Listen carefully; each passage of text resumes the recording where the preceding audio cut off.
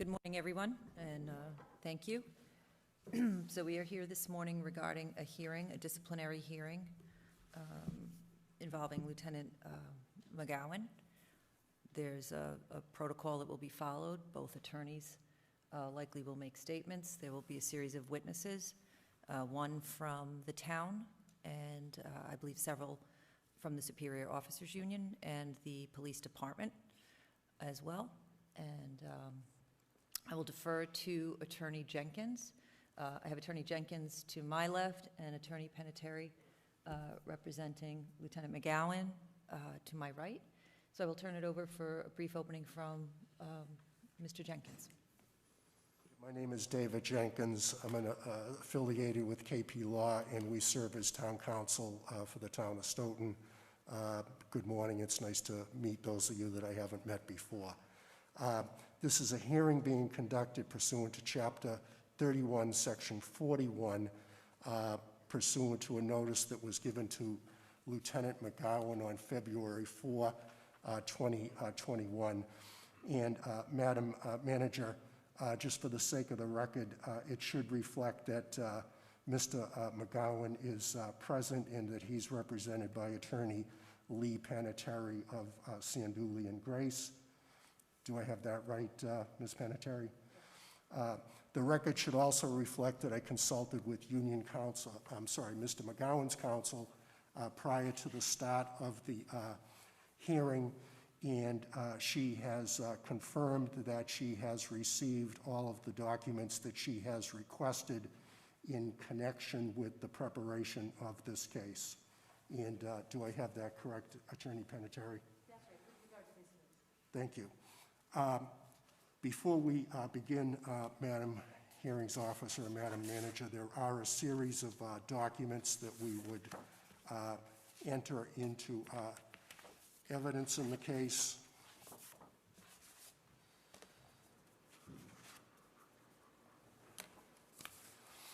And those would start with exhibit number 1, being the notice of hearing, which is dated February 4, 2021, and I will be reading that into the record. Number 2 is a request for a hearing that was filed on behalf of Lieutenant McGowan on February 5th, 2021. Exhibit number 3 is a 2 calls to dispatch that were made on December 27th. Number 4 is a log for December 27, 2020. Exhibit number 5 is a voicemail recording left by a person for the deputy chief, I believe on December 29th or thereabouts. Exhibit number 6 is the dispatch log that was for December 27, 2020. Exhibit number 7 is Deputy Holmes's report dated January 6, 2021, and that document has several subparts. The first one, which I will call A, is the incident report filed by the reporting police officer for the incident. B is a report prepared by Detective Kuhn. C is a log. D are emails from August 20th, 2020 or thereabouts pertaining to an incident at a temple. F is a request by the deputy for Lieutenant McGowan to prepare a report. G is Mr. McGowan's report. F and G are 2 public postings. I should also indicate to you that I spoke with Ms. Panettiere before we began, and if the documents are requested to be public, we have agreed to redact the name of the individual who was the subject of the church incident, and anything having to do with his physical or mental condition, although Attorney Penitentiary tells me that that issue may be discussed by witnesses, and we'll just play that as it goes. We've also agreed to redact the name of 2 civilian witnesses who reported relevant information to the department. Just to clarify, the witnesses will not be using the name of the person. The witnesses may need to discuss his health condition, but they will not be connecting that with a name. And as I indicated, Madam Manager, that was acceptable to us. Absolutely. So I think at this point, the procedure will be that we will be permitted to make an opening statement. Attorney Penitentiary will be permitted to make an opening statement. We will call the deputy who investigated this matter, but who obviously didn't have personal knowledge of the events. And then Mr. McGowan will be entitled to call whatever witnesses he wants to call. In terms of scheduling, Attorney Penitentiary tells me that there is a witness who is going to testify by or present evidence by Zoom. She is available between 12 and 12:30. So we will adjust the schedules of the witnesses accordingly, and if we have to take a break, it would be permissible to do that. Okay? So far, so good, Attorney Penitentiary? So far, so good. That's a first. Okay, so is the procedure acceptable to you? Yes, it is. Okay. So just briefly by way of opening, this is a civil matter. This is not a criminal matter. This is a matter that's governed by civil service law.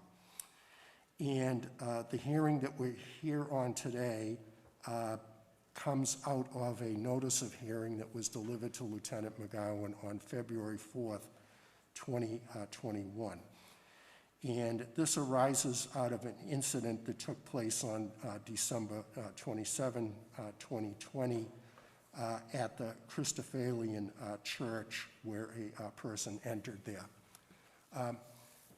On the face of it, this may seem like a routine matter, but this really is a very, very important case, and really goes to the core of police work. And the 2 issues that you have to face, Madam Manager, that are the most important are officer safety and public safety. Unfortunately, in this country, we've seen a lot of incidents occur. We see incidents occur a lot of times at what police call soft targets. Those are locations that generally lack security. We see these things happening like in supermarkets recently, where 10 people were murdered. We see it at other places. And these kinds of incidents raise serious issues. And I'm sure that the people in this room, especially at the back, who put their lives on the line every day, realize how dangerous a place the world is, and how police departments and town government has to do what we can within the law to protect our officers and to protect members of the public. Handling these incidents is not done on an ad hoc basis. Handling of incidents like this is governed by town policy and is very, very important. Unfortunately, the evidence that you're going to hear today will demonstrate that the shift commander on December 27th, 2020, didn't follow the policy, that he basically, at that point in time, was checked out, and that his failure to follow town policy put members of the public and members of this police department at serious risk. Now, you would think that the incident or the facts regarding the incident may have started sometime on December 27th, but unfortunately, in this case, the lieutenant's failure to follow proper procedure is one that is long-standing and was not capable of being addressed in a less drastic form. As I indicated to you, you have a series of emails in evidence. And those emails between the deputy and the lieutenant start on August 20th, 2019 at 4:05 p.m. And what that email involved was an incident that was very similar to what happened on December 27th. There was an incident at a local temple. A person with a rock in his pocket apparently entered into the temple. The lieutenant was working that night, and the incident was investigated. I believe an arrest was made, but the lieutenant failed to follow the notification policy for matters of public interest. The deputy tried to remind the lieutenant of his obligation under the policy, and you will see that there's a back and forth between the deputy and the lieutenant, in which the deputy is trying to coax the lieutenant to do his job, and the lieutenant is trying to take whatever steps he could to not do his job, to the point where the deputy, in an email, pasted in the policy that the lieutenant was to follow. And the policy read, "The shift commander or his designee shall notify the deputy chief as soon as practicable with as much accurate information pertaining to the incident or event as is available." The definition of the incident is set forth in the preceding section, which reads, "The chief of police shall be notified whenever there may be a question as to the agency's liability or those crimes or incidents which may result in a heightened community interest." A heightened community interest. Again, emphasizing that the department's goal here is public safety. You'll see that the lieutenant won't take the instruction, refuses to acknowledge that there should have been a notification. And finally, the deputy writes back to him, "Dan, the chief and I maintain that this had a public interest based on how it was initially reported. Thank you for your explanation," and then goes on to talk about a later meeting. So I think you should know, I think members of the department should know, and at this point the public should know that the first time that the lieutenant violated this important rule, there was no rush to judgment, there was no formal discipline involved, but that the deputy and the chief took steps that any reasonable manager would take, which was to point out to the lieutenant that the incident fell within the policy and that he should have made the proper reporting. And the deputy will explain in some detail, what those next steps would be.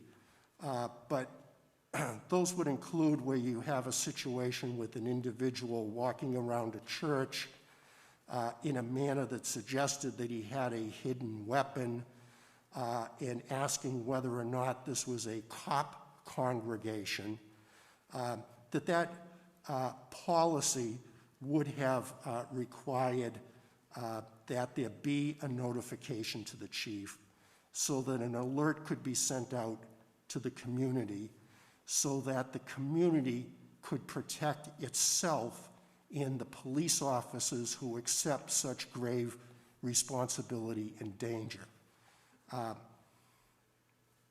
You can draw your own conclusion from how the August emails were left, but clearly the message was brought to the lieutenant that he didn't follow the policy on that occasion.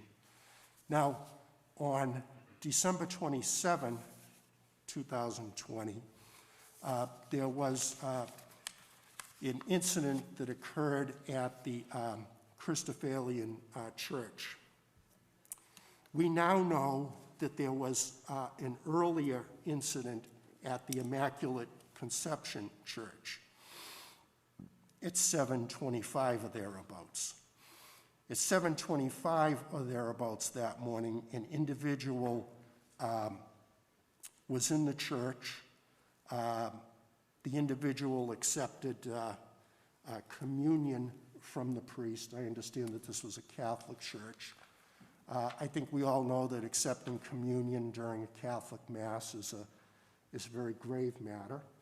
The individual was seen to go back to his pew where he put the host in his pocket. That prompted a parishioner to seek out the priest. That led to some sort of contact between the priest and this individual, and that individual left. We now know that that happened because the deputy and the chief, after the Christophalian incident, did the proper public notifications. Had the deputy and the chief not taken those steps, we would not know that information, and we would be less able to protect the public. In any event, at around 10 a.m. that same morning, this same individual, who is now known to us, went to the Christophalian church. He entered the church. As I understand it, he had a long coat on. He walked in a manner that suggested that he may have had a firearm underneath his coat. And he proceeded to ask whether or not this was the cop or the police officer congregation. 2 911 calls were made to the department. Officers were dispatched to the scene. Lieutenant McGowan was in charge of the shift. And you have the incident report from the responsible officer who described what happened that day. That officer, by the way, did his job.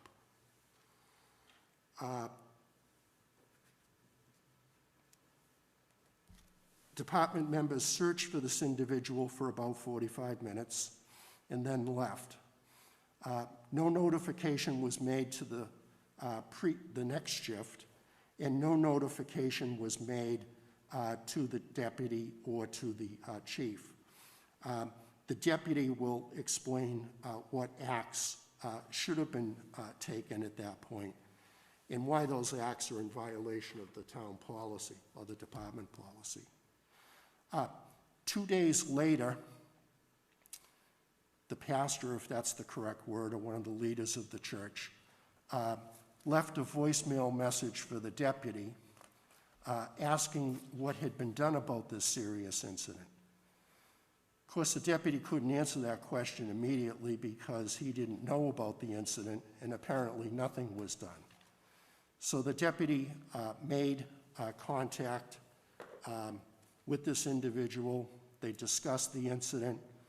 The deputy then spoke to the reporting officer, and the deputy then assigned the detective division to prepare a report, or to investigate the matter and prepare a report.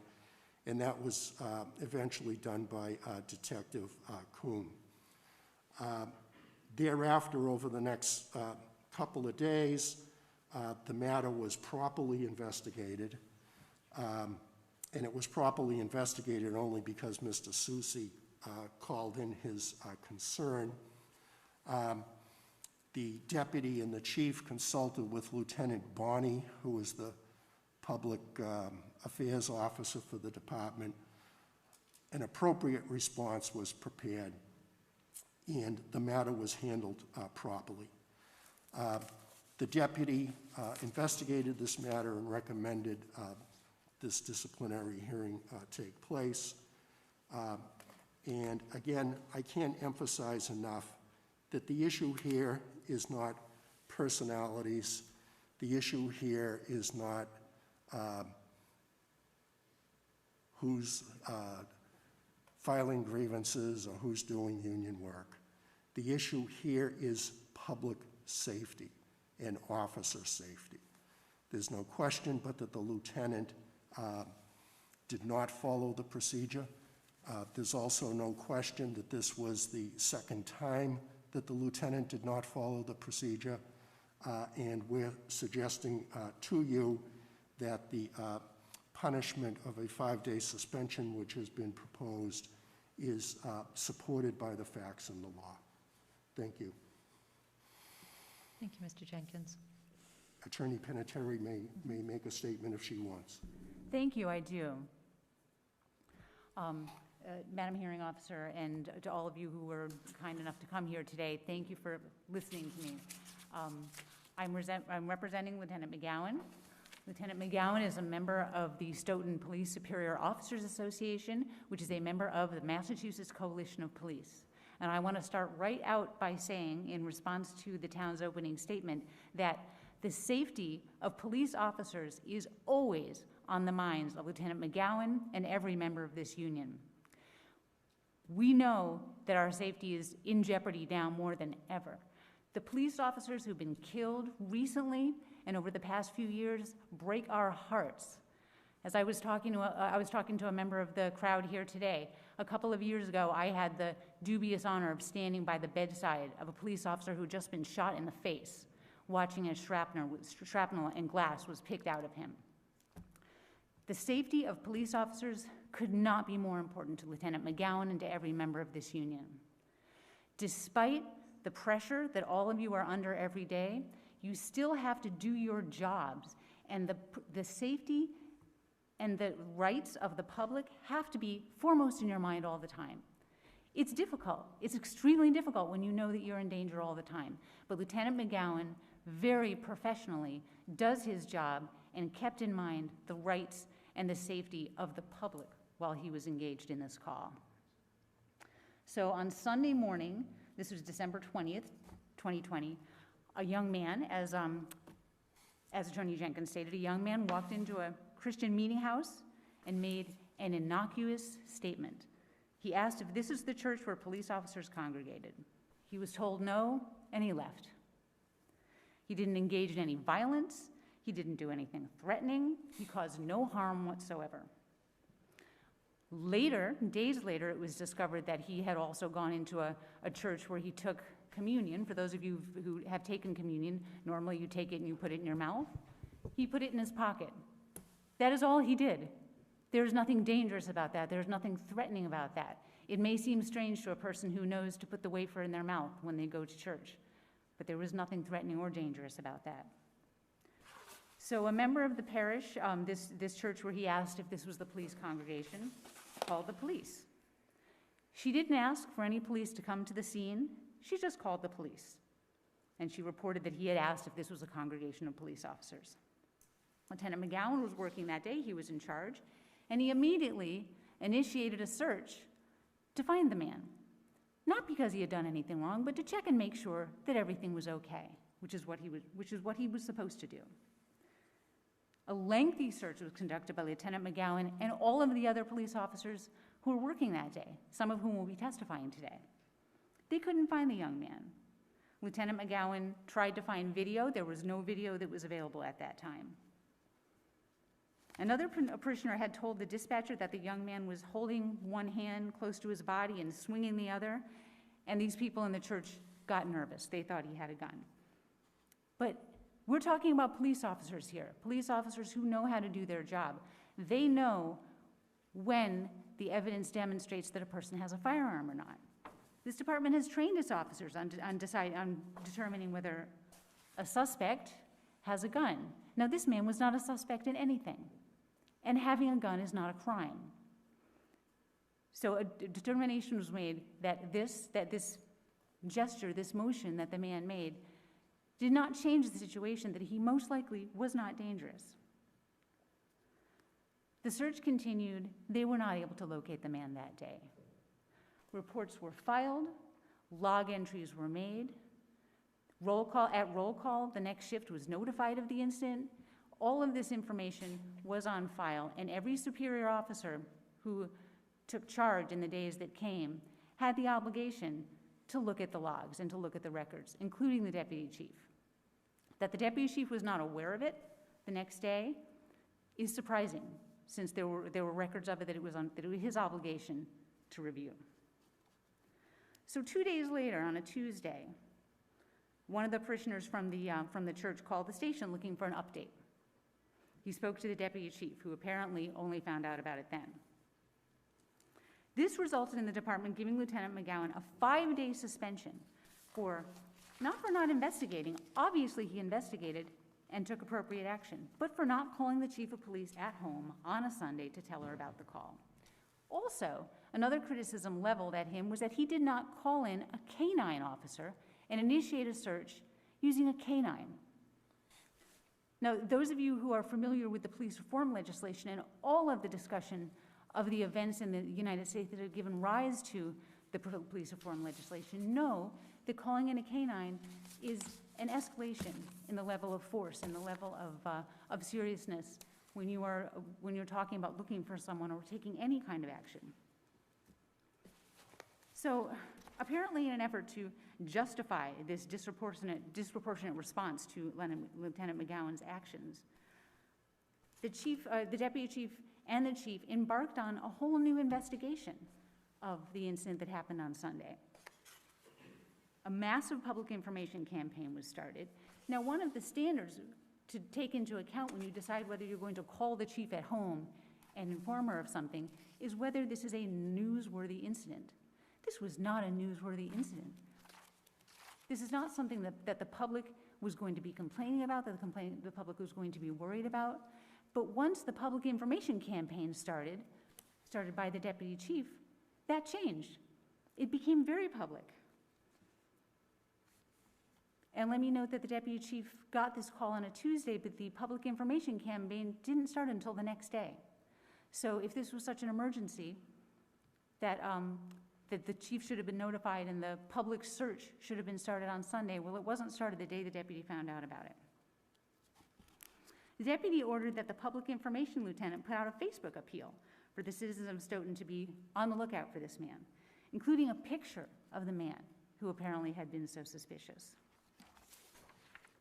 All the photos show are a black man in a black coat standing with his hand in his pocket.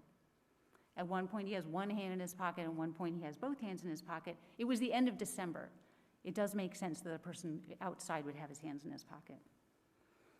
You all know that the SJC has issued many decisions on when a pat frisk is appropriate. And recently, a decision was issued saying that a pat frisk would not have been appropriate in a situation like this. And I use pat frisk because a pat frisk was not at issue here.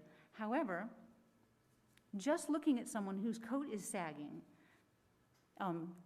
who's acting kind of strange and he's acting uncomfortable around police officers is not reasonable suspicion to pat frisk him.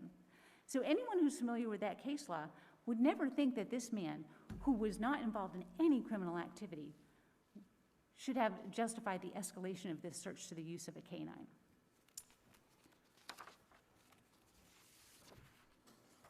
So the Facebook post states that he entered a local religious organization asking if their place of worship was a cop congregation. The post stated that he had not committed a crime. Many people who read this in Stoughton were very upset about this Facebook post. If he hadn't committed a crime, why were they hunting for him? Just what had this man done to be tracked by the police? Why is it so scary for a black man to use the word cop so that they have to hunt him down? And why would anyone consider using a canine to do that? The public response to the Facebook posting was so negative that the public information officer had to take it down.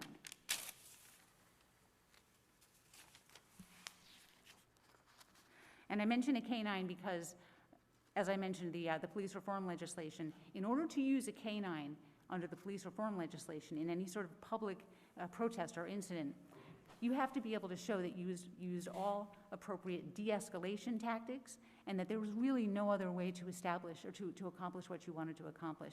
In this case, an investigation was done. The man was gone. He had left. He was not going into any other houses of worship to bother anyone. There was no reason to escalate the level of force on him. And this is something that we have to be cognizant of.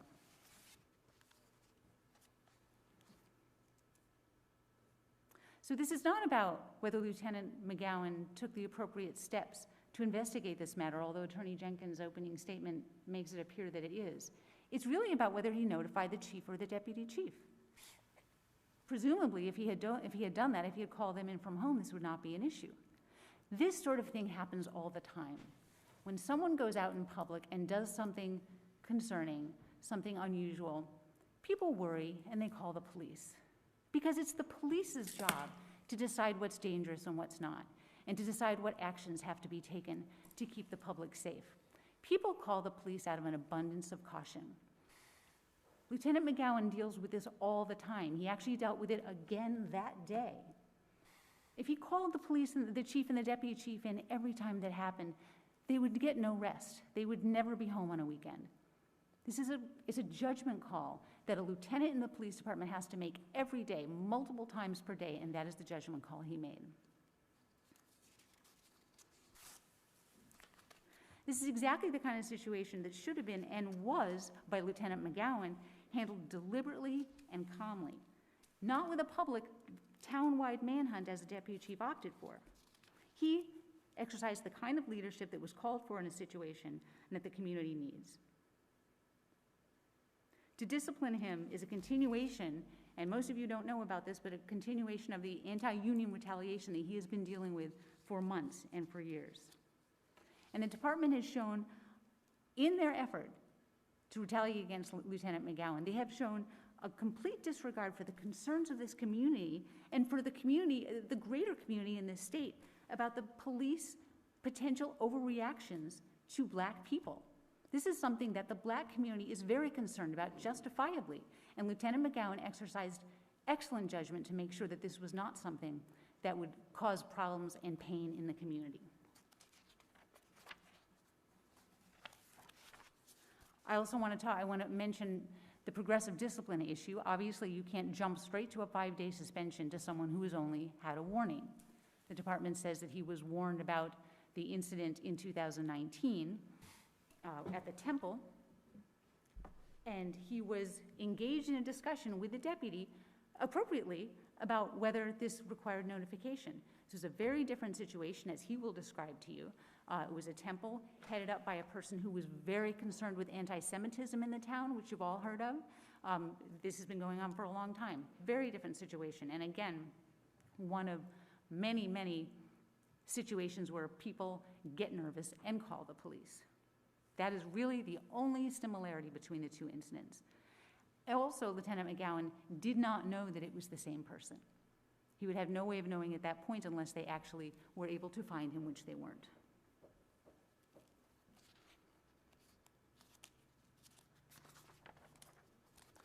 So we'll be calling witnesses today, Lieutenant McGowan, of course. Before he testifies, Lieutenant John Bonney will testify. Lieutenant Bonney is the public information officer who was asked to put out the Facebook message asking the public to be on the lookout for this man. He came in on his day off to do it. Once he learned about the case, he realized it was completely inappropriate to be putting this message out to the public. And to publicize this case would only cause problems for this young man who did not deserve or need them. Officer Conley will testify. He's the officer to whom, 2 days after the incident, the deputy chief called into his office and interrogated about what had happened on Sunday. This was obviously an internal affairs investigation starting without anyone being notified. Officer Conley was essentially questioned in this investigation without being told why he was being questioned. Detective Kuhn will testify. He's the detective who was taken off his ongoing investigation and asked to follow up regarding this young man. He was the one who pulled the video from the various locations. And as everyone already knew, he did not see anything to raise suspicion about this young man. So we are ready to call our witnesses, but I understand that the town is going to call the deputy first? Yes. Yes. Thank you. Thank you all. I would like to clarify, I believe Attorney Panettiere, you said December 20th the incident occurred. It was December 27th, just for clarification Thank you. I must have purposes. misspoken. Yep.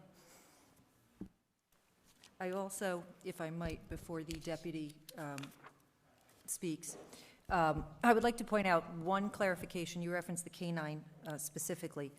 The discipline here is not directly related to the K-9. It is a mention in the letter that at no time was a K-9 call to the scene. It does not indicate a discipline directly as a result of that. It is simply a statement within the letter. So for clarification purposes, I would like to also point that out. Thank you. I understand we appreciate the clarification, but that did show up in the disciplinary letter, and he is accused of incompetence for not resorting to a K-9, and so we do think that this is part of the... I would, Yeah, the letter will speak for Yes. itself. And That's fine, I agree. Deputy, could you please state your full name? Brian Holmes. And you're currently employed, sir? Yes. By whom are you employed? Town of Stoughton. And in what capacity? Deputy Chief of Police. How long have you been employed by the town of Stoughton? Since 1997. I'm sorry, could I interrupt you, sir? We have a question from the stenographer. Oh, are we swearing witnesses? I hadn't planned on it, but Okay, no, so the hearing officer doesn't need to. Okay, that's all right, thank you. Sorry to interrupt you, Deputy. thank you. If I repeat, I apologize. How long have you been employed by Stoughton? Since 1997. And do I take it that you came up through the ranks to your present rank? Yes. Okay. What was the rank that you served last before deputy? Patrol Sergeant. And how long have you been deputy chief deputy? 4 years. Say that again? 4 years. And who appoints you to that position? Town Manager.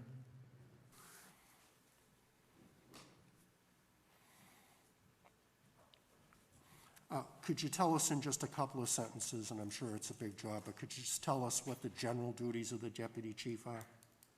Yeah, I oversee day-to-day operations of the department. I co-manage the budget with the Chief of Police, attend various hearings. I do internal affairs. I participate in recruitment, things of that nature.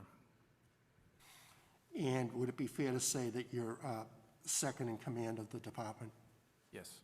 How long have you known Lieutenant McGowan?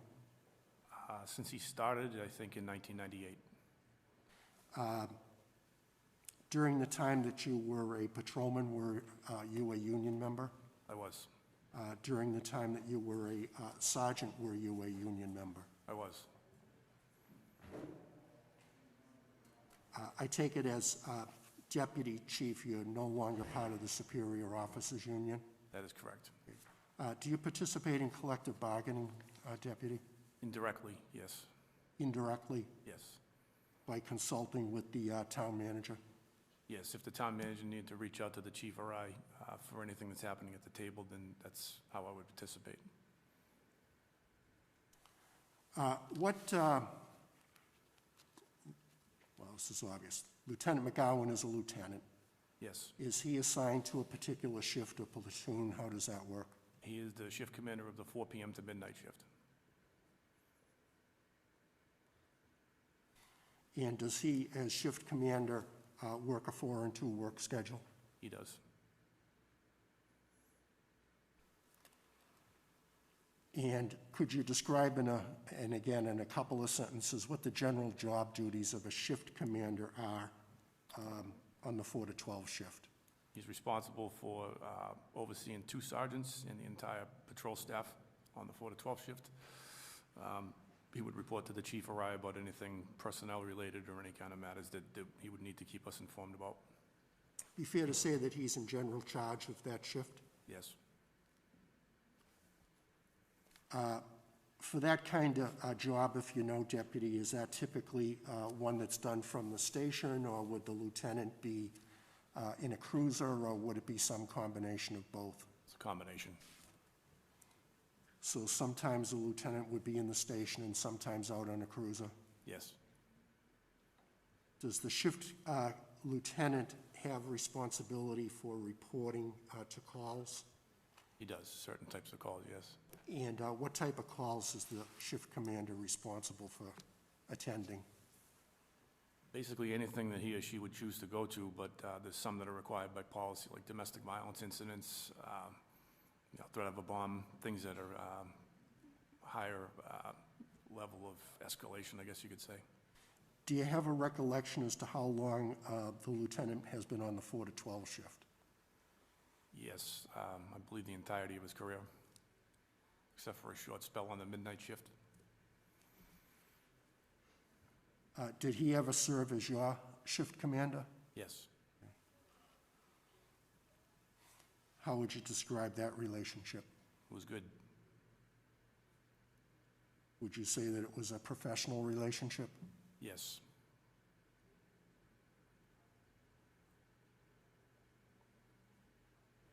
And in terms of things, so that those that don't know, does the department have captains presently? No. So directly above the lieutenant would be the deputy chief? Yes. And would it also be true that there is one deputy chief in the department? Yes. So you would have general supervisory responsibility for operations Yes. as well as administration? Yes. Last August, was there an incident at a local temple? Yes. Do you recall the name of the temple? Yes, the Harvard Torah congregation. And at some point, did you come to some knowledge that something occurred in the temple sometime in August of 2019? Yes. And what was the source of your knowledge, Deputy?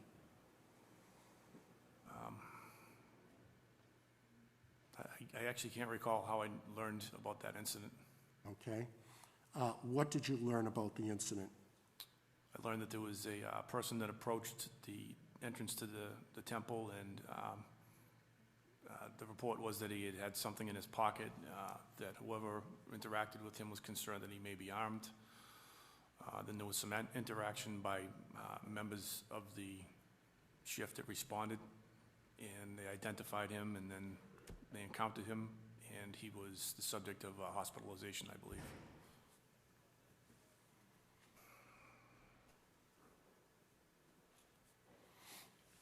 And would this be a Jewish temple? Yes.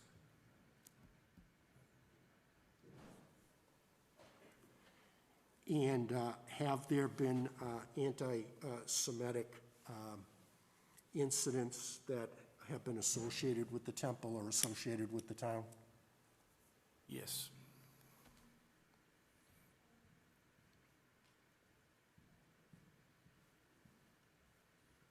Now, I know it probably goes without saying, but would it be fair to say that the department responsibility in reaction to an incident happening at a house of worship or a religious organization would be the same regardless of the identity of the church or the congregation? Yes.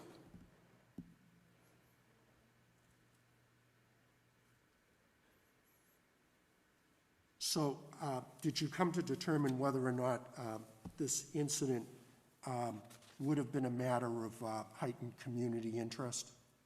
I did. Okay. And what was it about the incident that made it a heightened community interest situation? The people that were interacted with felt threatened or alarmed. And that was by a person with his hand in his pocket who people thought may have had a rock Yes, or something else? yes. Okay. What did you do when you found out about the incident? I sent an email to Lieutenant McGowan just basically asking why we were never notified about the incident. Do you have the emails there in your package, Chief, Deputy, I'm sorry? I do. Okay. And just for the sake of the record and for counsel, when was the first of those emails? Looks like it was August 20th, 2019. And is your first email at 4:05 on that date, just for the sake of the record? It is. Okay. So you notified the lieutenant that there was the incident at the temple, that it was an obvious significant public interest, and that you weren't notified, correct? Correct. And you were looking for the reason. Yes. Thereafter, there are a series of emails between you and Lieutenant McGowan. There was one on August 20th at 5:17, another one on the 21st at 9 in the morning, another one that same day by the lieutenant at 10:29, and then the final one from you at 11:40 on August 21st. Do you see those? Yes. Are those all the emails that exist so far as you know regarding this incident? Yes. What was the purpose of the email exchange, Deputy? Number one, it was to find out what happened, and number two, it was to basically explain that, you know, if there's an incident that is of heightened public interest, the chief and I would want to be aware of it. And the policy requires it. Now, the emails speak for themselves, but did the lieutenant seem receptive to the instruction that you were giving? No.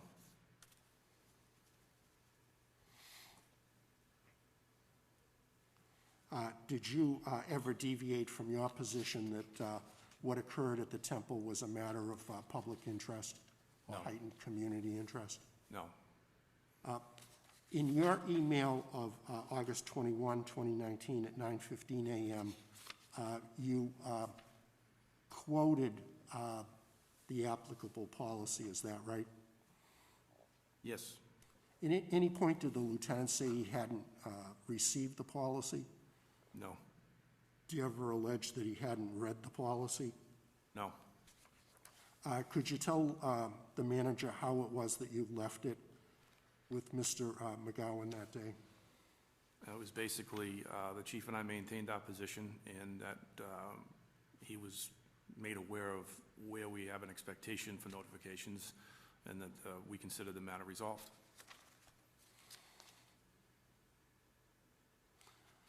Now, your original email was on the 20th, right? Yes. And that was between you and Lieutenant McGowan. Yes. You didn't copy the union on that, did you? No. Okay. Do you see on August 21st at 10:29, Mr. McGowan first CCs the Stoughton Police Superior Officers Union on his response, right? Yes. Up to this point, was there any union issue associated with this? No. Union complaining about a policy that shouldn't be enforced? No. Okay. And when you responded, it looks like you responded all, and you responded, which included a CC to the union. I believe so, yes. Okay.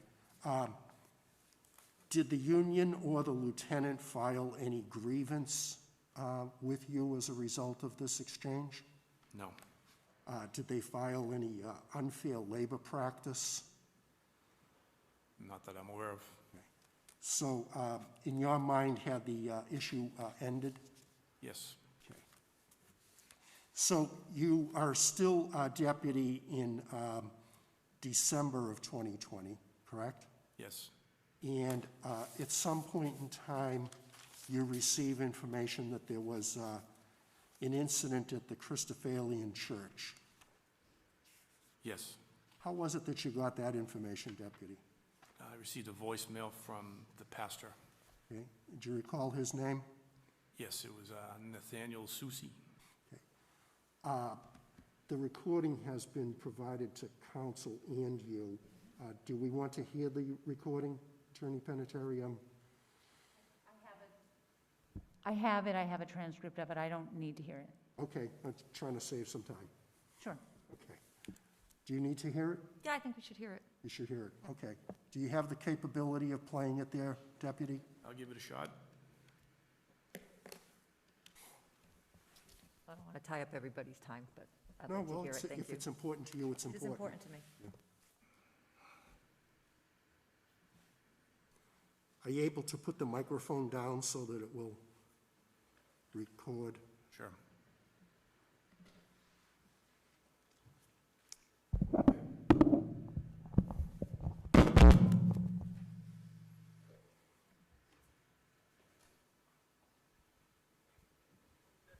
Holmes, this is Nate Susi at 978-269-7036, calling as a follow-up to the incident on Sunday morning with the gentleman that walked into that church adjacent to Station 1 at downtown Stoughton. So wanted to just touch base. I belong to that church. I was the one that called it in and just wanted to see any updates. And I think we also want to look at, potentially some kind of looking at it from a different perspectives. So wanted to talk through that with you.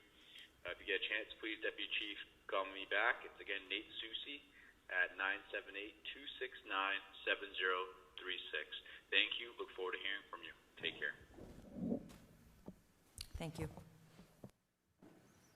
Be able to get that, Madam Stenographer? Good. So was that your first knowledge of the incident, Deputy? Yes, Okay. Now, do you have a policy of reviewing the logs when you come in on Monday morning for what happened over the weekend? no, I Okay. don't believe so. And is it included in your responsibility to review every log that's made while you're not there? No, I don't believe so. I think that falls on the supervisor under the roll call policy. I do, from time to time, try to get a look at the log to find out what happened over the weekend, and I'll tag up with any of the supervisors during the day or whenever. Okay. So far as you know, was this telephone call your first knowledge of the incident? Yes, Okay.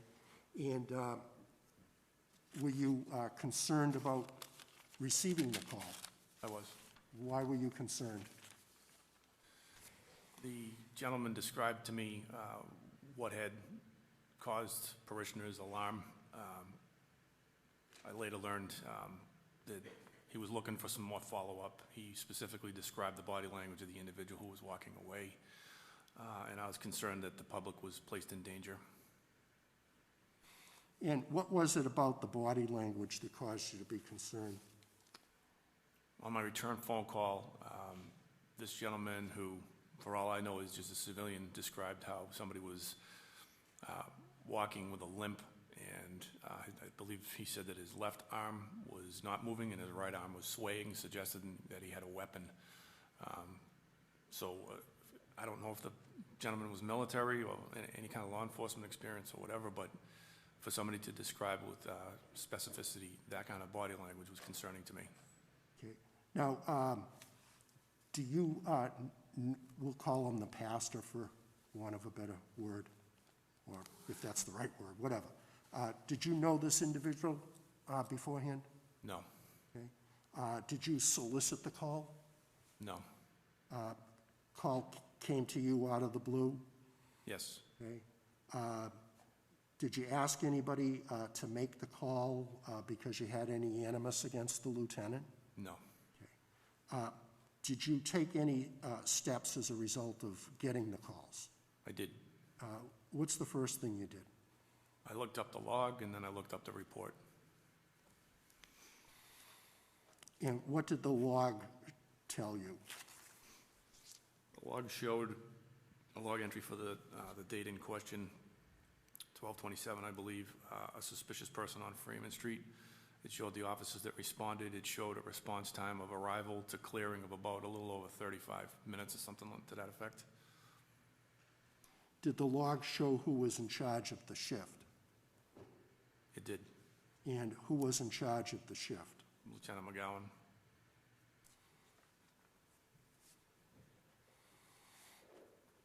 So you say that at that same time you called up or you reviewed the incident report? Yes. And do you remember who prepared that incident report? Officer Conley. Okay. And that incident report is attached to your report, is that right? That's right. Okay. Officer Conley has been on the department a couple of years? Yes. And did you review his report that had been entered on December 27th at about 12:20 p.m.? I did. Okay. What is the procedure within the department for supervisory review of reports? Supervisors are required to review the report and make any corrections or whatever with the officer that does the filing, and the supervisor approves the report by signature and electronically approves the narrative section of the police report. And was this report approved by anyone? Yes. Who was the report approved by? Lieutenant McGowan. Okay. So after you reviewed the log and the report, what did you do? I returned the call to Mr. Susi. And what was that discussion? He was asking for collaboration with the police department to figure out the best way to provide some sort of security through video surveillance or something to that effect. He was asking for recommendations for that. He was asking for follow-up on any kind of investigation or any kind of discovery of who this individual was that had showed up at the church. Okay. At this point, sir, had you made a determination as to whether or not this incident was a matter of heightened community interest? Yes. And what was it about this incident that made it heightened community interest? The parishioners or people attending the church, they were concerned enough to call. There was alarm. The church is a soft target, as we've seen in other incidents around the nation. A soft target is easily vulnerable for any kind of violence. And I just believe that in this case, some alerting should have been done to the other members of the church community. Okay. What's the next step you took in connection with your review of this? I spoke to Officer Conley very briefly, and I just basically asked him, was this call legitimate, or do you think it was illegitimate? And he confirmed for me or corroborated that this was legitimate and that these people were concerned or they were afraid.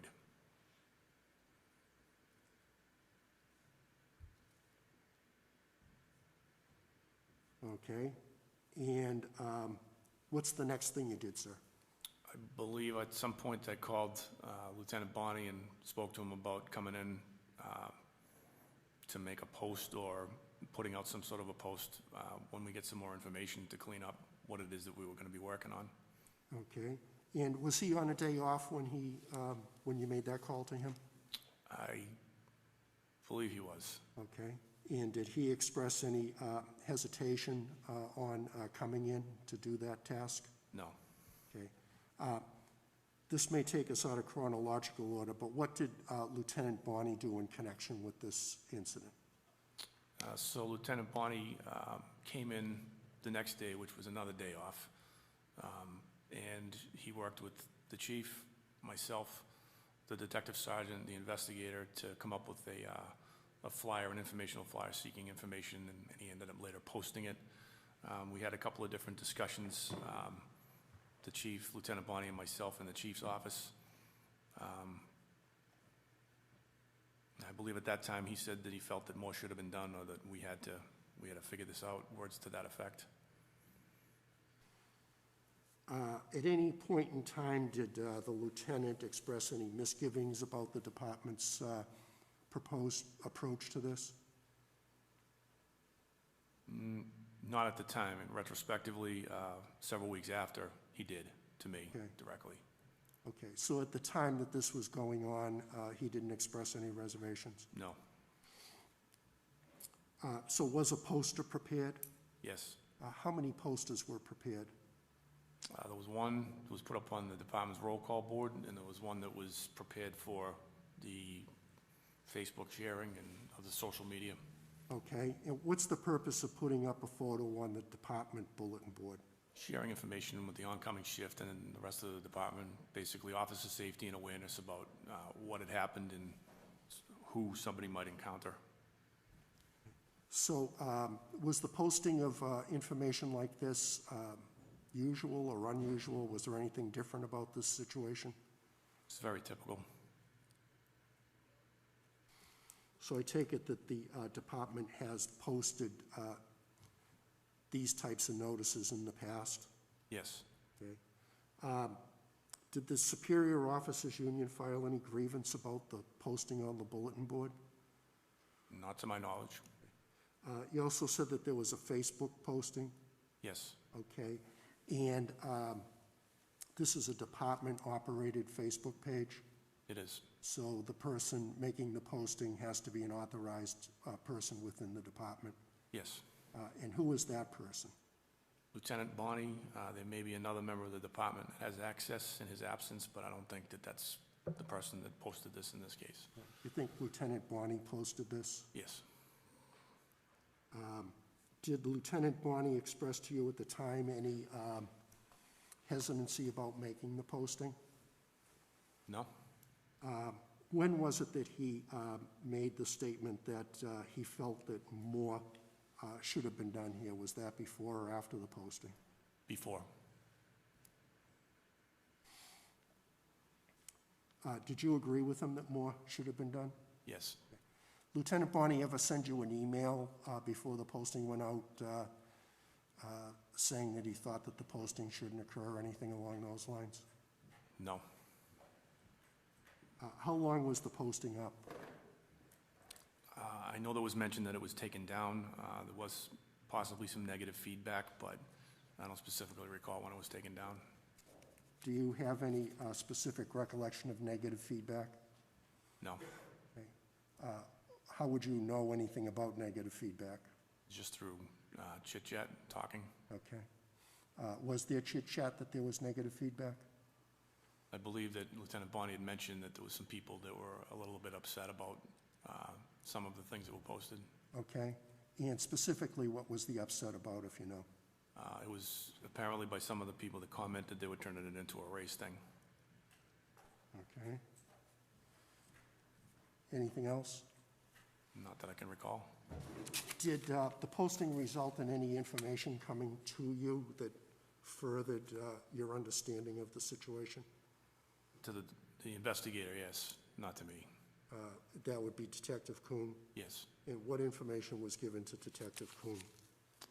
There was information shared with him, according to his report, about another incident earlier in the same day, on the 27th, at the Immaculate Conception Church, involving the same individual taking the host and bringing it back to his pew. And then there was another incident, I believe, that was shared about some bizarre interaction at a nail salon. So how many days after the posting was it that the department had information regarding the individual's identity? I believe one. So very soon afterwards? Yes. So if the department knew within a day the identity of this person, would there be any reason to keep the Facebook posting up? I mean, no, other than the impact of public records law. I think there's a way that we can archive things that we take down, though. But there'd be no reason to get information from the public if the department knew who the person was. Correct.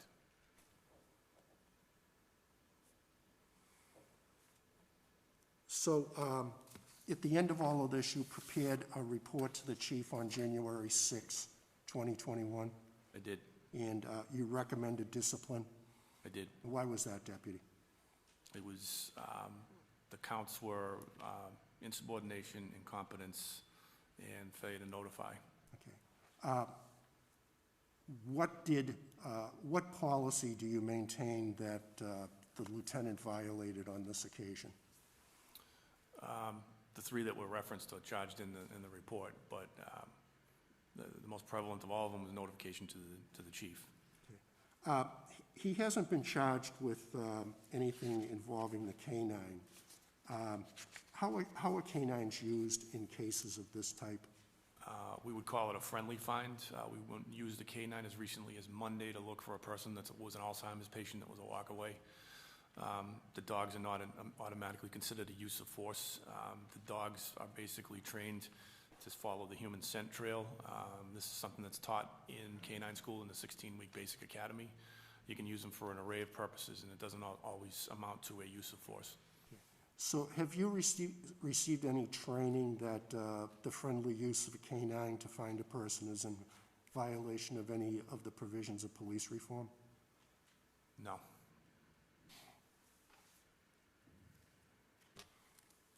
Thank you, sir. I don't have anything else. Thank you. Attorney Peneteri would May have I ask? questions, and then if you do. Okay. Yeah.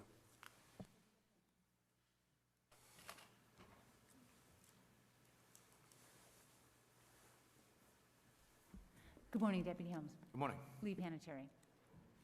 So you just testified that you had recently used a canine to track someone an Alzheimer's patient who was lost?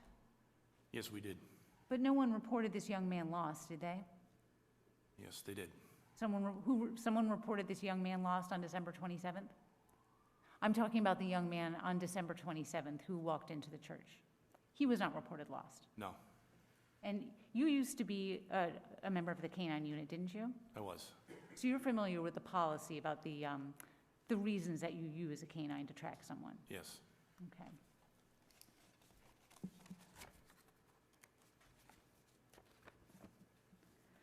Are you testifying that the removal of the Facebook post had nothing to do with the negative comments it got from the community? No. So why was the Facebook post removed? It's my understanding that it was because of the negative comments. I'm sorry, maybe I misunderstood. So the Facebook post was removed because of the negative comments? I believe so. Okay, thank you. And are you saying that you did not look at the Facebook site?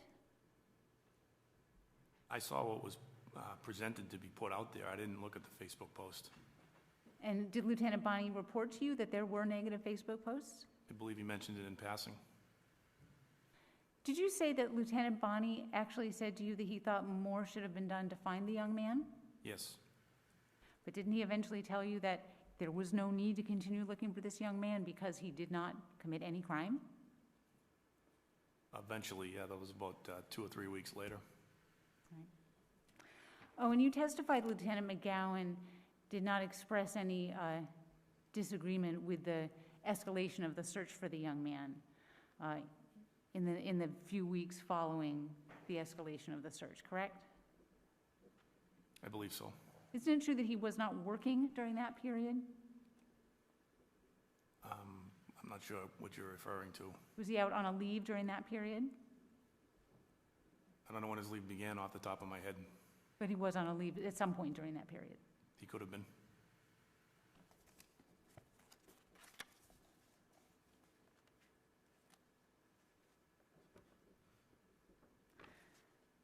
So you say it's not your practice to review the log from the previous shifts when you come on in the morning? I do it when I can. But you don't do it regularly?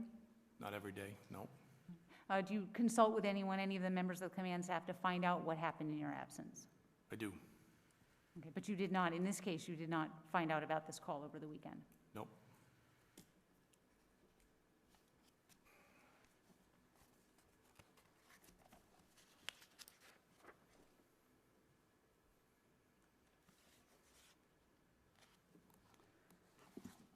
So I'm just going to look at the policy. Hold on one moment. I'm just looking at the policy regarding notification of the chief and the deputy.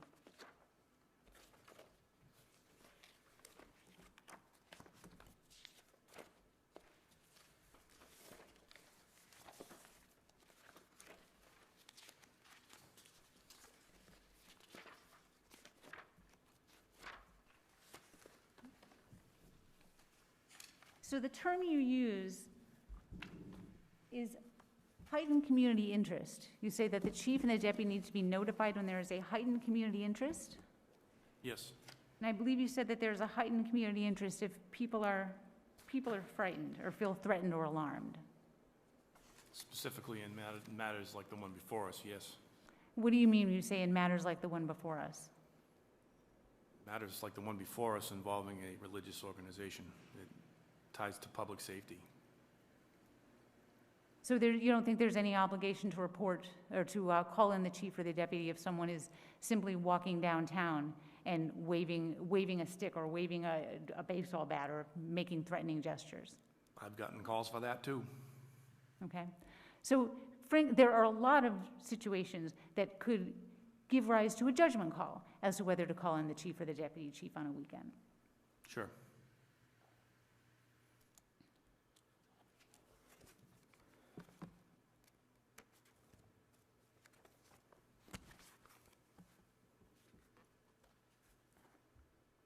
Now, you wrote in your report that the young man in question here had a clear anti-police perspective. On what did you base that opinion? The statement, is this the church or the congregation where police officers congregate? How is that anti-police? It set people off, it caused them alarm. But it's not anti-police. I don't agree. I think it is. To say, is this where police congregate? In the context of him causing alarm, yes.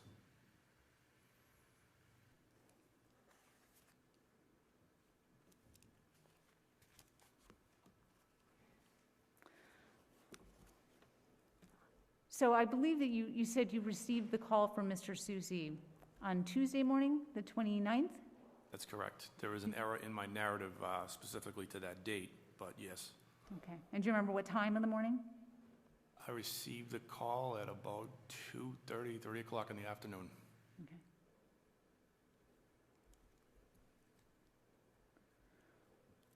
Okay. You did not create the Facebook message or the public postings that day? No, You waited, you went home and you had Lieutenant Bonney come in and do it the next day?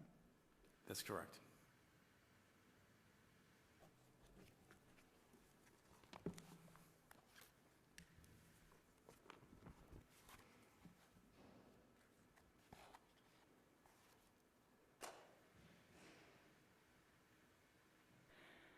Drawing your attention back to the incident in August 2019, when this same young man went to the temple, and the police department received a call about that.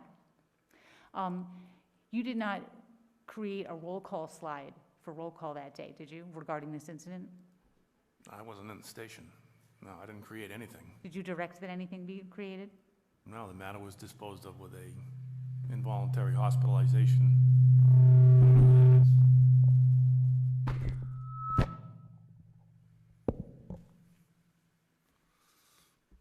Would you like me to repeat? That matter was disposed of with an involuntary hospitalization after the gentleman was identified.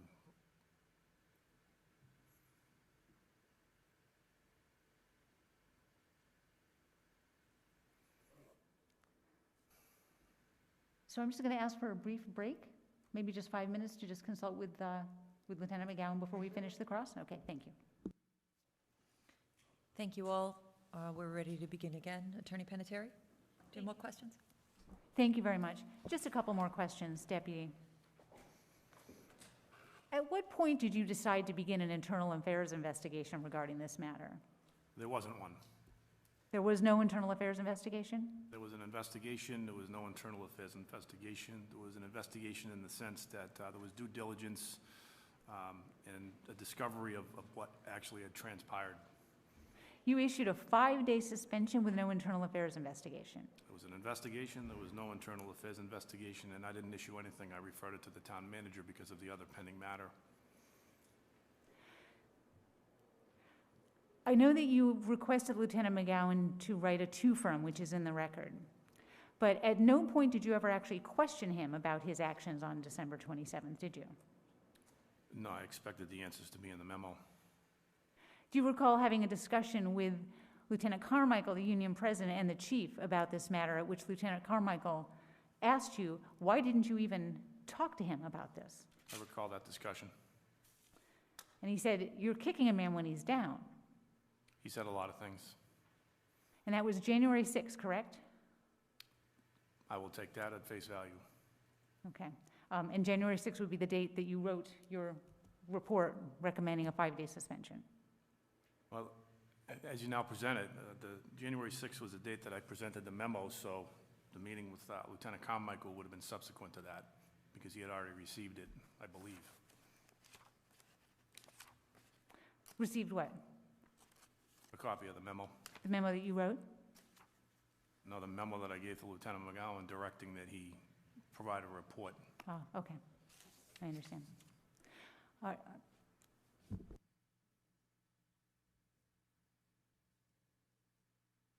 Okay. Just to be clear then, so you gave Lieutenant McGowan a memo requesting a to-firm, requesting a report? I did. Okay. And you think that date was probably January 6th? I have it as January 4th. I received a response on the 5th, made the recommendation to the town manager on the 6th. Okay. Thank you. I have no further questions on cross. Deputy Chief, I do have a few questions for you. First of all, anywhere in your letter did you recommend to me a specific suspension or amount of suspension or discipline? I did not. Thank you. You indicated that you were appointed by the town manager to your position. For clarification, can you say which town manager appointed? Yes, Michael Hartman. Thank you. Attorney Penetary implied in her opening statement that people were more nervous because of the race of the gentleman and a discussion of police officers, I believe. In your discussions with the pastor, has he indicated to you what the race of his congregation is, generally? He did. He said it was mixed race. It was a mixed-race congregation. Are you a member of REMAP, the racial equity program that the town of Stoughton is involved with? I am. Who appointed you to that? You did.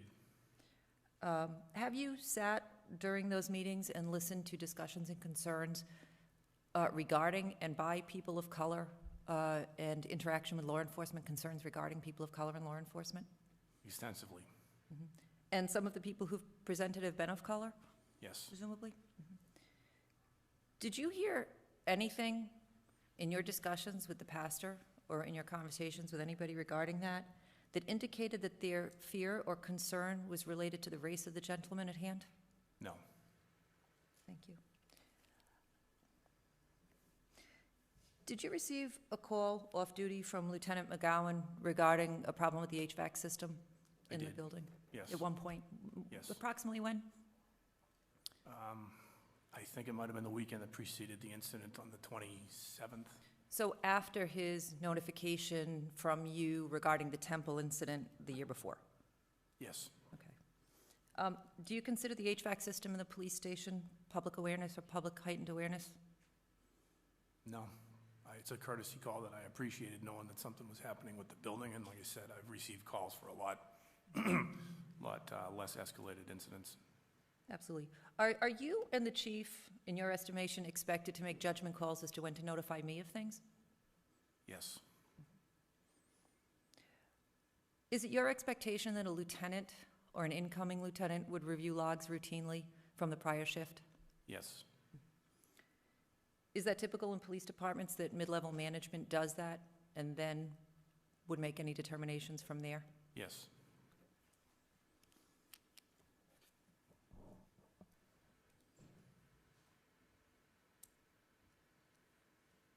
You did say that you put out information for missing persons sometimes in the department. Yes, Are you also trained to deal with questions of people with potential mental illness? we are.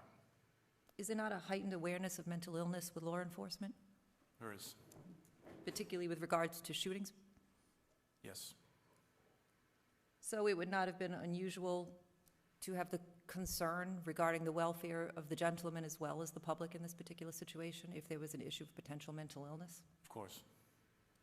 Would you use a canine to search for a mentally ill person that you believe may harm himself or someone else, Yes, even if they have not committed a crime? yes. Thank you, I don't have anything else. I believe, I don't have anything. I do, yes, just briefly. Did you have any reason to believe that this young man might be planning to harm himself At the time, no. at any point since then? I know that he had the history there, but not based on this incident, no. He had a history of self-harm? He had a history that, based on the previous incident and the disposition thereof at the temple, it's public here, I'd rather not elaborate on the specificity of that out of deference to his conditions, but there was no concern raised at this incident at the Christadelphian Church about self-harm. And you understand that on Sunday, December 27th, Lieutenant McGowan did not know the identity of the person. So he did not know that it was the same person who was at the temple. Yes,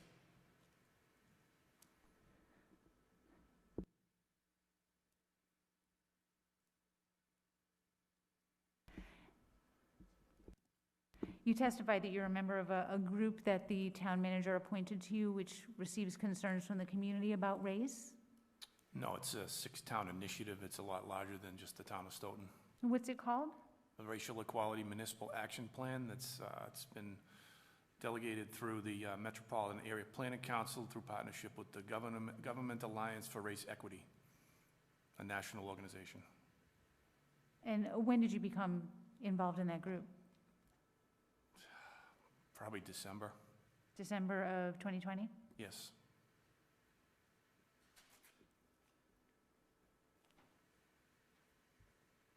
Thank you. No further questions.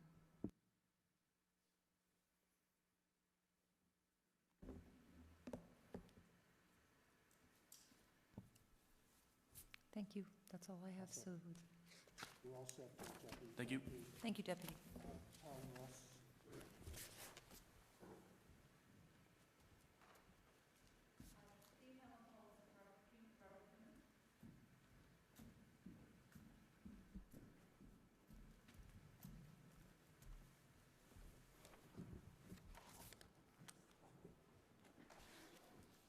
So Detective Kuhn, I'm just going to ask you to state your name and spell it for the record. Sure. It's Robert Kuhn, K-U-H-N. Okay. And there's the stenographer right there. You can hear him, correct? Thank you. Okay. Detective Kuhn, how long have you worked for the Stoughton Police Department? Since 2005. And I'm calling you Detective Kuhn. Are you a detective? I am, yes. How long have you been a detective? Since 2017. And now your report in this matter is in the record. And so I'm just going to note for the record, the event took place on December 27th, 2020, and you wrote a report in the matter on December 30th, 2020. Yes. The reports are in that folder in front of you if you want to look at them.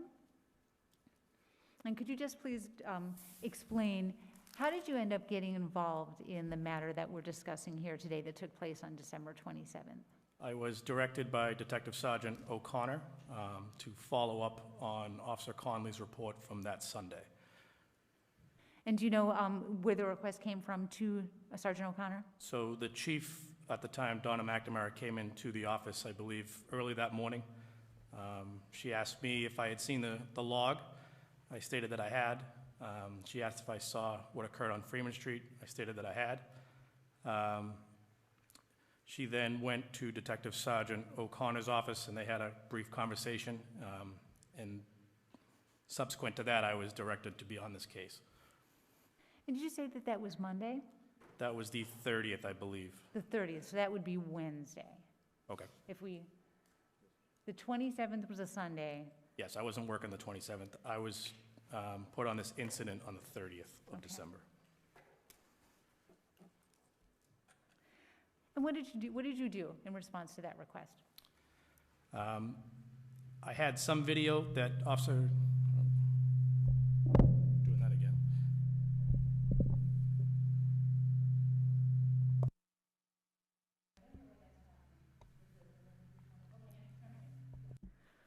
I guess we'll just go back to it. Go ahead. The,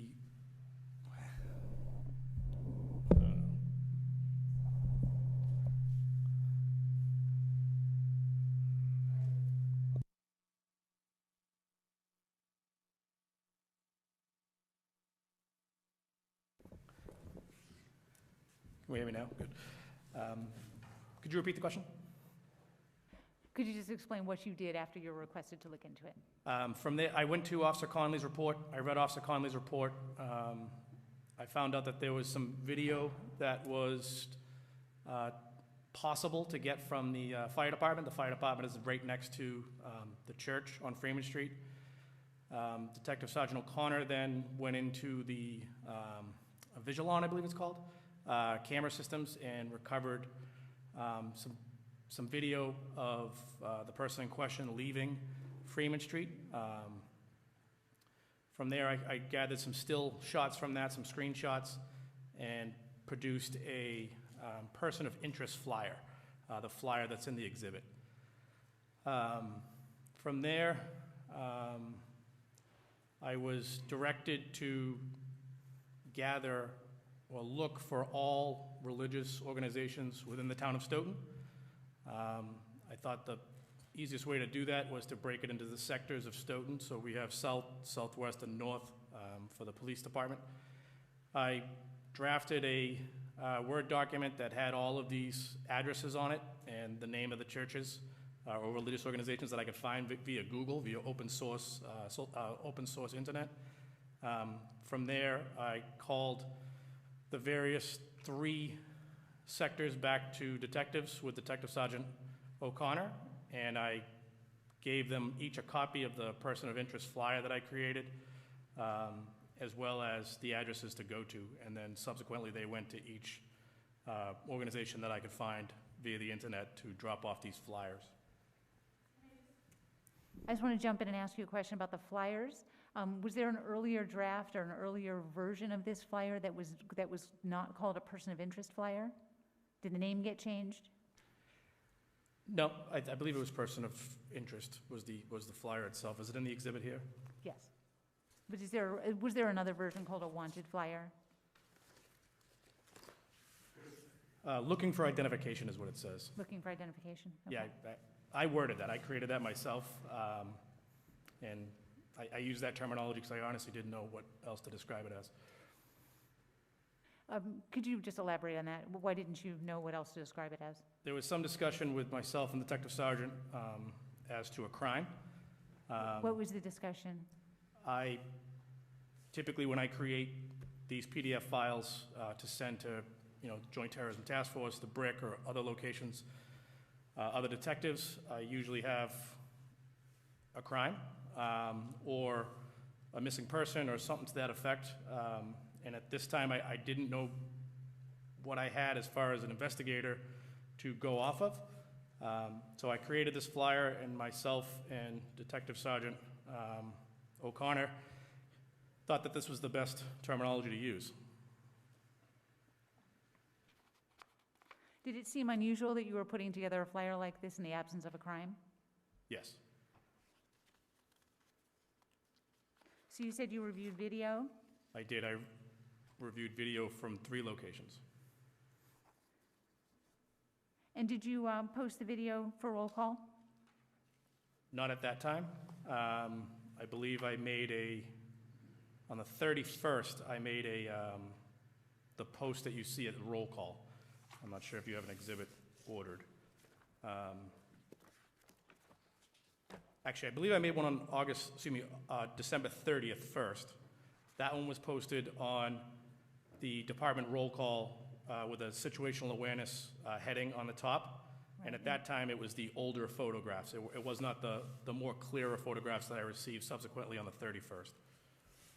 I'm looking at the photographs on the officer's situational awareness. The photograph on the left, the man has a beard. The photographs on the right, he's masked. Correct. Do you know, does he have a beard under the mask? When you say it's an older photo, is the man with the beard, is that an older photo? That's a Stoughton Police Department booking photo, so yes. I'm not sure the exact date of that photo, but it was before this event. Okay. All right, go ahead.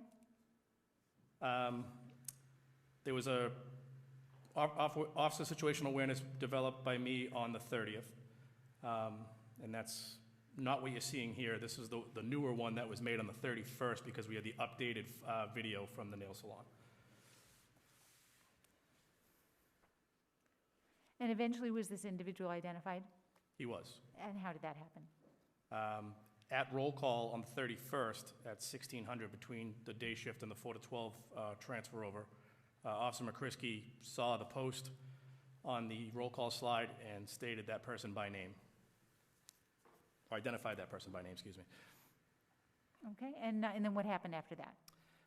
Myself and Officer Kamar proceeded to the address that we had on file within the Stoughton Police Department's records, and I went to the home of this person. And what happened there? We knocked on the door. He would not open the door, but he answered through the door. I stated his first name, which he replied. I then explained to him that I wasn't there for a criminal investigation, that he was not subject to arrest, that I was only there because members of the public had called and were concerned about actions that occurred either at the Immaculate Conception or Freeman Church. He said through the door, he never opened the door once. He stated it wasn't him at first. And then I proceeded to explain his whole day as I seen it from the video cameras on the 27th. And at one point he just replied with, okay. I think my comment back to him was, you know, you have every right to go to a church, but if you go to the church, you need to, you know, act within their customs and values. And he stated, okay, and that was the end of the encounter. Did you take any further action to take him into custody or have him come out of the apartment? I did not. Why not? I didn't have any crime that was being committed at that time or in the past. When you reviewed the video and the photos, you're aware that there was a question raised as to whether he had a weapon, correct? Yes. What did you think about whether he had a weapon? I did not think he had a weapon. The reason why I said that, I know the report at one point stated that he had one hand in his pocket the entire time. The video taken from the fire department showed that that wasn't accurate. He took his hands out several times, and he walked away from Freeman Street to the direction of Pleasant Street, changing hands at some moments. I remember vividly Detective Sergeant O'Connor stated, I don't believe he has a firearm either, because I stated when I saw the video, I don't think he has a firearm, and that's exactly what Detective Sergeant O'Connor confirmed with me, based on the fact that his hands were in and out of his pockets, more so than what was described by Mr. Soucy. What would that mean, the fact that the hands were in and out of his pockets? Well, the report was that he had his hand down at some point or in his pocket the entire time, which is what the reason for the call for the police was, it seemed. Well, that was where the nervousness was, or the concern for the public by that person. And the video showed the opposite of that from what I observed. So I saw that hand was in one pocket at one point, and then out the next point, and in another pocket at that point. So it was December, it was cold, and he was switching between pockets. Do you feel that would have given you reasonable suspicion to take any action? No.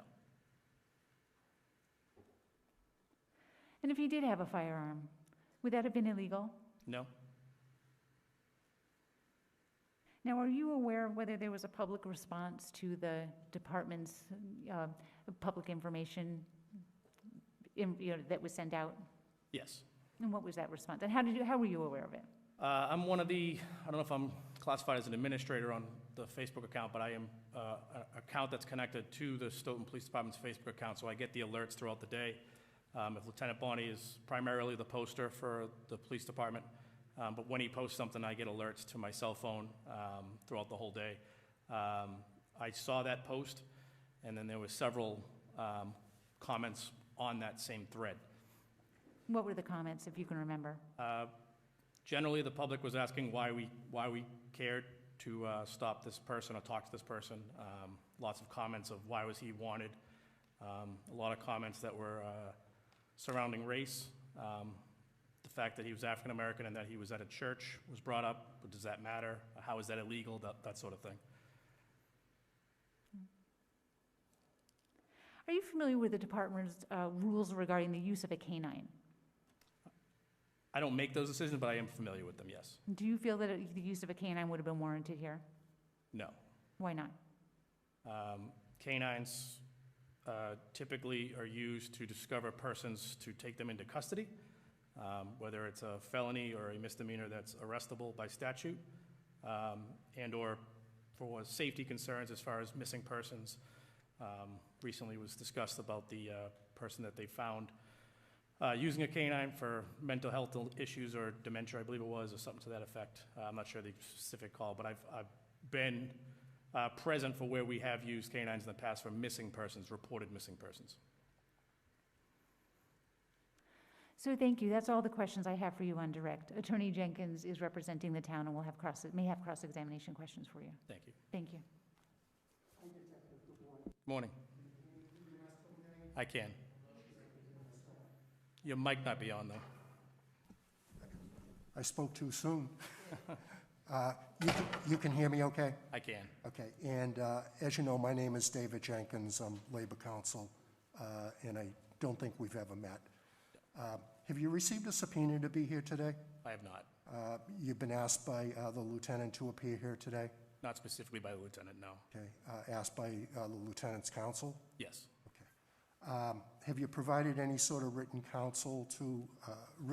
statement to counsel or to the lieutenant? I have not. Okay. Just to briefly go over this, you obtained a photo and you prepared a posting for display during roll call. Do I have that right? No, I received video where I took screenshots of that video. Okay. And cropped the pictures so that they were presentable in a PDF format to create a flyer to send out. Okay.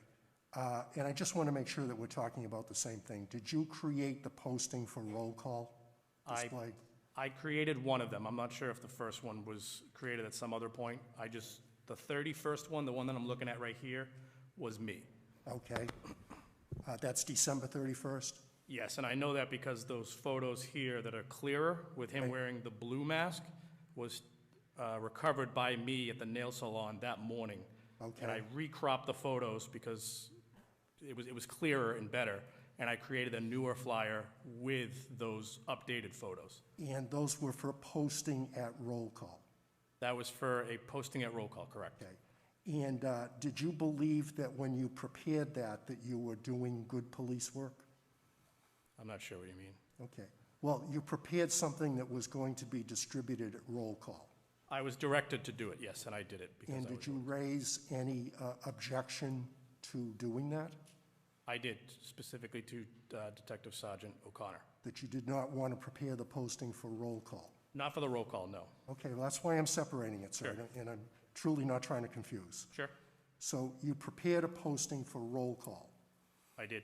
and would you agree with me that your doing that was good police work? Yes. Did you say is good police work? Good police work, and he said yes. I'm confused by the question, honestly. Okay, well, please don't answer any question that you're confused about. You received information regarding this individual, correct? Yes. And as you described it, you cropped the photographs and you prepared a posting for roll call. Yes. And you did all that in the context of your job as a police detective. Yes. And your posting that document for roll call was consistent with department policy. I was ordered by Detective Sergeant O'Connor to Okay. create the posting. Was the posting consistent with department policy? I don't know which policy that you mean. Okay. Was the posting inconsistent with any department policy? I don't believe so.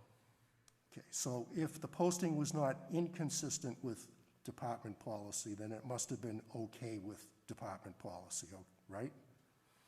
Yes, And the posting was meant to get information to the patrol staff as to seeking the identity of this person.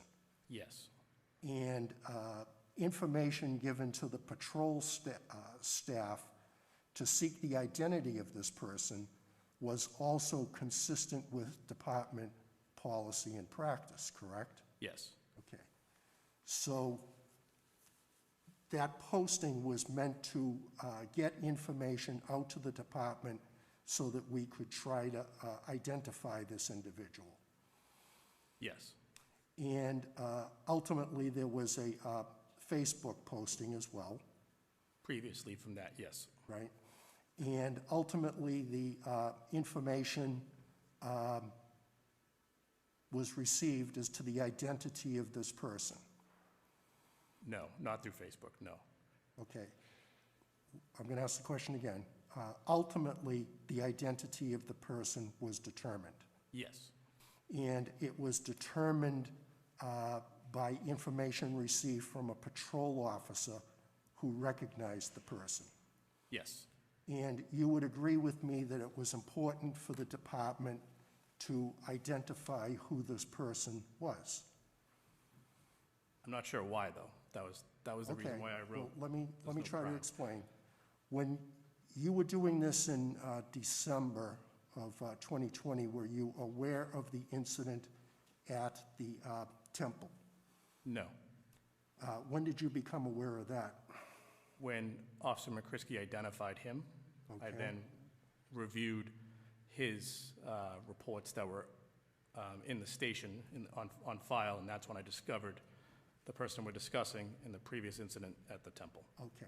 So by the time that you had concluded your investigation, you were aware, and before you went to his house, you were aware that he had been involved at 3 incidents at 3 separate congregations, if you will, Yes, okay? And you would agree with me that it was important for the department to ascertain the identity of a person with potential mental health issues who had been involved in 3 incidents at 3 separate congregations, wouldn't you? it was important to the police department, yes. Okay, and you would also agree with me that had not the deputy assigned detectives and others to do this investigation, that the department would not have received that information, correct? Yes, So would you agree with me, sir, that a valid police purpose was served by your very thorough investigation? to identify him, yes, Right. And once you identified him, you then went to his house, yes, right? And at that point in time, you knew that he had, that you didn't have probable cause to believe that he had committed a crime. correct. Now, you were asked by counsel sort of an open-end question as to whether or not his possession of a firearm would have been illegal. And you responded by saying it would not have been. Right? Well, that question's inaccurate. Okay, That was asked in the specifics of that day, Right. of that person coming to the church, whether or not that person, who we didn't know at the time, possessed a firearm. That answer would be yes, it is legal to possess a firearm okay, over the age of 21. The question with permit, clearly. With question relating to now knowing his identity and his past, I would say, no, it would be illegal for him to possess a firearm. okay. That's a lot, and we'll have a transcript. Okay. Do you know this person's FID status? I do not. Do you know whether or not this person has a license to carry? I do not. Do you know whether or not this person has any sort of probation status? I do not. Do you know whether or not there's any court orders preventing him from having a firearm? I do not. And would you agree that the answers to those questions would have been best answered closer to the incident than by the time that you had your investigation? Yes. Okay. So you also said that you and the sergeant, and I apologize if I have the wrong name, I think it was Sergeant O'Connor, Correct. concluded that at the time you viewed the videos, it did not appear that this individual was carrying a firearm. Yes. And you made that conclusion because of when the video you saw, the individual was moving his hands in and out of his pockets. Yes. Did you show that video to Mr. Susi? I did not. Would you agree with me that the information that you received was that Mr. Susi and others in the congregation made observations which led them to believe that at the time this fellow was in the congregation, he may have been hiding a weapon? I only got that information from the Officer Conley's police report, not from Mr. Susi directly, no. Okay, so the only information you had was that people at the church had a concern that while this guy was in the church, he appeared to be in possession of some weapon. That was reported to Officer Conley, yes. Okay, and you have no reason to doubt the report that was given to Officer Conley, I have no reason, no. and you have no reason to doubt that the people who made those observations held them legitimately. Until I saw the video. Okay. Well, you saw the video some minutes after he was in the church, right? I saw the video of him leaving the church, yes. Okay. You didn't see any video of him in the church. I did not. Okay. So you don't know how he was acting in the church in front of the congregation. I do not. So you went to this individual's house, right? Yes. And were you alone or were the two of you? I was with Officer Kamara. Okay. And why were you with an officer?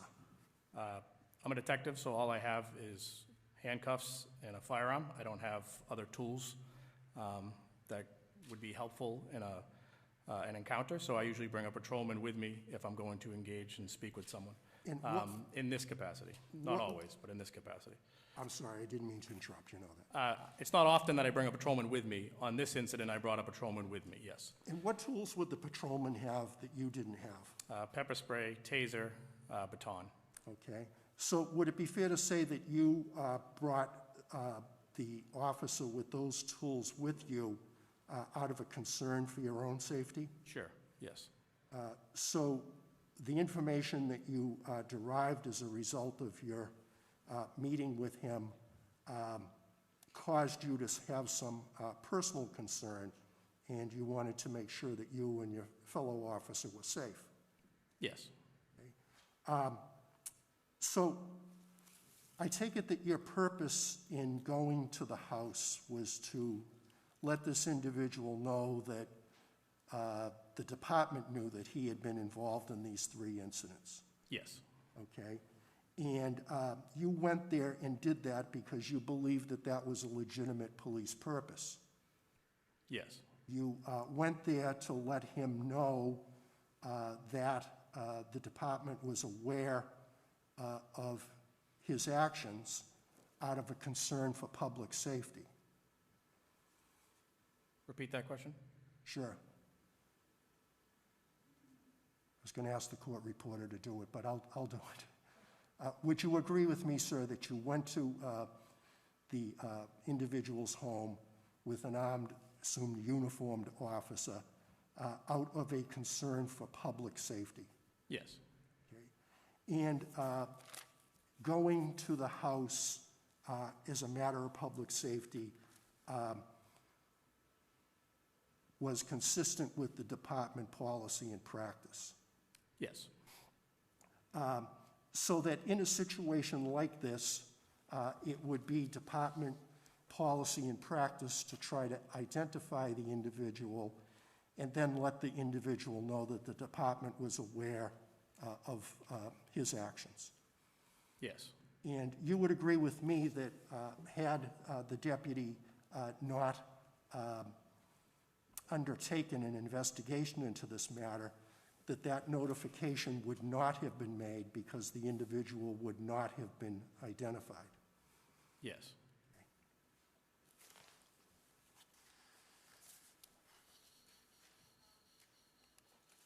Just a second, sir, if I could, please. Sure.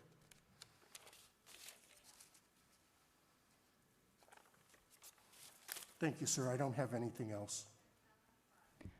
The town manager may. Oh, I have, go ahead. I have a question on redirect, but. Attorney Panettiere. So what would have been the purpose then of letting this young man know that the department was aware of his conduct, if you know? I don't.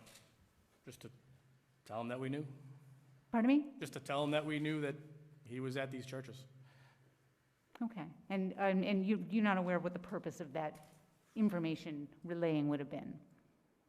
Aside from just letting him know that the police are aware of his actions, as well as me telling him to, act accordingly when he's in the church so that he doesn't get told to leave the church and that sort of thing. So that's exactly what I said through the door, was I'm not there for a criminal action. I'm solely here to let you know not to go to churches and cause disturbance in any way. Certainly, I can't prevent anybody from going to a church. I just advised him that, these churches had complaints, and I'm explaining to him that the complaint was made. But at no time did I see him or make face-to-face contact. It was all through a door. Okay. One second. I do have, are you all set, Attorney Panettiere? I'm all set, thank you. I do have one question, Detective. Sure. In your estimation, that phone call, that visit you made to his home and letting him know that his behavior was perceived potentially as inappropriate in the church, would that also protect him from potential backlash from fearful people? What do you mean? Well, is it also a measure to protect his own safety, given the volatile climate that we're in, that if he behaved in a way that people felt was threatening, could he potentially have put himself at risk? I wasn't advising him in that way, no. I'm asking you, though, could that have potentially also been a benefit to him? Sure, to let that could him be a know? byproduct of that, yes. Thank you. Yep.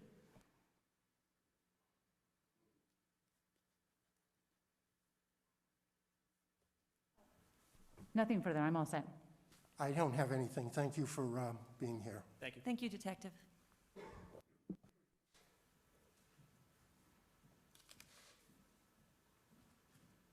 So I'll just call my next witness then?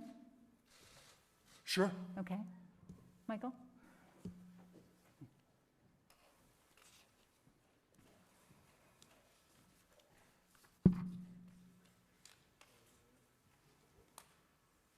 Good morning. I think it's still morning. So could you please state your name and spell it for the stenographer? Michael Conley,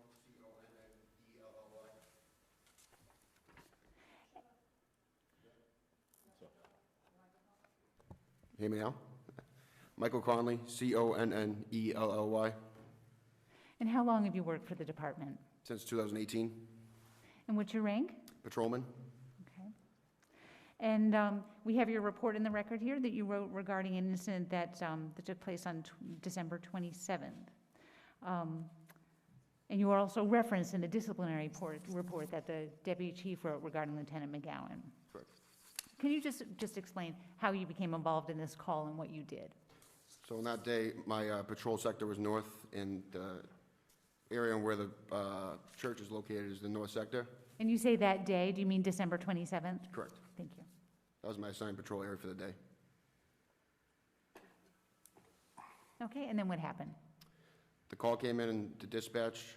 I was in the immediate area on Pleasant Street. They gave it a pretty good description of the male, the black coat, the mask on, long black coat. We searched the immediate area, and but to no avail. We looked for about 45 minutes, and then I was instructed by Lieutenant McGowan to go back and speak to the calling party to see if we can get more information, because dispatch relayed that they tried calling back numerous times, but they couldn't get through to them, or they weren't giving them enough, giving Let me them just information. ask, did you say dispatch was trying to call back to the church numerous times? That was relayed over there. So Lieutenant McGowan asked you to go back to the church? Correct. And what did you do there? I went and spoke to the calling party, the party referenced prior to this by the deputy. And I asked him what happened to describe, I asked for a more descriptive look of the mail. I put that over the air. And then I asked him to explain to me how he believed him to have a weapon. And he explained to him that he was clutching something by his left side, I believe he said. Let me reference my report.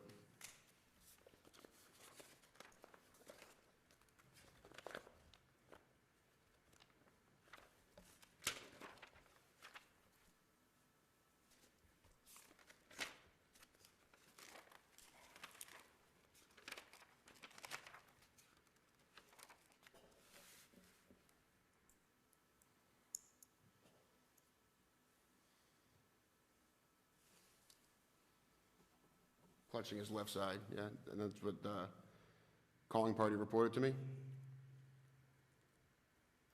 Okay, and then after that? I asked him what direction he went, and I put that over the air. And after that, we cleared. And, I mean, we looked a little more after that, but after that, all resources were expanded and we cleared. Okay, all right. Now, at some point, the deputy chief asked to talk to you about this. Do you recall? Yes. When was that? It was a couple days after the incident, a couple minutes after my shift ended. I was in the parking lot leaving. I looked at my phone, and he texted me, asked if I could come back in if I was still there. So I parked my car and went back in. So you went in, and did you meet with him? Yes. And did he at any time inform you that he was asking questions about Lieutenant McGowan's actions? No.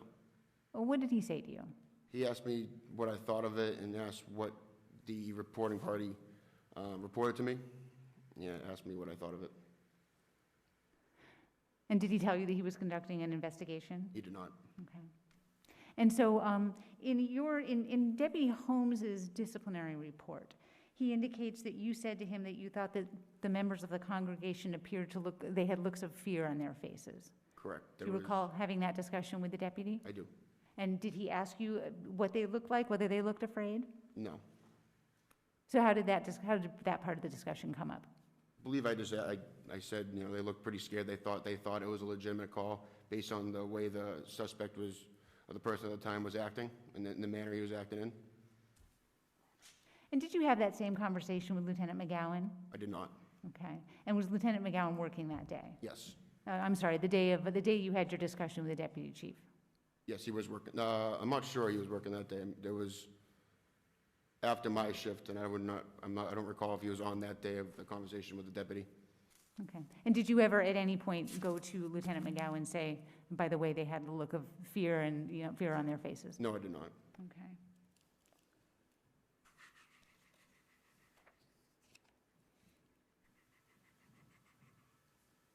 Now, at some point, did you find out who the man who entered the church was?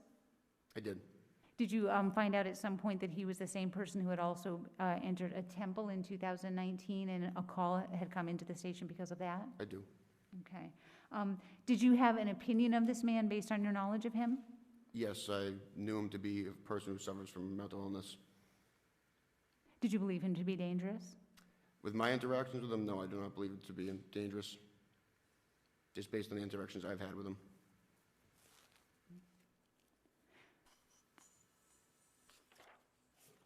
Okay, that's all the questions I have for now. Attorney Jenkins may have questions for you on cross-examination. Thank you. Good morning, Officer. Morning. I thought you were going to get away with no questions, but I just might have one or two. Sure. Did the lieutenant ever go into the congregation? He did not. Did the lieutenant ever ask questions of anybody in the congregation about the incident? I do not believe so. Okay. And again, I apologize, I don't mean to put you in the middle of anything, and I appreciate the character of your appearing here today. You were asked by our counsel that when you spoke to the deputy, he asked you what you thought of it. And I'm not sure that you were asked the question as to what your response was. My response to the call? No, you testified that the deputy, I guess, texted you, said he wanted to talk to you, you parked your car, you went back in into the station. And you were asked, what did the deputy say? And you responded words to the effect of what you thought of it, I presume the incident. Yes. But you were not asked what your response was to that statement. Do you recall if you responded one way or the other? I don't recall what my response was to that question. I mean, I remember him asking what I thought of the call. Yeah. And I told him that, I thought that the people in the church, they looked pretty scared. They thought by their observations, he had a weapon, the manner he was acting in. Okay, officer, I don't have anything else for you, and again, I appreciate you being here. Thank you. Nothing else? Thank you. I just want to thank you, Officer Conley. I know this is a particularly challenging situation for you, and I appreciate your candor. Thank you. Thank you.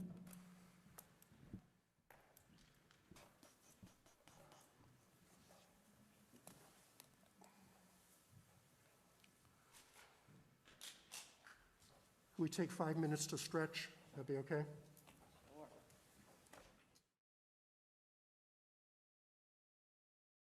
All right. Thank you very much for your patience, and thank you, everybody. Madam Hearing Officer, if you're ready, I'll get started. Yes, please. Okay, thank you. Would you please state and, oh, sure, sorry. Okay, so, Dr. Jenkins, we have a stenographer here who can hear you. She can't see you, but, and then everyone else can see you. So could you please state and spell your name for the record? Sure. Heather, H-E-A-T-H-R, Jenkins, J-E-N-K-I-N-S. And Dr. Jenkins, could you please tell us what kind of work that you do? Sure. I've been a diversity, equity, and inclusion consultant for about 15 years. And what is that? Also- Could you explain what that is? Sure. I will consult with schools and with organizations to really assess and understand their diversity, equity, and inclusion, like their current status, what they're doing well in that realm, and what they may need work on. And then I would put together a strategic plan, whether it was learning, whether it was policies. Okay. I'm sorry, I have to interrupt you because you can't hear her? Turn the volume down on your laptop, and then put the mic back The down. mic has to go back where it was. This one? Yeah. Okay, put it back where you want it. Just there was so much feedback. Just gotta turn down the volume on your Maybe just laptop. boot. All right. Okay, is that better? Do you know where your speaker is? Yeah, it's right there. Okay. Go ahead. Okay. Sorry to interrupt. Go ahead. No problem. And I would then put together, based on the assessment, put together a customized plan for that school or organization so that they can attend to their areas for improvement. And some might be in terms of just learning and development for teachers or for staff. Some might be in the area of HR. Some might be in terms of policies or systems that are operating in the school or in the organization. So it could be a realm of things depending upon what the assessment data indicates are the areas to be worked on. And could you just briefly tell us your education background? Sure. And just also to say, I've also then been in education and nonprofits doing like other types of work as well for about 19 and a half years. And the focus there has been racial and educational equity. And so my education background, I have a bachelor's degree in psychology from the University of Rochester. I have a master's in education. My concentration was curriculum and instruction from Medaille College. I have a doctoral degree in sociology of education from the University at Buffalo. And then I also completed my school district leadership certification through Canisius College. And so I am certified as a superintendent in the state of New York. Thank you. And I have your resume, and I'm going to make sure that the hearing officer has it. Thank you. So you know that we're here, we're in a town hall, we have a hearing about a police officer discipline matter. And could you just explain briefly, what does the term implicit bias mean? Sure.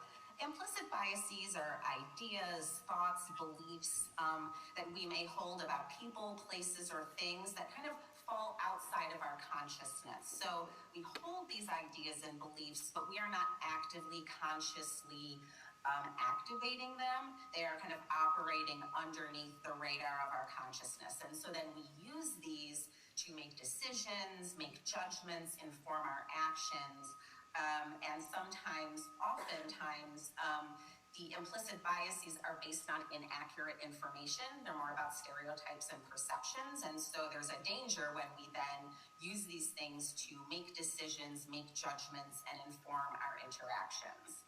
Can you give an example of how this could manifest itself?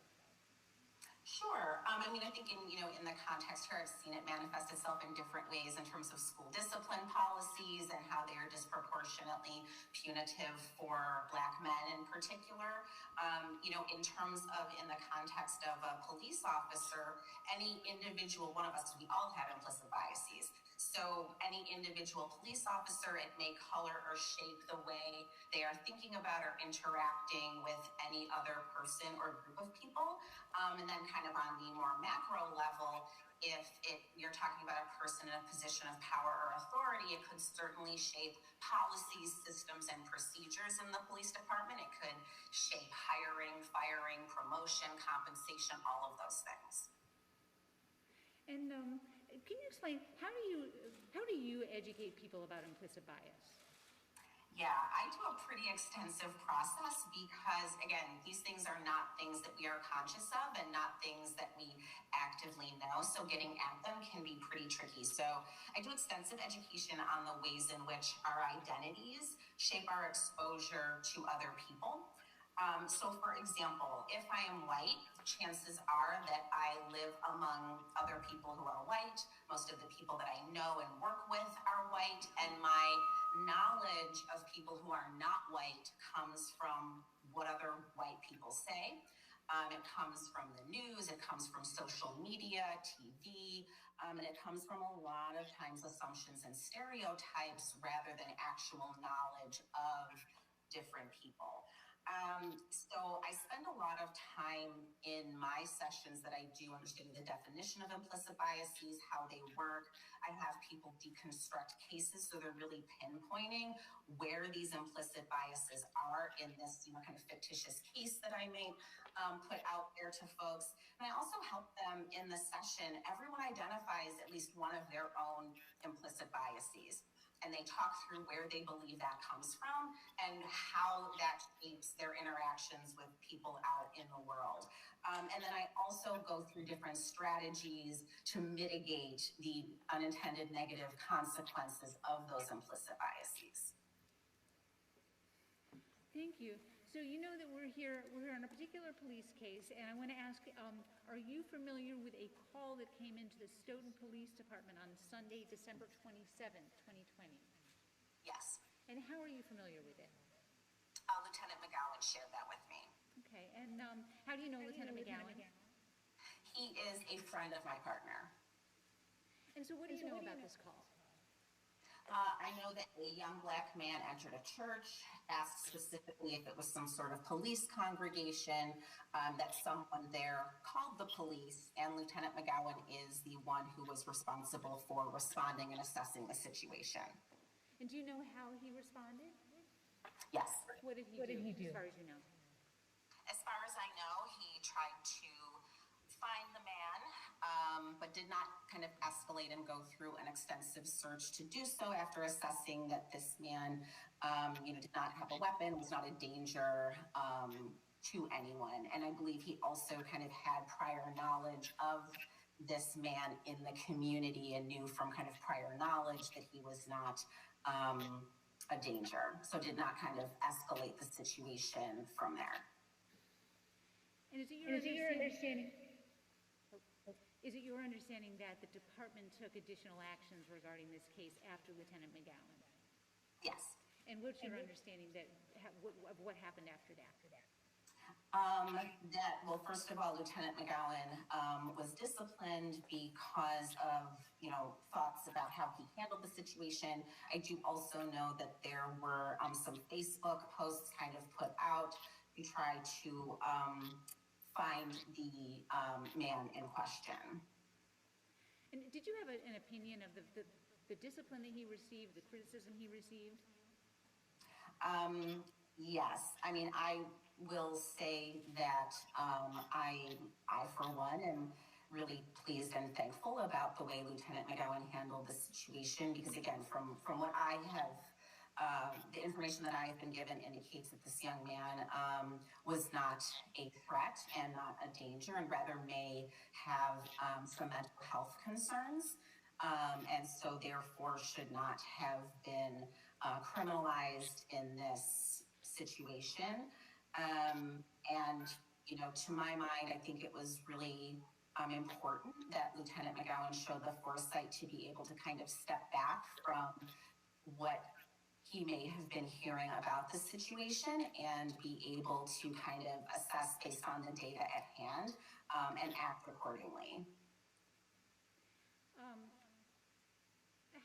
How does your understanding of implicit bias factor into your opinion? Sure. I mean, I think that we in this society have been taught to look at certain groups of people in particular ways. We have very particular ideas and thoughts and narratives in this country around Black men.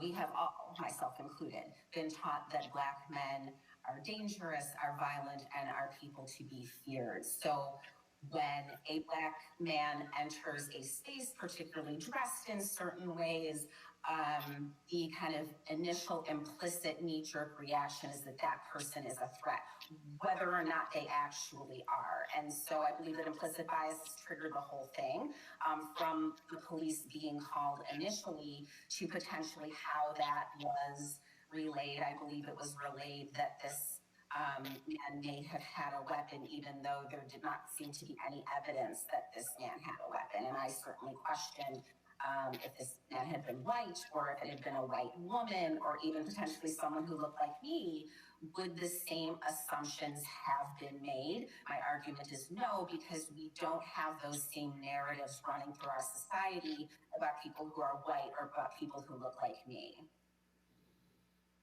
Thank you very much. This has been very helpful. As this is a hearing, there's another attorney here who has some questions for you on cross-examination. So I'm going to turn it over to him.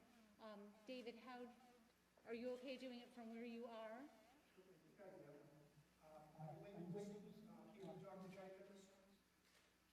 Having a little trouble hearing.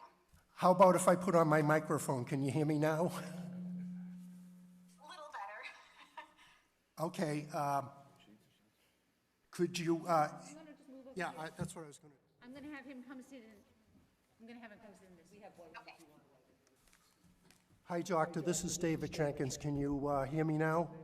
Yes, thank you. Hi, Doctor. It's nice to meet you.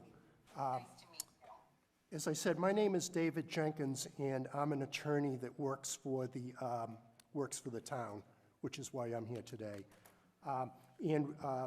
Attorney Panettiere was good enough to send your resume to us in advance, so we've been able to see your long career. So I had a little bit of trouble hearing you at the beginning. Did you say that Mr. McGowan is a friend of your family or something like that? Yeah, he's a friend of my partner's, yes. Okay. And did he reach out to you for help or assistance in connection with this case? No, I mean, he and I don't really know each other. He reached out to my partner as a friend, and my partner's also a former law enforcement officer, to just kind of talk. And then my partner said to him, hey, you know, Heather has a background in this. She may be someone that might be helpful for you to talk to. So that's how that connection was made. Okay. So I take it that you're volunteering your services here today. You're not being paid for your services. No, I am not being paid. Have you had the opportunity to review any documents in connection with the case? No, I have not. Okay. So would it be fair to say that the only information that you received in connection with the case was information that you received orally from Lieutenant McGowan? That's correct. And did you undertake any effort to verify the accuracy of the information that he was giving you? No, I did not. Have you ever testified in a hearing like this before? No, I have not. Ever testified in court or anything like that? No. On a professional. Yeah, no, not on a professional So, did you think it might be important to read the incident reports in connection with the case? I honestly didn't know if I would be given access to documents like that. So would a review of the incident reports have been helpful to you in formulating your opinion? Yes, I do believe, though, based on my professional experience, that I don't think my assessment probably would have changed too much, unless there's some very, very different information, in those documents. So your professional opinion would be that your opinion would not have changed had you had the opportunity to review documentation? Right, unless there was something very, very different in the documentation. I've heard that before. Did you review the department's policies and procedures? Nope, I did not. Okay. Do you know what department policy and procedure the lieutenant is charged with violating? I mean, I know his narration of it. I don't know what the name of the policy or procedure is. Okay. Do you know what the policy covers that the lieutenant is charged with violating? No, just what specific things he is said to have not done. Okay, that's fair. So you haven't read the policy, right? Correct. And you don't know what policy we're here litigating today? No, not in terms of the specifics of the policy, no. Okay. Just the disciplinary action taken against Lieutenant McGowan based on his handling of this situation. Which you got exclusively from him? Correct. Have you reviewed his history of involvement in cases that were similar to this? No. Did you review any prior warnings given to the lieutenant regarding his application of the particular policy that we're talking about? No. Do you think it would have been helpful to you to review the history of the lieutenant's involvement with this particular policy? I would say most likely it would have been helpful, yes. Okay. Did the lieutenant disclose to you that he had had issues with his prior application of this same policy? Yes. Okay. And how many times did you talk to the lieutenant, Dr. Jenkins? I spoke with him once at length. And did you keep notes of that conversation? Yes, I mean, just kind of jotting down some of the specifics of the situation with the man in question. Did you retain your notes? Yes. Okay. Did you issue any sort of written report to Lieutenant McGowan or to Attorney Penetary? No, I did not. Have you spoken to Attorney Penetary? Yes. One of the things that, just a couple of things, and I appreciate your time. I know we're all sort of pressed, and I tell you, I'm ready for this sort of communication to end, as I'm sure you are. You said that there's a concept called implicit bias, right? Yes. We all act sort of, I took it as automatic pilot sort of thing. Yes. Is there a term that describes actual bias? Well, they are biases. They're just biases that are not explicit and known and consciously acted upon, but they are actual biases. Sure, and I accept that. What I'm asking for is there a term of art that's used for actual biases? Or do we just call it bias? Well, we might say explicit bias for something that is more, I know that I have a certain prejudice against particular people, and I know that I incorporate that into my decisions. So we might say explicit versus implicit bias. Thank you. That's exactly what I was looking for. Now, you don't have any information that the town of Stoughton has any biases in connection with the employment-related decisions that you outlined, which included hiring, firing, promotions, and compensation, do you? No, I don't have any specific information on the Stoughton Police Department, no. Okay. And did you speak to anyone other than Lieutenant McGowan to gather facts in connection with this? No. I did. You mean anyone at Stoughton Police? Yes, ma'am, I'm sorry. No. No, I have not. You did say that the lieutenant told you that on this day in question, that, number one, that they could not find the individual who was the subject of the search, correct? Correct. Yes, that was my understanding, that the person had left, and then there was a question about finding this person. Right, right. And you also said that the lieutenant had told you that he didn't have a concern because he had knowledge of who this man was and didn't want to escalate the situation. Is that what the lieutenant told you? That was my understanding. I don't recall his exact words, but my understanding was that he had prior knowledge of this person. This person was kind of known in the community, spent time coming out of different businesses, and that had not been a threat in any of those known interactions with businesses in the community. Okay, so we just have to nail it down a little bit better than that. Would it be fair to say that the lieutenant told you in words or substance, not the exact words, but that he wasn't concerned about this individual on this day because he had knowledge of who he was and he knew basically that he wasn't a danger? I don't like putting words in other people's mouths. That was my understanding. That's as comfortable as I am in my testimony. That's how you understood it? Mm-hmm. Yes, ma'am. Yes. And that was an understanding that formed part of the basis for the opinion that you gave here today? That is correct. Okay. Did you ever have the opportunity to look at Lieutenant McGowan's personnel file? No. Okay.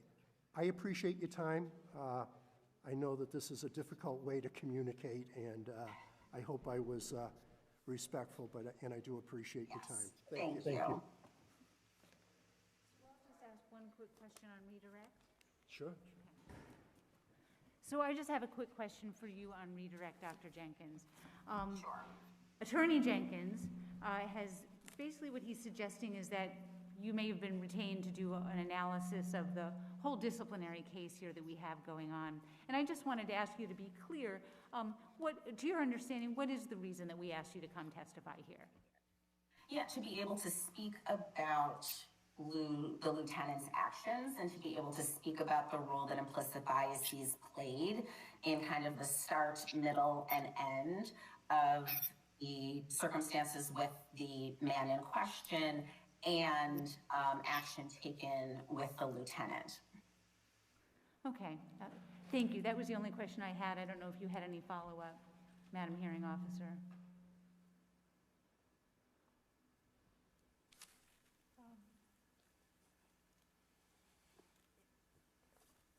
No, thank you. Okay. David? No, thank you. All right. Thank you so much for being here. We really appreciate your help.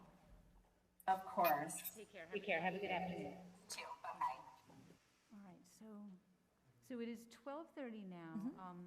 We can start with I have to take a break at 1? Yes. And it's okay if I use that conference Yes. room, right? All right, so shall we start with a witness? Sure. Maybe we can get through a witness? Sure. Okay. Are you all right with that? Okay. So then we're going to go from 12:30 to 1, and then we're going to take a break at 1.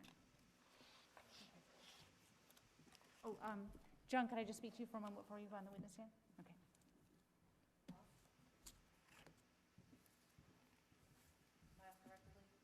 What's that? Off the record. Off the record, yes.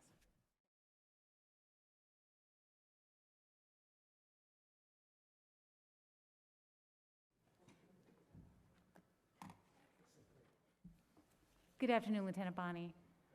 Could you please state and spell your name for the record? My name is Lieutenant John Bonney, B-O-N-N-E-Y.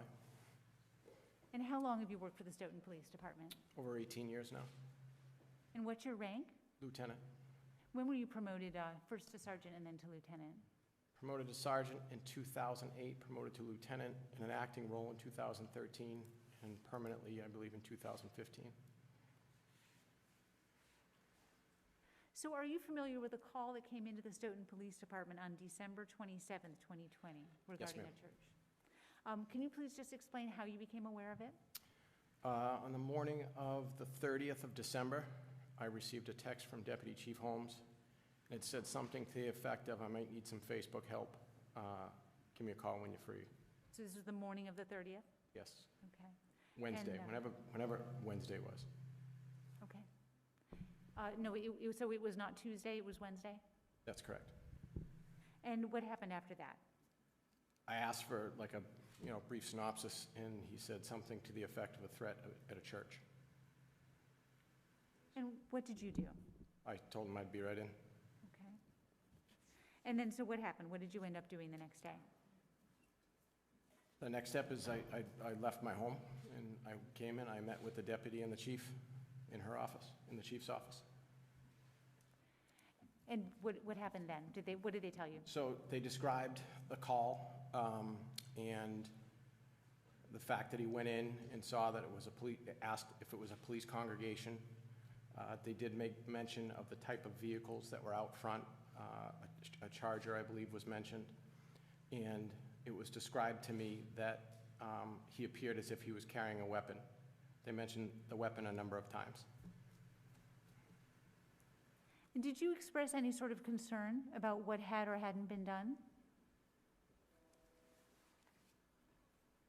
In relation to what?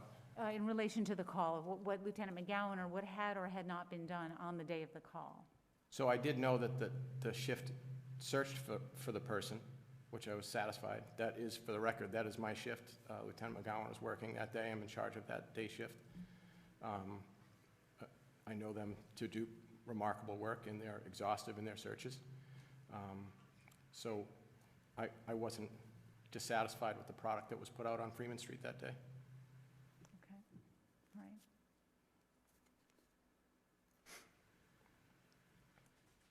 All right, and As to the mention that I said more should have been done, though, I don't remember everything I've ever said. I don't remember saying that. I think those who know me know that I'm pretty wordy, and I can't imagine I'd just leave it at there's more should be done, as opposed to, and this is what should have been done. I think that conversation would have been extended. I don't ever see myself leaving it at there more should be done. I've had a number of challenging conversations over the years with people I work with, my bosses included. And like I said, I don't remember saying that. If the deputy is saying I said that, I just don't remember, and I just, in my heart of hearts, cannot believe that I would have left it at there's more should have been done. And I think many people in the room would probably back that up. did you end up developing an opinion as to whether more should have been done? In hindsight, Yes. yes, very much so. And what did you base that opinion on? Had I been the shift commander in charge, I would have done exactly what the lieutenant did and how he handled it. And do you know if other members of your union have had a chance to pass judgment on that? As to the actions of the search, Right. we didn't really discuss the tactics that went into looking for the person who went into the church. You have or you have not? We had, like, a question was asked at a meeting about using a canine, which all 12 of our members said they wouldn't have called a canine. And I heard it mentioned earlier, a friendly search. That's not part of the canine policy. As a matter of fact, the canine policy outlines very detailed things and what you can use a canine for. A friendly search is not on that list. And in the policy, it doesn't even have a catch-all like up to and including this, this, and this. So a friendly search for somebody who simply walked into a church and said it's this police congregation, not one supervisor would have called a canine, and they all said no to that. And did the supervisors also have a discussion about whether they would have notified the chief since this was a weekend day? Yes, out of the 12 supervisors in the discussion, only one said that they would have made notification, and that was not me. Okay. Just tell us your experience with doing the Facebook post and what the result was. So like I said, it was discussed with me that there was fear of a weapon, so I thought that was part of the report. So they did tell me that there was a plan to notify clergy, which I thought was a great idea, because again, I'm thinking in terms of people were saying he had a weapon. They didn't say it was a weapon exposed, but the weapon was brought up a number of times. So they wanted me to speak with Detective Kuhn and coordinate what he's doing and putting together a flyer. So at the conclusion of my meeting with the chief and the deputy, I went to detectives and I asked him to fill me in on what he had. And I think somebody said, "What are you doing here?" And I said, they asked me to put a Facebook post together for it. And both Detective Kuhn and Sergeant O'Connor asked why. And I said, I want to try and identify the person. Was concerned that a threat to a church. And I was told that's not what we have. So I was told to read the report. And I read the report, and Officer Conley is a remarkable officer. He has shown in his 2 to 3 years working that he can handle almost any situation. I have no worries about Officer Conley's report writing, the way he handles himself at a call, the way he investigates. So I have no doubt in my mind that his report that he wrote was thorough. And you can read the report if you want to take time out to read it again. At no time was a weapon mentioned. So that is when I understood why Detective Kuhn asked, "Why are we doing this?" So I read the report, and I saw that Lieutenant McGowan's name was in it. He was the supervisor. So instead of trying to go back to my boss and get clarification, because I didn't want to start an argument, because there's been years-long arguments and disagreements, and now we're here in this theater, tension in the building between the deputy and Lieutenant McGowan and the chief and Lieutenant McGowan, that I just did what I was told. I followed my order, and I wrote the Facebook post. And like I said to you earlier, and if this answer to this question doesn't back it up, I'm wordy. I struggled in how to craft this post because I didn't want to alarm people to things that weren't alarming. And like I said, if I responded to this call, I would not have been alarmed by it. I respond to this call several times a month.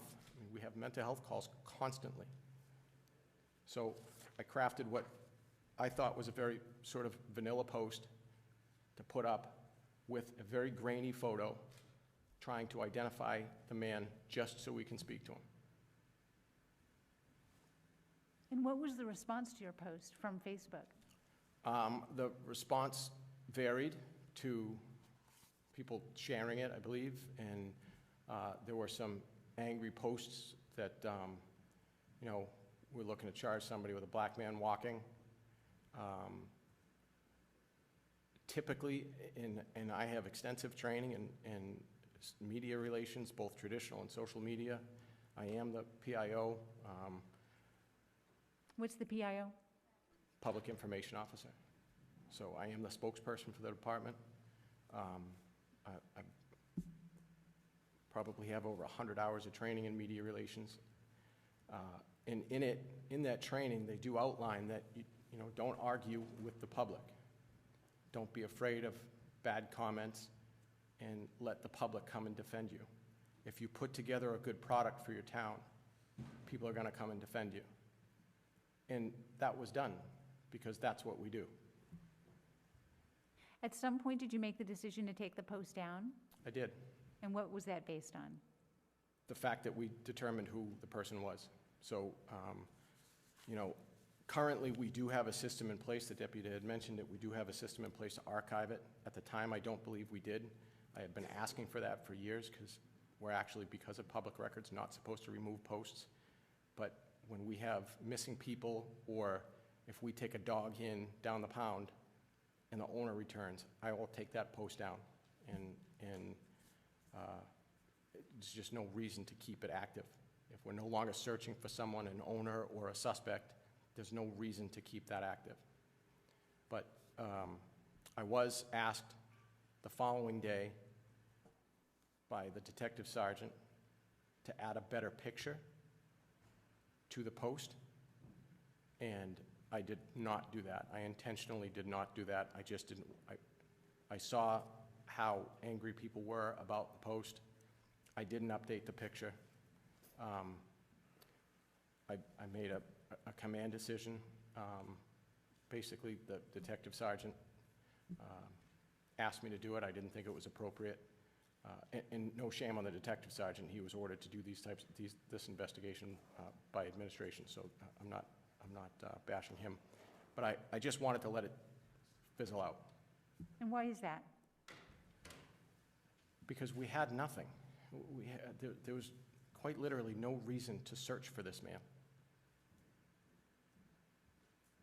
beyond what was done that day.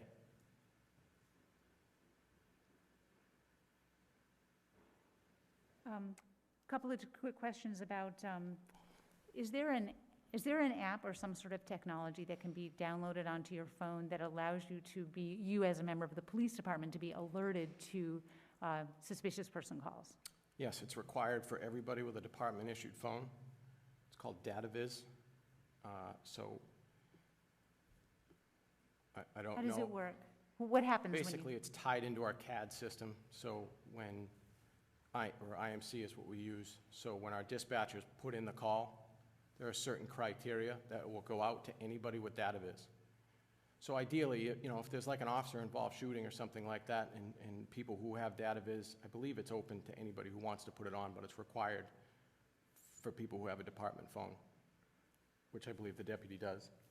So it's automatically generated, it's sent like a text, and you have access to what's going on in the department. And the deputy was off duty. He's under no obligation, I don't know what's in his contract, but I know when I'm off duty, I'm under no obligation to read it. There are times that I have, and I've come in to help certain calls, or if the media is required to, if the media comes out and PIO is required. So that's what it's used for. It's to monitor things when you're not being called.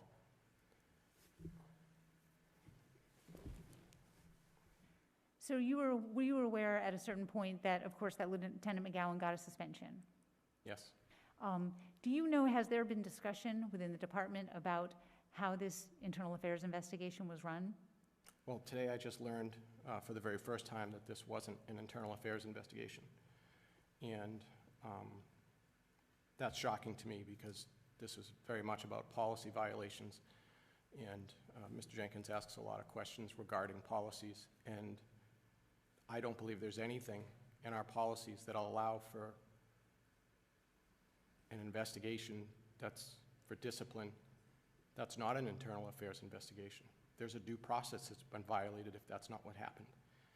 Very much our IA policies outline that anybody being interviewed gets their Garrity warnings, which basically compels them to the truth and answer all questions. I've been an internal affairs investigator for many years, and when you do these investigations, it's important that you record them, you give somebody the opportunity to have a union rep next to them, to get counsel from the rep if you got to take a break and step aside, and that certainly wasn't done for Officer Conley in the hallway conversation or wherever that took place. And it's, you know, I read this letter that's been made available to me by that was authored by the deputy, and I just see, you know, part of the internal affairs policy. And frankly, you don't get to say it's not an internal affairs, you don't get to circumvent the rules here. We're a policy-driven department. In the internal affairs policy, it says that these investigations should be taken as serious as criminal investigations. A man has been subject to 5-day suspension. And one of the allegations is incompetence.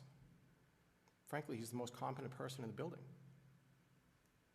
If you took a poll of who you would want to respond to a call that is dangerous and requires, you know, multi-services and coming out and multiple agencies and organization, tactics.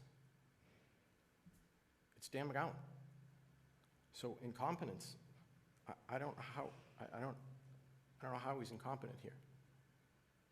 But reading through the letter here that the deputy authored, like I said earlier, the first time I heard anything about weapons or the fear of a weapon was from the deputy. And it's not anywhere. I listened to the gentleman from the church. I don't want to say his name because that was laid out in the ground rules earlier. But we all listened to his voicemail. He didn't seem nervous, and he didn't mention a weapon. I don't know where the weapons came from. That changes everything. So if, in my initial meeting with the deputy and the chief, if they phrased it as, instead of he had a weapon, if they said to me, he went in asking if this were the police congregation and he had a limp and he was clutching his side, my response probably would have been, was he seeking medical attention? I don't know what this is. I don't know why we're here. Thank you very much. So that's the end of my direct examination. I think we're at the point where we're going to have to take a break in a few minutes, so probably we shouldn't start cross until after the break is over? Okay, all right. So then, if that's all right with you, Madam Hearing Officer, we'll take a break now until about 1:45. Okay. Thank you. Okay, thank you very much.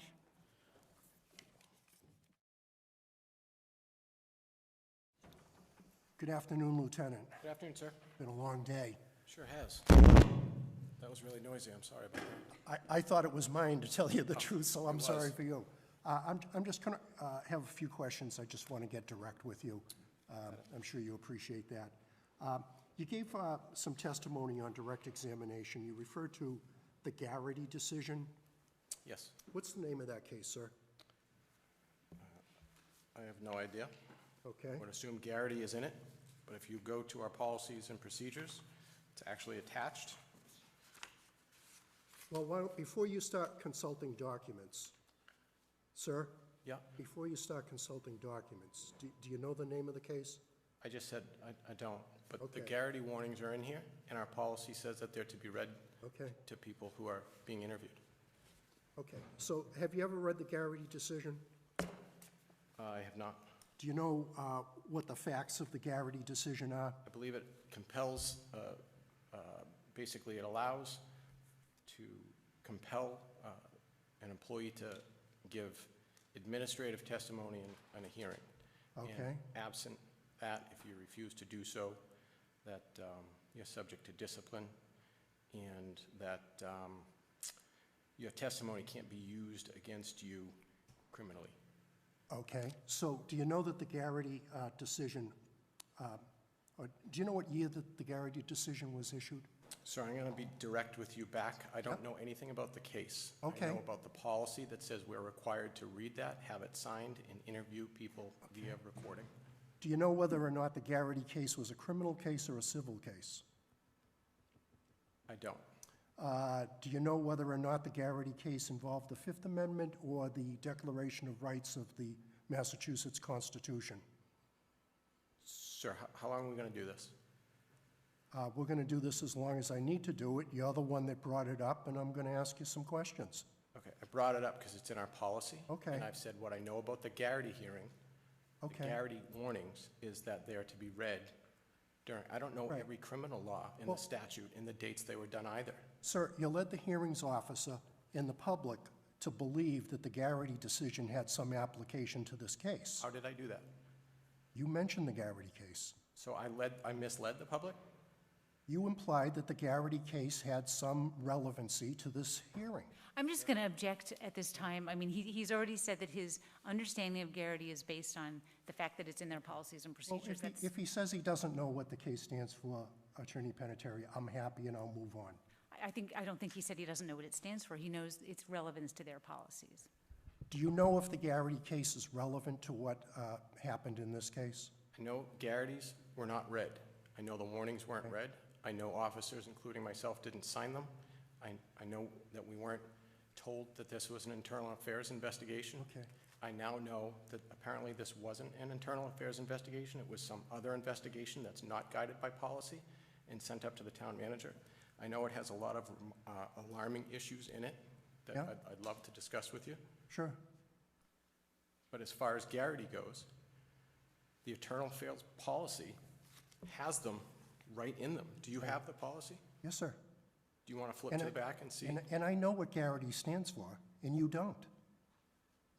Sir, that's remarkably irrelevant here. It's Okay. the policy. Sir, do you agree with me then that the Garrity case is irrelevant to this case? No. Okay.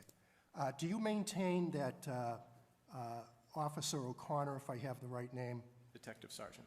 I'm sorry, who was the officer who came to the scene? We had a number of Con- officers Officer respond to the Conley. scene. Officer Conley? Officer Conley was there, yep. Was Officer Conley accused of a crime? No, Was Lieutenant McGowan accused of a crime? no. Do you know that Garrity stands for the proposition that officers are entitled to Miranda warnings when accused of a crime? Sir, I did outline to you that I did know that Garrity has to do with whatever you say in the Right. administrative hearing can't be used against you. But as a matter of policy, we read it. Yeah, sir, you understand, do you not, and this will be my last question, you can answer it yes or no. Do you understand that Garrity versus the United States, decided in 1966, has no application to the facts of this case? I'm going to object. That's not a yes or no question. That is an opinion question. He's already told you the limitations of his knowledge, and it's based on how it applies in their department. Are you able to answer the question? I'd like to hear it again. Sure. Do you agree with me that the decision in Garrity versus the United States, decided in 1966, has no application to the facts of this case? There's a lot that has no application to the facts of this case been presented here today, sir. Okay? So do you not want to answer the question I asked, or? No, sir. Okay. I think I've answered it several times. Regardless of what you feel my knowledge of a certain case is, or the date Right, that it was made, or who heard it, or who argued it, right, none of that matters. Right. What matters is we're guided by policies, okay, and policies here were skipped. okay. The entire IA policy was skipped here in this investigation. So did Garrity require, in your view, the deputy to give Miranda warnings to the officer when he had a question in the hallway? Miranda has two prongs, sir, custody and interrogation. Officer Conley was not in custody, so no, Miranda doesn't trigger. Right. So you would agree that the officer was not entitled to any Miranda warning? So if you, sir, Mr. Jenkins, Yeah. the town's attorney, feels that certain parts of our policy are not appropriate, are we okay to skip them? No, sir, you said that somehow Garrity applied. I'm just No, trying to I'm figure... asking you the question, are we No. okay? No, Because at sir, some point, I asked the might be questions. sitting where You- Lieutenant McGowan is. You So answered the policies can questions. be I skipped. asked the questions. Okay. So let's move on to something else, since you won't answer that. I answered everything you said. No, you didn't. Ask me the question again. No? I've asked I- 3 I'm times. just, I'm going to ask that you be respectful, David, Yeah. to the lieutenant. I'm He's totally here. respectful to the lieutenant. He brought up Garrity. I'm trying to figure out how Garrity applies. If I might, Attorney Penetary, this is a hearing for me to learn and understand what may or may not be relevant in my decision-making on this. When a witness brings up Garrity, which I'm certainly not an expert in, I'm not an attorney, a witness brings up Garrity, talks about Garrity rights in the confines of the discipline that I am looking to issue, and my attorney asks a question on his knowledge of Garrity, since he has put it on the floor, then I would like to hear the answer to those questions, and it is relevant. I understand. My objection is overruled. I actually think that makes complete sense. Would you like me to read the Garrity form? I would like you to answer the questions as Attorney Jenkins presents them to Would you. you like me to read the Garrity form here? No, sir, I would like you to answer whether or not the Garrity case has any relevance to the facts in this case. I'm not sure the Garrity case does, but I know these warnings do. Thank you, sir. Okay. So you had testified on direct examination that you thought it was a great idea to notify the churches after this incident about the incident. Did I hear your direct testimony correctly? I don't remember saying it was a great idea, but given the circumstances that were presented me, yes, I would have said, yes, that's a good idea. Okay. The circumstances talking about he was believed to have had a weapon. Okay. If So- that were actually a fact, I would have said, yes, we should notify the churches. Okay. So do you remember that you testified on direct examination about an hour ago that it was either a good or a great idea to notify the other churches in the community about the incident? Okay, I guess we'll cycle back. So when I was in the room with the chief and the deputy chief, getting their version that included a weapon, perhaps I said good, perhaps I said great. With that fact pattern, I do agree that it was a good idea to share that information. Okay. Yes. So the question wasn't so much about your conversation with the chief and the deputy, which I appreciate, but the question was about your testimony here this morning. And do you recall saying this morning that it was either a good or a great idea to notify community churches about the incident? Which portion of my testimony did I say that in? That's what I need to know. Okay. Well, I don't have a stenographic record of your testimony. Clearly, you expect me to. Right. So you don't remember saying that this morning? What I'm telling you, sir, is I believe I did say that. Okay. But when I said that, I was being told there was potential for a weapon. Okay. So after, I would not have thought that that was a good idea. No. Okay. After I learned that nobody other than in this report from the deputy to the town manager mentioned a weapon. Right. See, you have the benefit of hindsight. The people on the scene, they deal with the facts. Like, it's easy to just sit back and watch this Right. play out. But the people who responded to the call, there was no mention of a weapon. Okay. So as you sit here today, do you think it was a good idea to notify the churches of the incident? After learning everything? No. No. Do you think it was a good idea to identify the subject of the incident? I think if they found him within that 30 minutes, it would be great. Okay. I think what actually probably should have happened at the most was a roll call slide. This happened, maybe do some patrol checks. Okay. And so really, that's it. The question I asked her was, would it have been a good idea to identify the person involved in this incident? I don't think it doesn't matter either way, because nothing happened. Okay. And the benefit of the hindsight, nothing happened. So his identification didn't actually matter all that much. Okay. So would you agree that it was a good idea for Detective Kuhn to visit his house? I didn't think that was a necessary step. I honestly think, Okay. Given the way the deputy chief inserted himself into an investigation, talking about notifying the BRIC, the CFC, which I've never even heard of, or the RSAA, and the Joint Terrorism Task Force, I just think that there's a lot of overstepping here. And we have layers of supervision in this building that go from patrol and detective to sergeants and lieutenants, deputy and the chief. And everybody's allowed to make decisions, split-second decisions where lives matter, and then investigatory decisions where you have the benefit of slowing things down.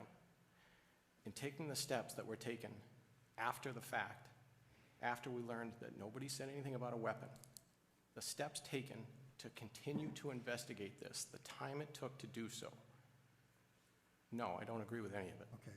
So you would not agree with Detective Kuhn that identifying the individual was good police work? I just think it's police work, sir. I don't think we need to put a title on it. He was given an order. He followed it through.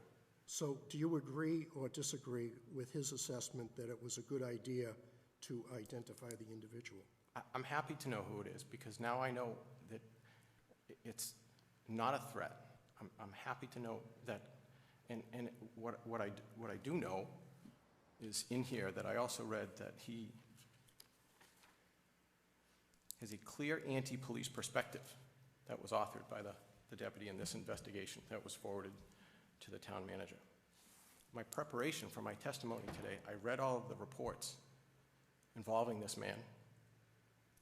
I know I've run into him before, but I wanted to prepare myself for this. And I think I read 7 reports, and not one of them was there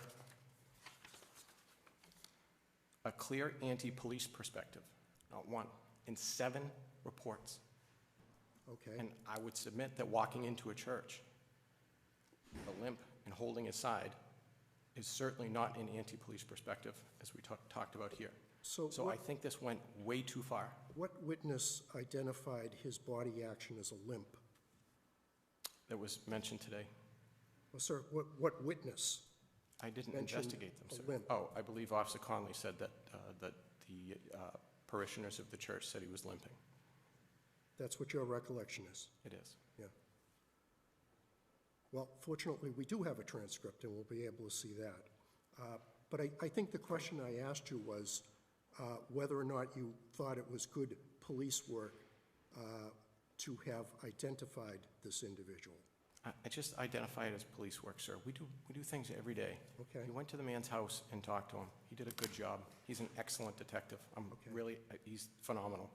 So would you agree that Detective Kuhn, when he said that it was a good idea that we identified this individual and that we made a visit to his house, that he was acting in the interest of public safety? I don't think he was a public safety risk. Okay. I'm glad we identified him. I'll stand firm in that. It's excellent that he went and talked to him and identified him. And Officer McCrisky saw him, used his own prior experiences. That's what we do. And would you agree with me, sir, that the churches would not have been notified but for the intervention of the deputy? The churches should not have been notified. The churches should not have been notified? There was nothing to notify the churches about. Okay. Initially, the man walked in to the Immaculate Conception and grabbed a host. To be honest with you, the churches are incredible at opening their doors to marginalized people. So this is a man who suffers from mental health issues. I'm not a doctor. I can't diagnose that. But I go to enough of these calls to form the opinion that he suffers from some mental health issues. No church is going to close their doors on him because he's putting a host in his pocket. Okay. So you thought it was a poor idea to notify the churches of this incident? I don't want to categorize good or poor. I wouldn't have done it. If it were my investigation, I wouldn't have done it. If I were the lieutenant in charge of that shift, I wouldn't have done it. Okay. Had we corroborated something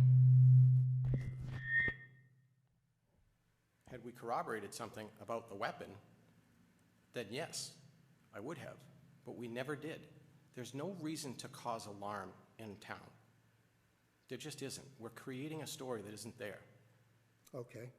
So was your participation in this case today the first time that you saw the deputy's January 6th report? No. When did you first see that? I don't recall the date. Did you see that posted on the bulletin board in the department? Yes. And is that a shared patrol superior bulletin board, or is it a bulletin board dedicated to superiors? I don't know. If you know. It's just where union business goes. I don't know if there's a 50-50 split on the board or not. It's just where people put stuff. And when you had this discussion at the union meeting, did the union members have copies of the reports there at the meeting? No. Did you have copies of the prior incident involving the temple at the time that you were having your union vote? I don't believe we had copies there. Oh, yeah, we did. We did have, yeah. Yes, we did. You had copies of those emails? Yes. Okay. Now, is there anything either that Attorney Penetary didn't ask you, or I didn't ask you, that you think is important to the town manager in arriving at a decision in this case? Very much so. Okay, could you tell us what that is? Sure. So, the fact that this letter was sent to you, we do investigations. There's a process. The policies have been mentioned by the town's attorney a number of times. So, right off the bat, I turn your attention to the Internal Affairs Policies and Professional Standards. Line 1, a relationship of trust and confidence between the employees of the Stoughton Police Department and the citizens of the community are essential to the success of the accomplishment of law enforcement objectives. I don't feel there's a lot of confidence in the internal affairs process right now because things are being circumvented. And you can't just say, I'm holding people accountable, but not be accountable to the policies themselves. Nobody's afraid of accountability in this building. No one. Things have to be done the right way. And I said to you earlier, because there was some question of why we were asking about the canines, that was part of this letter. So it needed to be discussed. Not a single member of the Superior Officers Union would have called a canine. That's important, right? Because in the beginning, you discussed in your opening statement for the protection of the police officers in the town. You call out a canine for something like this, this opens the town up to massive liabilities. Our officers aren't afraid of going on calls like this. They do it every single day. And it was brought up, the deputy in his testimony, comparatively speaking to the Alzheimer's patient. Even on that, I gave that some thought before we ultimately decided to call him out, but that's very different. That's in that list of the canine policy that I talked about, a missing person. So nowhere in this particular call was a canine appropriate, yet it's used to the letter to you to talk about incompetence. Not calling out a canine for this is not incompetent. And then what I really would like to focus on here is some of the body language that was expressed in the responding officers over the possible concealment of a weapon or the apparent. It's not the narrative. The audio that we heard here today, he never mentioned he thought there was a weapon. Where did this weapon come from? So, this letter given to you, I understand why you're alarmed by it. Because you're hearing from the deputy chief about a weapon, nobody mentioned it.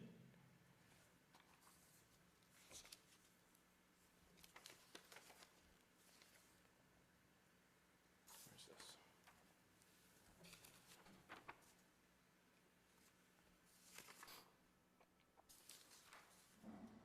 So, we're going back. It got brought up a lot with the temple and drawing comparisons to the temple. I've had conversations with many people regarding that call and the notifications to the chief.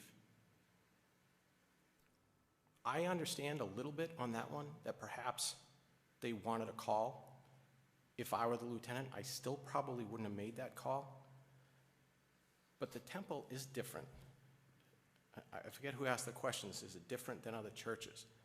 It is, because they've had threats to that place.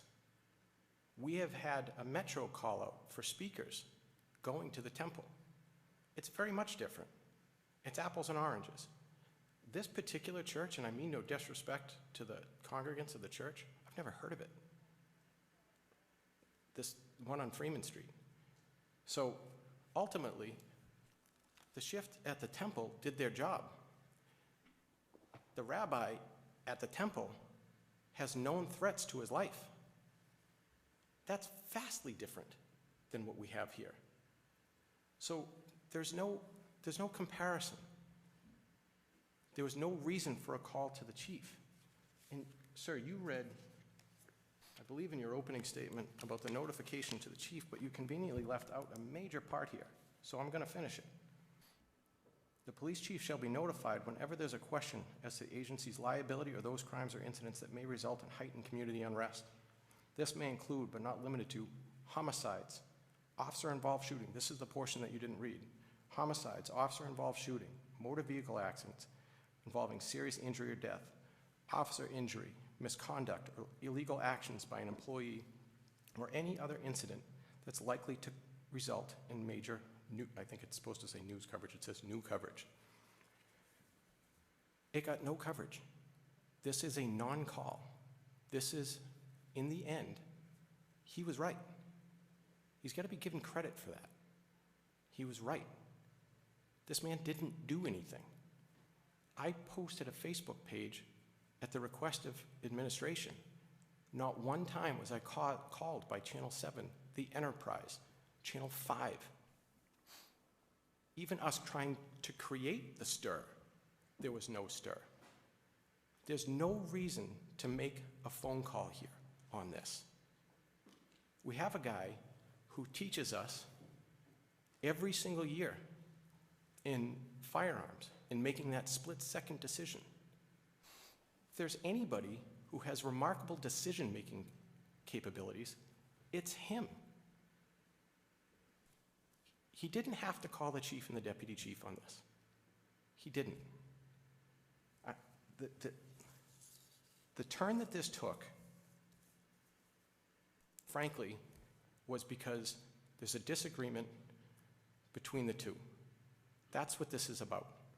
You can tell by the tone and the tenor of this letter that goes into some other previous investigation, seemingly out of nowhere, about the termination of an employee.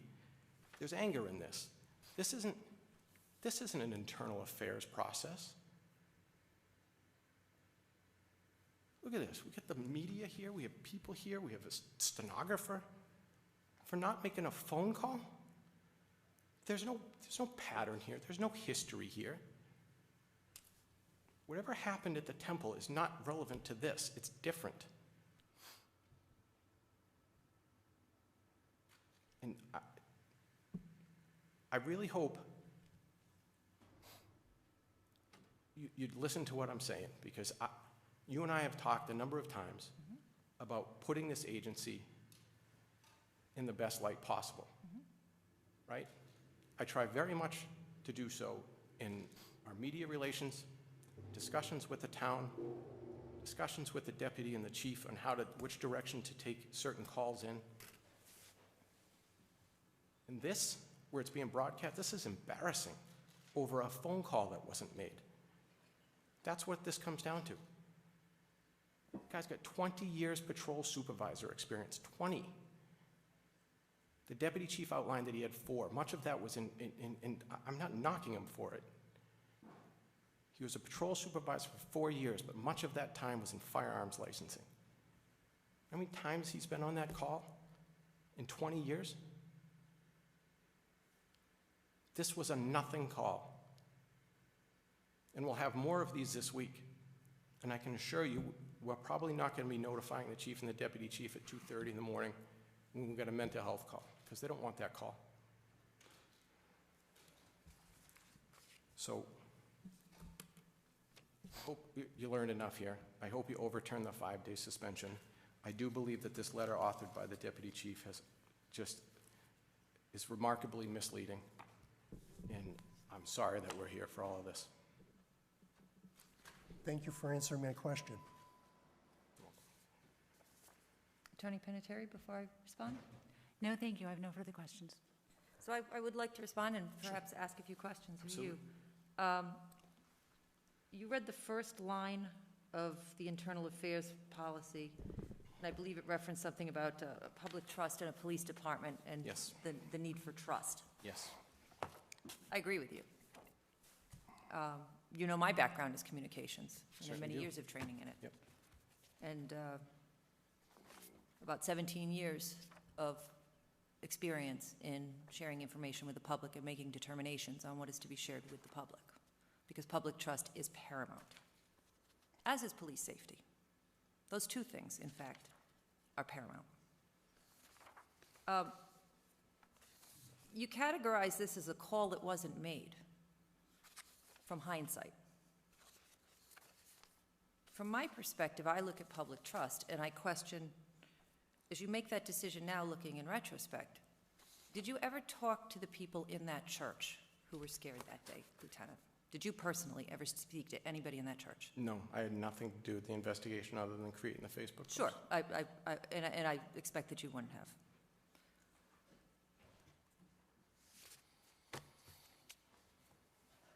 Do you feel that the fact that the pastor called the deputy chief to find out if anything had happened or what was happening with this situation would somehow indicate that he still had a concern?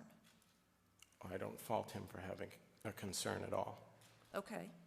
People's perceptions of things that happen are very much taken into consideration. But I also know that in the initial call to the station on the recorded line, they actually said, we don't need to talk to anybody. So. But Lieutenant McGowan rightfully still felt it was serious enough to send officers, to actually send an officer back, I think. Yes. And himself, as a lieutenant, leave his desk and go check it out for 45 minutes. Correct. So apparently that call did indicate something that triggered to the lieutenant a fear or a concern, and he went and rightfully investigated it. And I know from my experience in working with police departments for 18 years now that supervisors don't leave their desk for every call, nor should they. No, but something where we're looking for someone, typically a supervisor would get on that. Absolutely. Yep. Rightfully so. Because that goes back to public trust, taking their call seriously, Right. and listening to something in that call. Because I'm sure he does not leave every time a phone call comes when someone says, there's a strange man walking down my street. He sends a patrolman, a patrol officer, to go look at that. Sure. But in this case, he felt it was serious enough. And the pastor felt it was serious enough to have presumed, as a member of the public, and to go back to public trust, which is very much a perception. Trust is a perception. That gentleman, that pastor, believed, his perception was that this was going to be important enough to the lieutenant who came out and spent 45 minutes that there would be follow-up. Why else would he have made a call? And why else would he have called the deputy chief? Because he likely would have presumed that it would be at that level, as a member of the public. And even if he didn't, if he hadn't reached the deputy chief, maybe he would have called the lieutenant. I think the call to the deputy chief was probably, I believe, just based on conversations with people involved in the investigation, that they wanted to do some training. So I believe he was probably put through the deputy chief there. So if they wanted to do some training and add some security, then that public felt scared enough that they believed that they needed further protection, even if it was on their own, self-protection, personal security, whatever the case may be. Sure. You also indicated that it's apples and oranges what happened at the temple, despite the fact that it happened to be the same person Right. with the same complete MO. Yes. But the temple was different because there had been risks, certainly threats at this particular temple, very serious ones. Yes. Did we have a church shooting in Atlanta in 2015, I believe? You aware of that? I'm sure Yes. you're aware of that. Yeah. I believe there was one in, was it North Carolina relatively recently? Sure. Would you say the vast majority of the public are aware that churches are targets? I would say the vast majority of the public feels very safe in their church. Really? Yes. They feel safe in a church? I'm not a churchgoer, but the churches seem to be full every Sunday. I'm not, well, on a personal level, I'm not so sure I agree with that when I hear the news, and we do see about church shootings.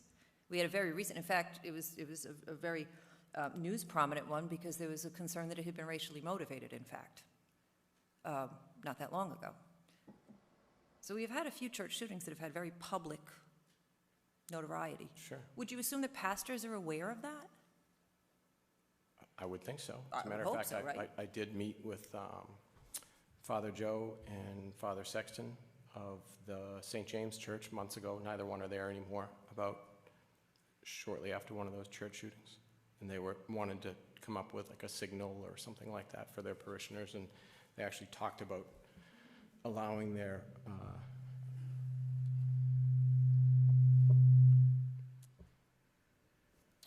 have a discussion with their, I don't even know, members of the church that have licenses to carry, to say, hey, feel free to carry in here. I don't see how that has to do with making I don't know where we're going with this, though. Well, I'll tell you exactly where I'm going with it. You and I are about messaging and about public trust. Yes. The fact that you now say, no, we shouldn't have notified clergy, when we know that this was not the first church he went into, when he in fact had gone into a temple, he has a pattern now, we could certainly say, of going into places of worship, which we know are soft targets. In this particular case, this gentleman may not have had anything nefarious in his intent, but his behavior was certainly unusual. Unusual behavior scares people, particularly in a time where we are faced with violence. Just look at yesterday's news or 2 days ago's news. And I guess my question is, when we talk about public trust, how can the public feel safe that we have a police department that would feel, or members of a police department that would feel that it wouldn't have been right to just even tell the churches about this?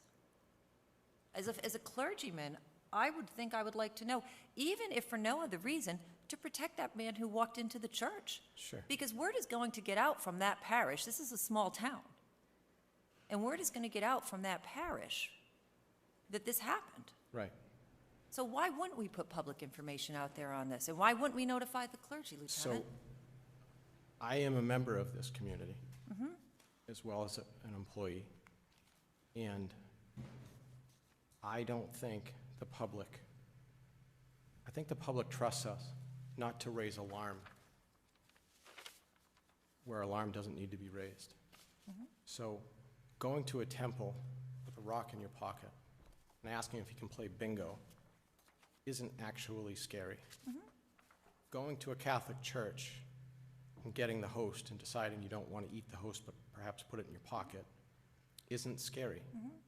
And going into a church and asking a question, is this where the police congregate, isn't scary.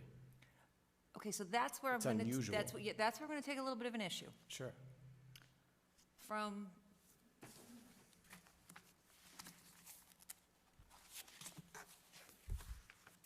sorry, I'm getting old. November 9th through December 16th. 1, 2, 3, 4, 5, 6. We had 6 officers shot and killed in the line of duty in this country in the 7 weeks prior to that event. I would argue, as a communications person and a messaging person, that somebody walking in the current climate that we are in, with police officers being targets, as you all well know you are, and I credit you every day for what you do, and you all know that I do, that you would not think that that could be perceived by the public as a very dangerous situation. Because if somebody were to pull out a weapon and start shooting at who they believed were police officers, the general public would be involved as well. Remember, I'm talking to you from the standpoint of messaging. Were you aware that I had a conversation with the police chief and the deputy chief prior to your discussion with them on the public information on this? I don't remember. You probably weren't aware. You don't know every time they come to their boss, just like I don't know every time you go to your boss. Right. My first question to them was, have we notified the public? This, because we had no idea who the person was or what his intent was. And the answer at that point was no. And I said, how am I going to justify when I am asked how there is somebody running around who may or may not be a threat, but has certainly expressed unusual behavior in a very threatening climate? I said, how am I, my words exactly, how do I defend this? That 48 hours, 72 hours later, we're now going to let the public know something potentially dangerous is out there and to keep their eyes open? We ask the public to see something, say something. We have that same obligation, Lieutenant. Not to create hysteria, but to allow people to protect themselves and be aware and alert so that those churches can be alert, all the other clergies can be. I realize there's no question there, but I wanted to respond to a couple of the points that you have made. Sure. So when we're talking about messaging and how we felt the public would respond, I'm going to read you my Facebook post. Mhm. We are seeking to determine the identity of the man picture. And like I said, the picture was Right. the grainy picture. On Sunday, December 27th, he walked into the church on Freeman Street and asked attendees, "Is this the police officer congregation?" He was told that it wasn't, so he left the area. He walked away and headed towards Stoughton Center. The man described as a light-skinned black male, approximately 5'10", wearing a long trench coat. If anyone saw this man on Sunday morning and knows his identity, you're asked to contact us at 781-344-2424. So the answer to, is the public alarmed? Our Facebook page has, I believe, almost 13,000 followers. Some of our Facebook posts reach over 1 million people. There was no alarm. They were alarmed that we posted this to begin with. And when we're talking about creating hysteria and creating alarm, had Height put in there, suspected of carrying a weapon, which is not mentioned anywhere, does my Facebook post reflect accurately the report written by Officer Conley? Yeah, sure, of course. Okay. So then why in the letter to you from Deputy Chief Holmes is there mention of a weapon? Who mentioned the weapon? Did you talk to all the witnesses, Lieutenant? I didn't, but they're not Okay. they're not in a police report. I didn't do the investigation. Exactly. Whether or not the mention of the weapon is in the Facebook page isn't even an issue. The fact that you didn't mention it is perfectly But appropriate. what we're talking about here, we're not talking about after. We're talking about the fact that Lieutenant McGowan didn't call the chief and the deputy chief. Exactly. There was no mention of a weapon to them either. Well, the questions that I'm going to have for Lieutenant McGowan are going to get to the question of why he didn't make that decision. My question for you But is... isn't that accurate? There was no mention to the investigating officer at the time, and it wasn't reported? There was no mention of what? A potential weapon? There was, and I'm not going to get back into the forth of the testimony that came from the witnesses, but there was a concern with how he was carrying himself and his demeanor that indicated that he could have, but that's not that's This a is what question I'm for me to talking about. deal We with Lieutenant can't create McGowan. But me and the messaging, and we're talking about No, we're not. We're talking about... There's no indication of a weapon.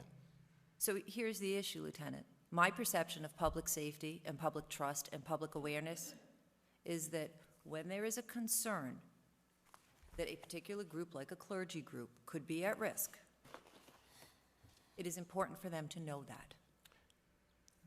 The people who saw him go into the Immaculate Conception were not concerned enough to call. I'm not talking about Immaculate Conception. But you tried to create the pattern with the Immaculate Conception, the temple, in this. Well, we have a pattern now in retrospect, but at that time, we had a man who walked into a church asking if this was where cops pray. With all due respect, you have a family, you're an upstanding member of the community, and you are a law enforcement officer. If you had a brother or a sister, a fellow law enforcement officer in your family who attended that church, and they came home and they said that, or you had a family member who came home and said to you, you know, some guy came into the church today asking if this is where cops pray, would that not have raised a red flag to you? So I'll tell you, when I was told this happened and was presented, he could have been concealing a weapon, I was aggravated. I said, they don't know where I go to church, which I don't go to church. But this is a fact pattern that's made up. What exactly is made up? He went into the church and asked if this is where cops pray. I don't care about the weapon. We had no way of knowing whether he had a weapon or not, We can't Lieutenant. take guesses, ma'am. We can't. No, we cannot. And we cannot take guesses and jeopardize public safety or police officer We safety. don't. Well, I'd like to go back to another point you made. You indicated that it probably should have been on a roll call slide. We put people on roll call slides all the time to identify people. Okay. That's a law enforcement sensitive. Did it We go don't onto put- the roll? You're saying it didn't go onto the roll call slide? It was created. It should have ended there. So it was important enough, though, that someone should have known that this was out there. I have no problem with a roll Right on the call heels of slide it being- happening, obviously. Whenever it was, if it happened 3 days later, I wouldn't have been alarmed. Like, hey, the day shift is going to try and track it down, and if not, we'll put it on the roll call slide to ask. I'll Those just things say this, happen all the Lieutenant. time. I'll just say this, Lieutenant. I have a hard time believing, for any of the police officers in this room, that it would not be problematic if they heard that somebody walked into a church and was asking if this was where police officers pray. We have a number of churchgoers in this department, ma'am. They weren't alarmed. Well, I am alarmed. And the Sorry public to was hear that, but I alarmed. hope you The feel safe public while you're was in this town. alarmed. The public was alarmed enough to follow up 2 days later and to feel the need to increase their security. That's because we asked them to call them. We asked who to call who?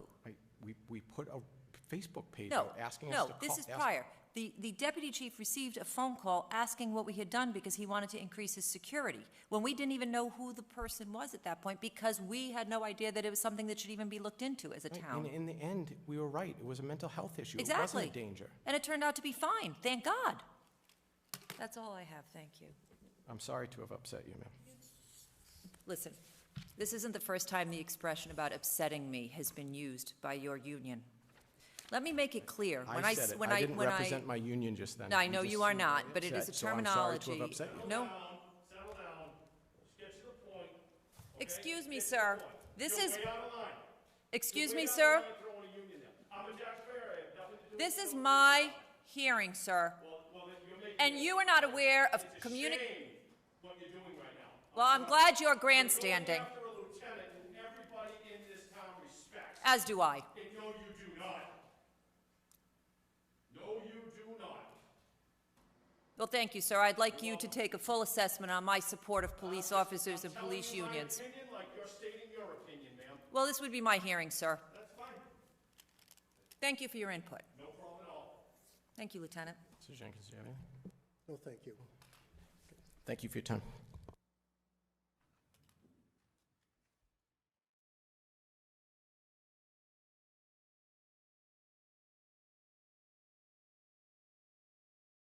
Okay. The appellant calls Daniel McGowan.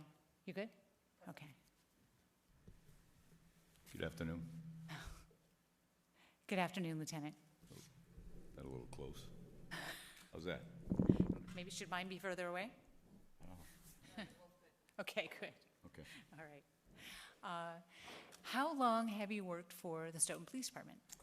I went to the Plymouth Police Academy in 1998, February. And what's your rank? I'm currently a lieutenant. And when did you get promoted to lieutenant? March of 2013. Could you just briefly describe, actually, I don't know if it's possible to do this briefly, could you describe your assignments as in your rank and the different hats that you wear and what your duties are? This mic? Yep, getting a little bit of feedback, it sounds like. It's kind of act up. I was promoted to the rank of sergeant in 2001. I was assigned as a shift sergeant on the midnight shift then. You would oversee the general shift responsibilities, respond to calls as needed, to provide any assistance that might be necessary. You'd read reports and review them, make sure that they had all the facts and they met the standards of the law.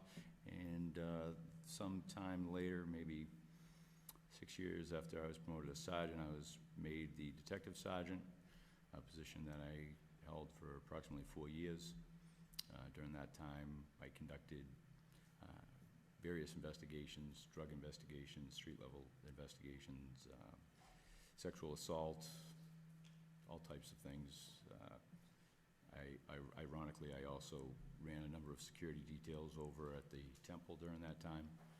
After being promoted to lieutenant in 2013, the similarities to the sergeant are, it's pretty much the same job, you're just overseeing sergeants now as well. Our department doesn't really differentiate much between the ranks. So I'm still doing pretty much the same thing, overseeing the shift. Do you have additional duties? Some of my additional duties over the years, I've been a certified instructor in numerous topics from firearms, taser, fair and impartial policing, procedural justice, legal update, munitions, chemical munitions, flashbangs, a wide variety of things. If you look at your typical workday now, what percentage would you say of your time you spend on patrol supervisor responsibilities as opposed to all the other administrative duties and specialties that you've described? It would depend on the night. If I'm alone as a supervisor, then the vast majority of my attention is going to be focused on the street, what's going on the street, and what the guys on the street require. If there's two supervisors working, again, it will depend, because if I'm working with one particular supervisor, he has extra duties, which would be firearms licensing, that they far outweigh my auxiliary duties, and so he usually gets preference to try to catch up on his work. So I would go on most of the calls to allow him that time to catch up on his work. If he was done with that, then some nights it could be 50% of the time is spent in the office, 50% spent on the street, or my entire night could be spent on the street. You just never know. Drawing your attention to December 27th of 2020, do you recall if the firearms licensing officer was on with you that night? No, I was alone that day. Okay. And was that a regularly scheduled shift or an overtime? It was an overtime shift on the 8 to 4 shift. Okay. Also I wanted to ask you, did you end up going out on a leave status after that night, or on a vacation or anything like that? Yes, I took a short vacation after that day and returned sometime after the new year. So did you return to the station after your leave? I did for maybe just a few days, and I've been out since then with an injury to my foot. Okay. All right. Could you describe the shift, what you did the night of the day of December 27th? Yes, nothing out of the ordinary. At the beginning of the shift, we had roll call. All the officers went out to their cruisers, got their cruisers ready, and went on patrol. I went to my office and kind of mapped out what my day was going to look like. And unfortunately, sometimes when you make a plan, it really never happens that way. Maybe it was pretty quiet as far as calls go, as I remember at the beginning of the shift. And then I do recall I'm not exactly sure of the time, we got a call to Freeman Street. And that's where we had a little uptick of 3 calls kind of right in a row. And what information was conveyed to you regarding the call at Freeman Street? As I remember it, the call went out that there was a congregation on Freeman Street. They reported that a black male with a long black coat, I believe they said it was a long black suit coat, in a respirator mask, had entered the church. They felt as though he was holding his hand tight to his side. I believe they said something along those lines, as if he had something under his coat or concealing something. And what happened after that? I proceeded to that area. I don't know if I was already in my car or if I responded from the station. I know that I believe I was the first one in the area. And then I believe Officer Danino called off in the area. And as I was proceeding in that direction, I asked a couple questions over the air, at least one question. I asked how old was the call? Because that will change, obviously, what perimeter we're going to set up if we need to search for any potential parties.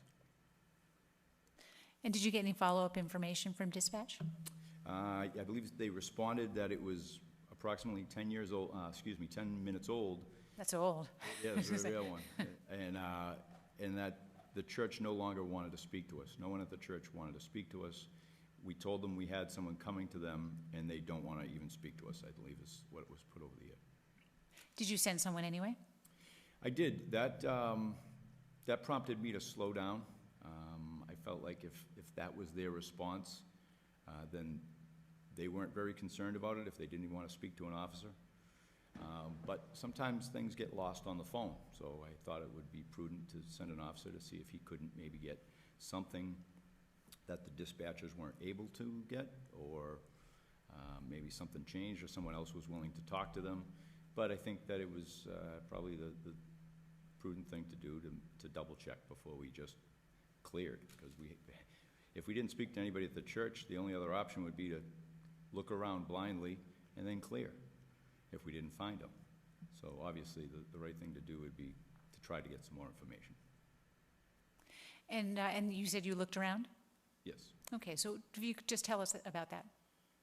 I believe I started on Monk Street, made my way over to Freeman Street. at some point when the officers were at the congregation, I went to the fire station.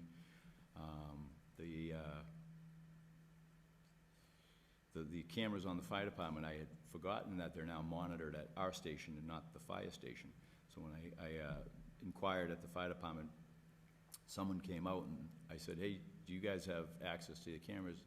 And a firefighter said, no, they're at your building now. And I said, yeah, I forgot about that. And I asked over the air if there was any images of them, and I believe I got a response of negative. And that's all I heard, and so I moved on. I believe right around then, a second description went over. It was the same as the first from one of the officers on scene. It may have been Officer Conley. And he stated that the party had turned prior to the fire department and headed towards Pleasant Street. So that changed the focus of our search. So did you proceed in that direction? Yes. You or the others, or Everyone. Everyone? Yes. Yes, Officer Danino actually cleared Pleasant Street all the way up to, I believe, Central Street. Officer McCrisky had a training officer in his vehicle with him, and I recall seeing him on Pleasant Street. We met up right at the corner of, I believe it's Capon and Pleasant, and we kind of brainstormed for a minute on the side of the road. A gentleman, there's a group home right there on the corner of Pleasant Street. A gentleman had come out, and we asked, had you seen anybody? How long have you been out here? He indicated that he had just come out, I believe, and hadn't seen anyone. Around that time, Officer McCrisky saw an individual up towards Walnut Street down Capon, and he brought that to our attention over the air and proceeded up there, but the gentleman didn't meet the description. So we quickly cleared from that. And then we just, the search pattern just got wider and looser to see if we could locate him. At that point, we didn't have any other information to go on as far as, he got in a car or he was seen running that way. So we just, just sweeping through the area. We had 3 cars on the road, so you're not exactly gonna set up not that the situation would warrant it, but you're not gonna exactly set up a Loctite perimeter. So we scanned through the area for quite a bit of time, and then I believe another call came in for a man on a bullhorn. They couldn't see the man, but they could hear him yelling in the bullhorn. I didn't know exactly what that meant or what he was yelling, but one officer was dispatched to that area to at least assess the situation. I don't believe anything came of that. And then moments later, another call came in for a gentleman in the Panera parking lot. He was swinging a stick and yelling and talking to himself, and I believe he had assaulted a worker trying to go to a restaurant right there. So we all went to that. And what ended up being the result of that particular call with the man swinging the stick? The officers were able to de-escalate him safely and without any real problems. The fire department came up and he was transported for a mental health evaluation.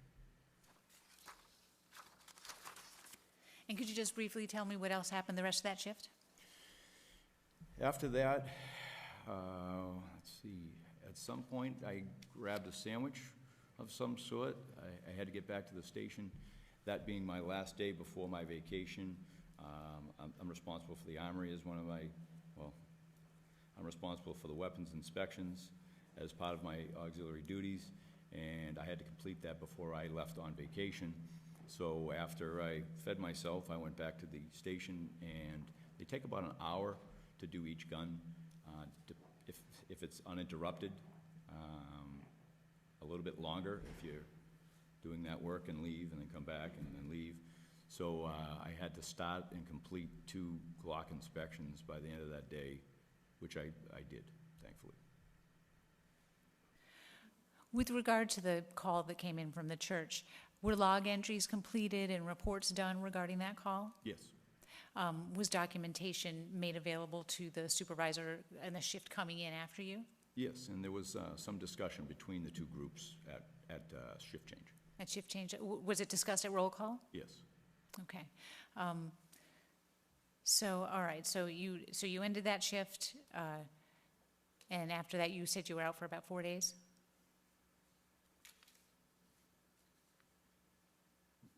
Yes, about 4 days. Yeah. Okay. All right, so I'm just going to shift gears and ask you about the incident that's been discussed at the temple in August of 2019. Can you just explain what happened with regard to that incident? On that occasion, two supervisors were working, Sergeant Owens and myself. I believe we were both in the station at that time when the call came in. The way it went out, I believe the word gun was used on that night, that a man, possibly having a firearm, had approached the security guard at the temple and had since left the area. And again, I wanted to know how old that was, and they said 10 minutes. And that kind of led me to kind of make yourself a little area. How far can someone get if they're walking in 10 minutes, or if they're running in 10 minutes? So that kind of, you start getting your mind around that, and when you start to get into that area, well, now you're paying a little bit more attention. If he's on the side of the road, if you see someone ducking or hiding and he's within that area, then you might want to, that might be something you want to check out. So as I was passing the high school, I saw a gentleman fit in the general description standing on the side of the road, which is about maybe a half a mile from the temple. He fit the general description. I stopped my vehicle rather quickly. I got out, and he was speaking to a woman who was standing on her steps. Do you know what they were talking about? I asked the woman if she knew this gentleman, and she said, "No, I don't, but there's something wrong. He's asking me about a yard sale that I had a year ago." At that point, I realized that there was something else going on here. It wasn't maybe what it appeared to be at the beginning. And so what happened? So after we had some discussion with this gentleman, other backup officers arrived. I asked Sergeant Owens to go to the temple to see if he could gather more information. He did so, and we conversed, and we agreed that no further action was necessary. Part of him going over there would be to explain to him what the actual situation was. We were able to confirm that he had no firearm on him. He had a rock in his pocket. The gentleman had described the way that his pants were sagging led him to believe that it was a firearm.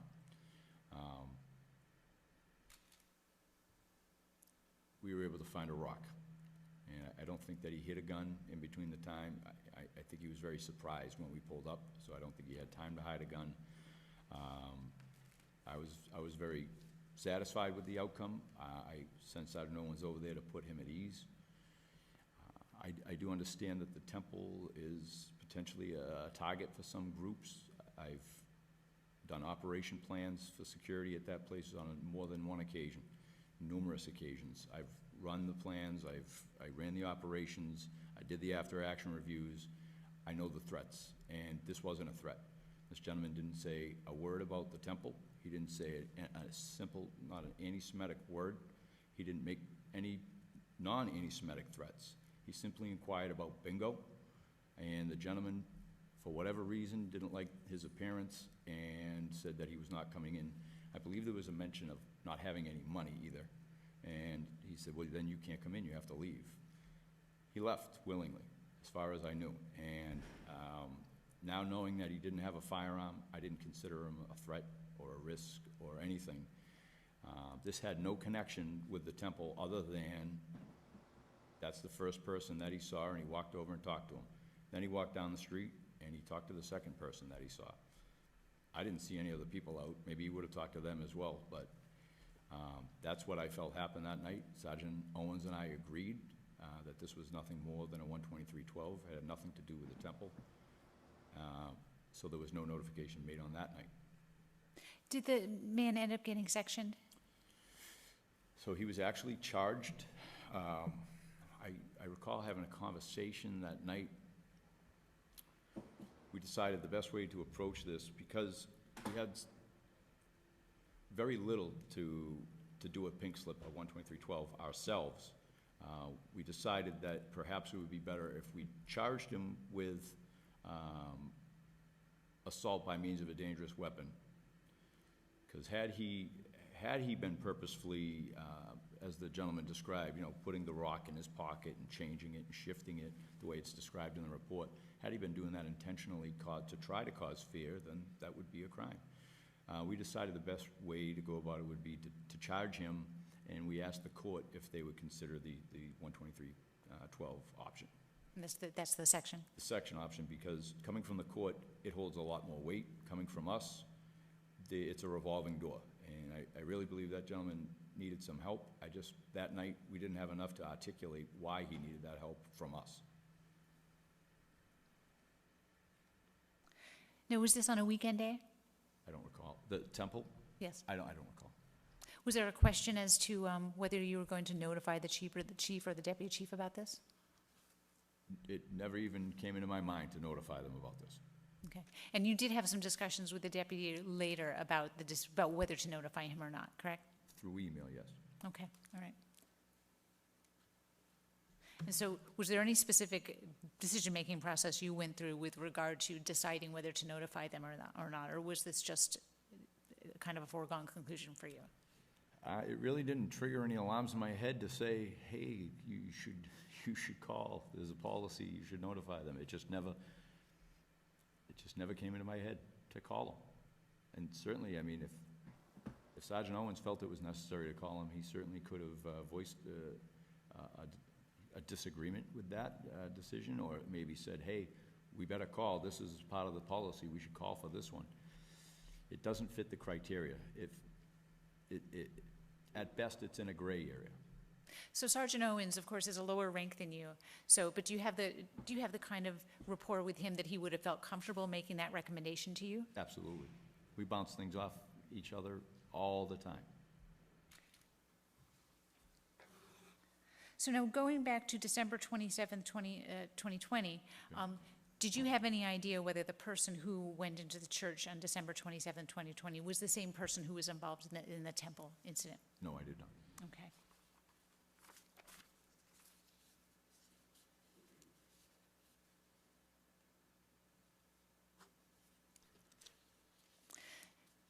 There's been some discussion, or in Deputy Holmes's report, he talked about how certain concerns should have been raised based on the initial call, what was said during the initial call. And I just wanted to ask you your impression. Is the initial call, to what extent is the initial call an accurate predictor of the seriousness of the event? To imply that notifications should be made based on the way a call comes in, with all due respect, is absolutely ridiculous. Can you give some examples? We have calls all the time that come in, and they'll come in, I can recall people calling saying there's babies screaming in the woods. And we fly down there, and it's either a fisher cat or a fox in heat, or I have yet to find a single baby screaming in the woods.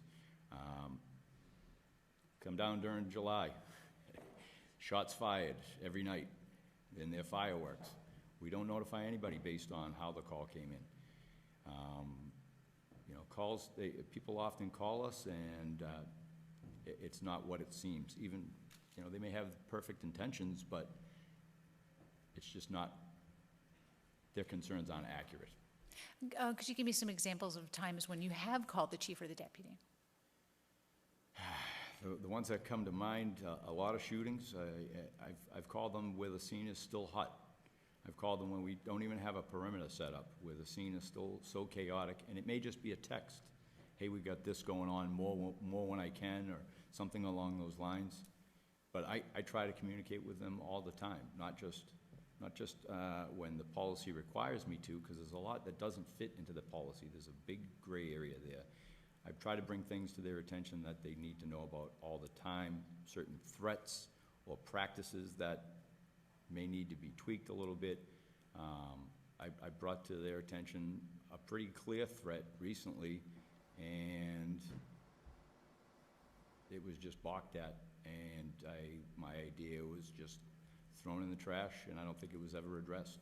And this is a man with a known gun history who's a known threat, and we go to that house quite frequently, and it puts officer safety in jeopardy every time we go there, and it was not taken seriously. only because it comes from me.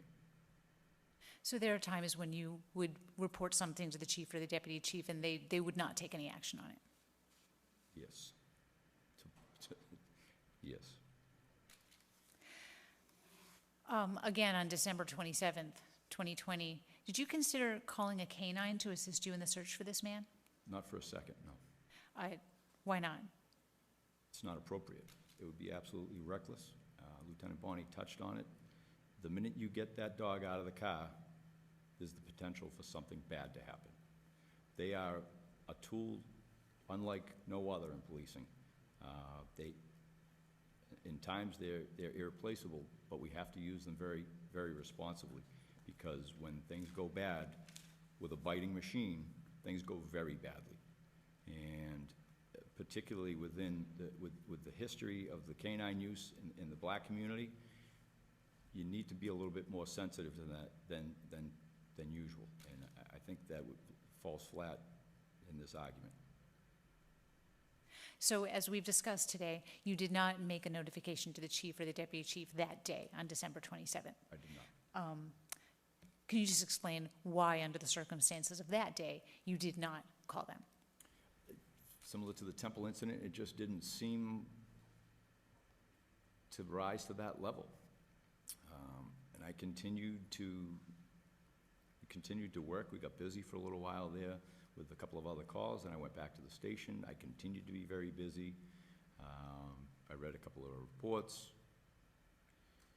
Reading the report that Officer Conley supplied, it was, I would say, a confirmation of how I felt about the whole situation. I mean, there's not a lot of information there.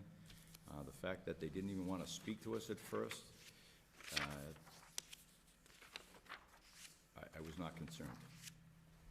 And I didn't think they would be either. You'll probably recall from the disciplinary letter you got that the deputy, back in 2019 when the Temple call came in, the deputy had said to you in an email that he believed that you should have called him. Yes. So does that fact, how do you explain that? How do you explain the fact that it's his opinion you should have called him the first time? We went back and forth in that email. I'm sure everyone's read those. He insists that he and the chief believe that I should have notified them, and Sergeant Owens and I believe that we should not have notified them. I don't believe it fits into the policy. Had he said it was a preference of his, then I may have that added that to the bubble of things that he likes to hear about. For example, having to call the fire department to the police station. That falls in the gray area as well. Had I not called him and he said, hey, the fire department was here, I would have liked to have known when the fire department reported to my building that there was an issue. And I would have said, you know what, it's not in the policy. I didn't think of that. I would have added it to my bubble, and in the future, when anybody responds to the Stoughton Police Department building, I would call them. But to say it's a violation of the policy, I disagree, and I still to this day disagree with his assessment of it. This is a back and forth that has been going on for some time, that they're trying to play gotcha with me, and on this occasion, I think they feel as though he feels like he's got me, because that letter is not an investigation, as Lieutenant Bonney commented on. That letter is a condemnation, and it's absent of very many facts. It's just full of opinion. It's full of a ton of errors, and it's obvious to me and to everybody that works at 26 Rose Street what's going on here. And to call it anything else, to call it holding me accountable, is nothing short of a lie. The deputy did testify that over the years, I think at one point you had a mentorship role over him. You actually supervised him at one point. Yes, at one point, Brian Holmes was one of my closest friends, not only as a cop, but outside of policing. We shared an office for some time when he became a sergeant. When I became a lieutenant back in 2013, even I had a small party after, a little celebration after I got pinned, and there was one cop there, and it was Brian Holmes, because I owe Brian a huge debt, that I would never be a lieutenant if it, well, I may have had to take another test, but I literally could not get off my couch because of a back injury. And it had kicked in, and I could not move. And Brian Holmes came to my house, and he got me off my couch and took me to the doctor, and the doctor fixed me that day. Because that happened, I was able to take the test the next morning. And had I not done that, who knows? Who knows what would have happened on other tests? I may have done well, I may not have done well, but I think I owe my bars in part to Brian Holmes, and we've been very close. When Brian got promoted to sergeant, there was one cop at his party, and it was me. We are very close friends. I don't know exactly how it's deteriorated to this. I think that if I had to guess, they blame me for a lot of things that I'm not responsible for. It's just easy, it's just convenient excuse-making at times. Putting aside what's going on now with this case, obviously the situation is very tense, but even though he's of a higher rank than you, have you felt free to debate with him about your opinions about how things should be handled? Early on when he became deputy chief, yes. Never again will I have discussions off the record with him. I didn't realize that he was writing them all down and keeping secret files, everything that I said, so no, I don't feel free to do that anymore. And were you ever notified that you were being investigated for this call and before you were asked to write a report on it? No, I received a to-from memo telling me to detail what I had done that day. I replied to that memo. I never heard another thing about it, and then was served with the notice of suspension from the town manager.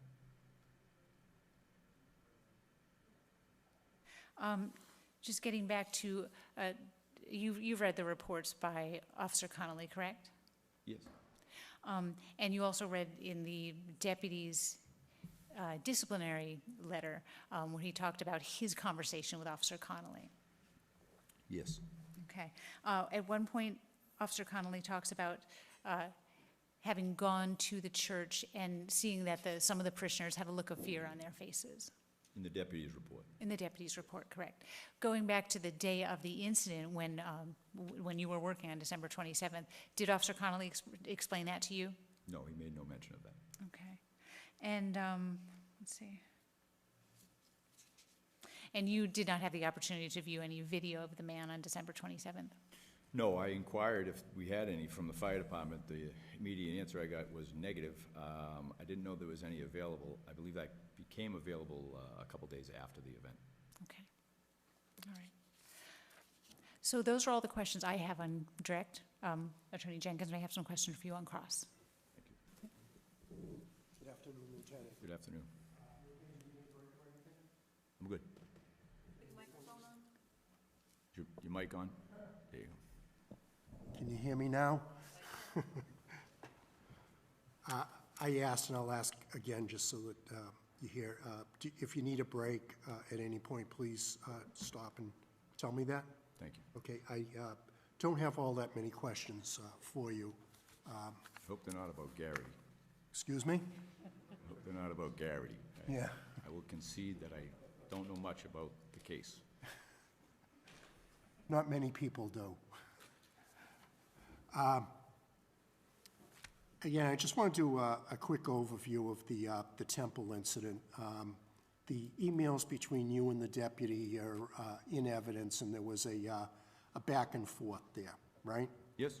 And at the end of all of that, whether or not you and the deputy disagreed at the beginning, did you have a understanding when the email exchanges were over that the deputy considered the Temple incident to be one that fell within the policy of notification? Yes. And you're in a paramilitary sort of organization. You understood that the deputy's decision on that was a decision that was binding on you.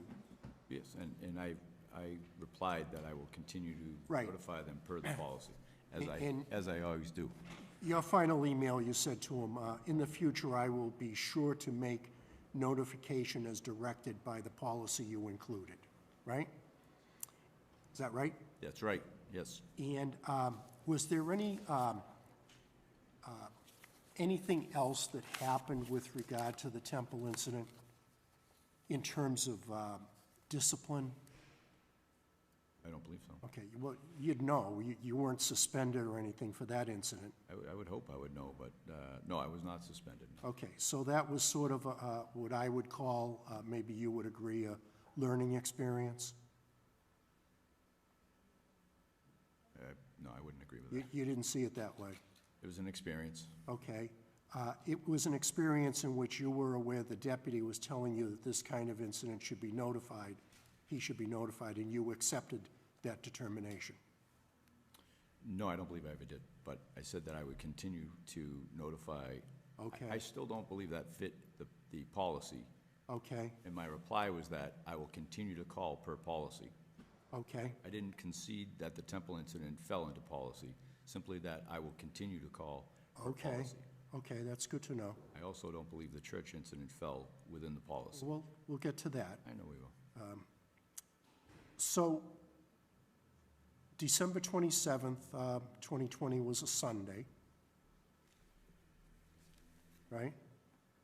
Yes, And you were working an overtime shift on days, yes, and Officer Conley was one of the officers under your control. yes, And I take it that the procedure in the department would be that the officer who was primarily responsible for the call would prepare any narrative report that needed to be done. yes. We call them the area cars. Right. So this incident happened in Officer Conley's area, Yes, so he would be the one who would be responsible for doing the report. yes. Okay. Did you ever actually go into the church? No, I did not. Did you stop in any of the area nearby to the church? Yes, Did you speak with any witnesses at that point in time? yes. What witnesses did you speak to? I don't know who the firefighter was that came out of the fire department, but Okay. I mentioned that I inquired about the cameras with that gentleman. He hadn't seen anything. And then as we proceeded over to Pleasant Street, a gentleman came out of a group home, and again, we inquired, if he had seen anyone in the area. Okay. And he said he had not. I apologize, I must have been unclear in my question. That's Okay. my fault. Okay. Did you discuss this with any witnesses from the church? No, I went from the church call to the mental health call at Panera. Okay, So I never got into the church. okay. So never spoke to anybody associated with the church? Nope. You then went back to the station and Officer Conley prepared his narrative report. Yes. And do you have that narrative report there in front of you in the folder?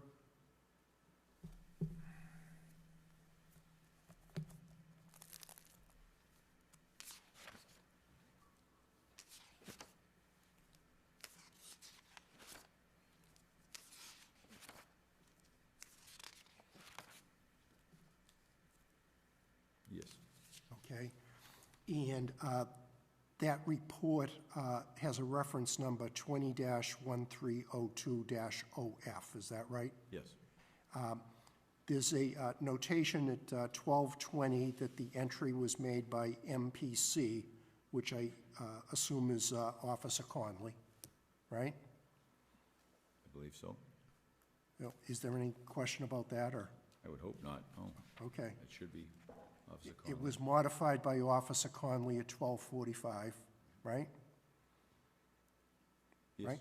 And then underneath that, it says approved 12/27/20, 1304, approval ID DJM, which I assume is you, right? It is.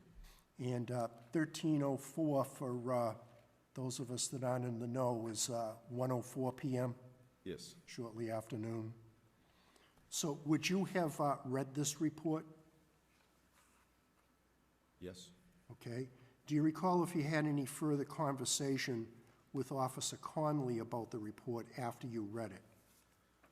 I believe when he brought it into my office, we may have had a quick back and forth, but I don't recall any of the, Okay. I don't recall any of it. So he would physically deliver the report to you for your approval? On that day, I believe he did, and Okay. that is a practice on my shift. I don't know if it's practice on all shifts. Okay. That is a practice on my shift. So you read the report, right? Yes, And would you say you read it carefully? yes, Would you agree with me that the officers are trained when they prepare a report to be complete and accurate? yes, And would you also agree that the report, that officers are trained to include all the important items in the report that might be necessary, yes, right? So when you read this report, you thought it was complete, accurate, and thorough? yes, I did. Okay. Now, the report does say that dispatch stated a black male dressed in long black trench coat came into the church, grasping the left side of his body as if he was holding something, and asked the church attendees that if this was, quote, the police officer congregation. Do you see that, sir? Yes, Okay? And you believed that Officer Conley was correctly reporting that statement, right? I had no reason to doubt him. Okay? And so when you read that, now that's in the second paragraph, but it's the first sentence. You had no reason to disbelieve that this person asked if this church was the police officer congregation, right? I'm sorry, could you repeat that, please? Sure. You had no reason to disbelieve the information that you were getting, that this individual asked if this was, quote, the police officer congregation. No, I didn't. Okay. Did that sentence raise any concerns for you? It seemed a little strange. Okay. And again, I don't mean to nitpick, but even if it was strange, did it raise a concern for you? Concern? Not much of one, no. Given the Okay. fact that they said while we were en route that they didn't want to talk to us, that kind of took my concern away. Okay, so reading this report, you had no concern when it was reported that the individual asked if this was the police officer congregation, right? Not particularly, no. Okay. Now, just before that, the officer wrote that the individual came into the church grasping the left side of his body as if he were holding something. Do you see that statement? No. Okay, that would be in the first line of the second paragraph. Okay. The first sentence of the Yep, first. I was going further down the body. Go Okay, ahead. I'm sorry, that's okay. Yep. Do you see that? Yes, I see that. Yep. Okay, so when you read that Officer Conley reported that this individual was in a trench coat and that he was grasping the left side of his body as if he were holding something, did that cause any concern for you? Again, not really. Given the circumstances, I believe the temperature went between 22 of a high of 40 degrees that day. So in the middle of winter, someone wearing a long jacket like that? No. Yeah. So did the comment that he was grasping the left side of his body as if he were holding something, you would agree with me that that phrase is independent of what the temperature outside was, right? Yes. Okay. So when you read the phrase grasping the left side of his body as if he were holding something, did that raise any concern for you?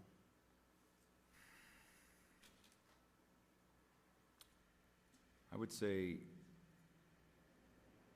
in a way, it raised concerns and it raised questions. Okay.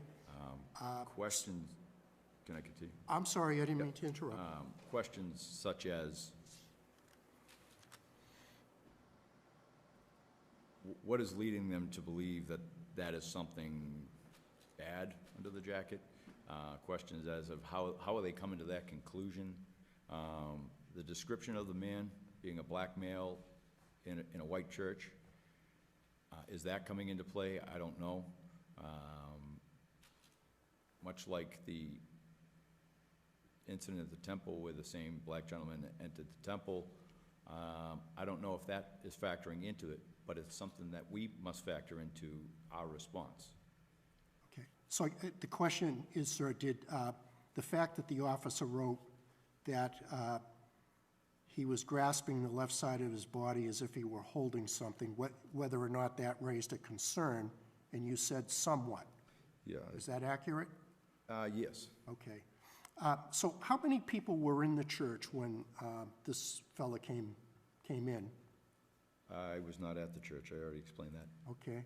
So how many of the people in the church were Caucasian or white people? I was not at the church. Okay. How many people in the church were people of color? No, I know. So he's going to say he doesn't know. He may have gotten it from somewhere else. Do you know if the congregation had people of color in it? I don't. Do you know if the people who expressed concern about this incident, do you know whether or not those people were black or white? I believe it was a white gentleman that called. Okay. Do you know whether or not any black members of the community were upset? I don't know them all. Okay. So when you, just one other question on this. Did the combination of the fact that this fellow walked in as if he were holding something underneath his trench coat and then asked if this was the police officer congregation, did those two statements together cause you to have a concern? Initially, yes, and that's why Okay. I responded to the area. Well, no, sir, you're reading the report after the incident is over. That's how it was dispatched.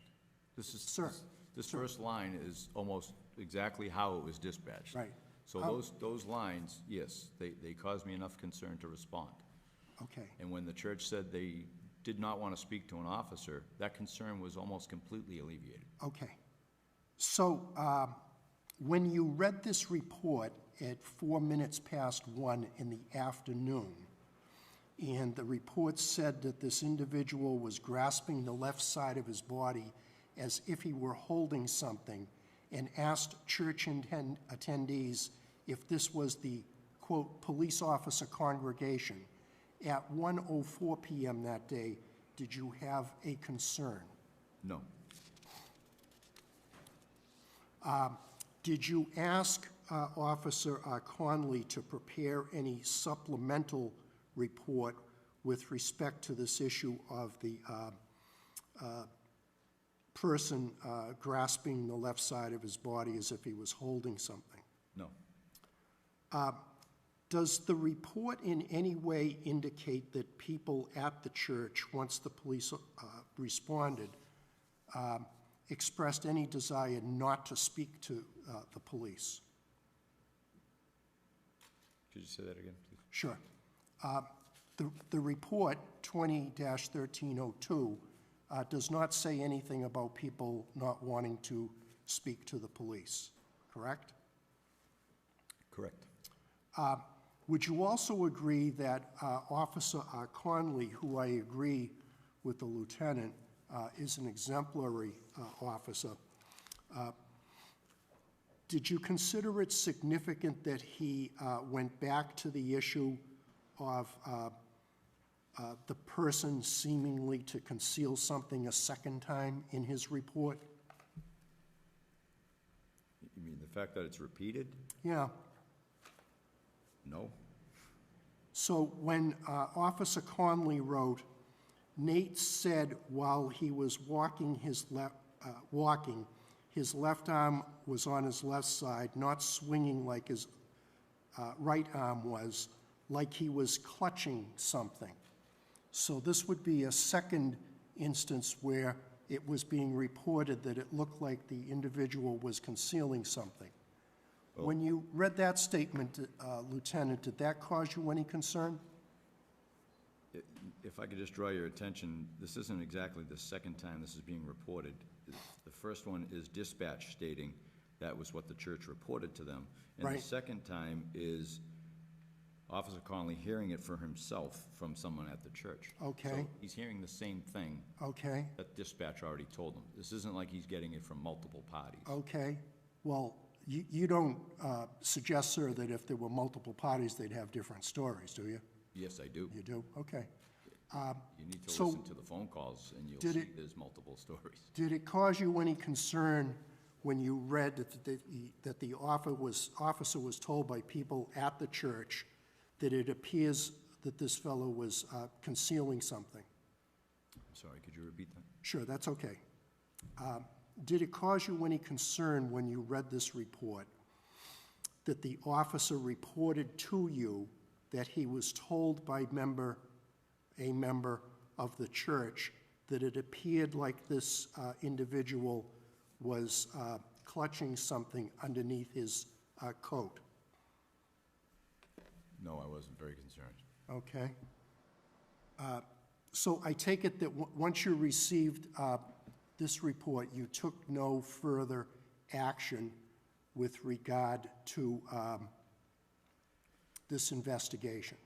No, I believe at 13:04, I continued to do my weapons inspections so I could get them done by the end Sure. of the day. Okay. Had I not, that would have dire consequences. Sure, I know. Oh, you know. So you didn't ask for any follow-up on, from Officer Conley on his report, right? No, I did not.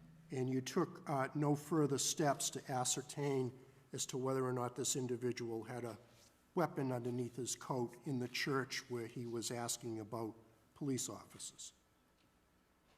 Correct. I Okay. don't know why we're jumping to a weapon, but Okay, it said that he had something. He was grasping something, and we always were Right. jumping right to a weapon. and you didn't take any steps to try to find out what that something was, We searched, right? yes, we Okay. searched quite So- vigorously. You also undertook an effort to see if there was video available regarding this fellow. I'm sorry? That's okay. It's been a long day for everybody, so I'll go slow. You also made an attempt to see whether or not there was video in the area which would have shown this fellow, Yes. okay? And in the sequence of the investigation, did you make that search for video towards the beginning or towards the end? Right at the beginning. Okay?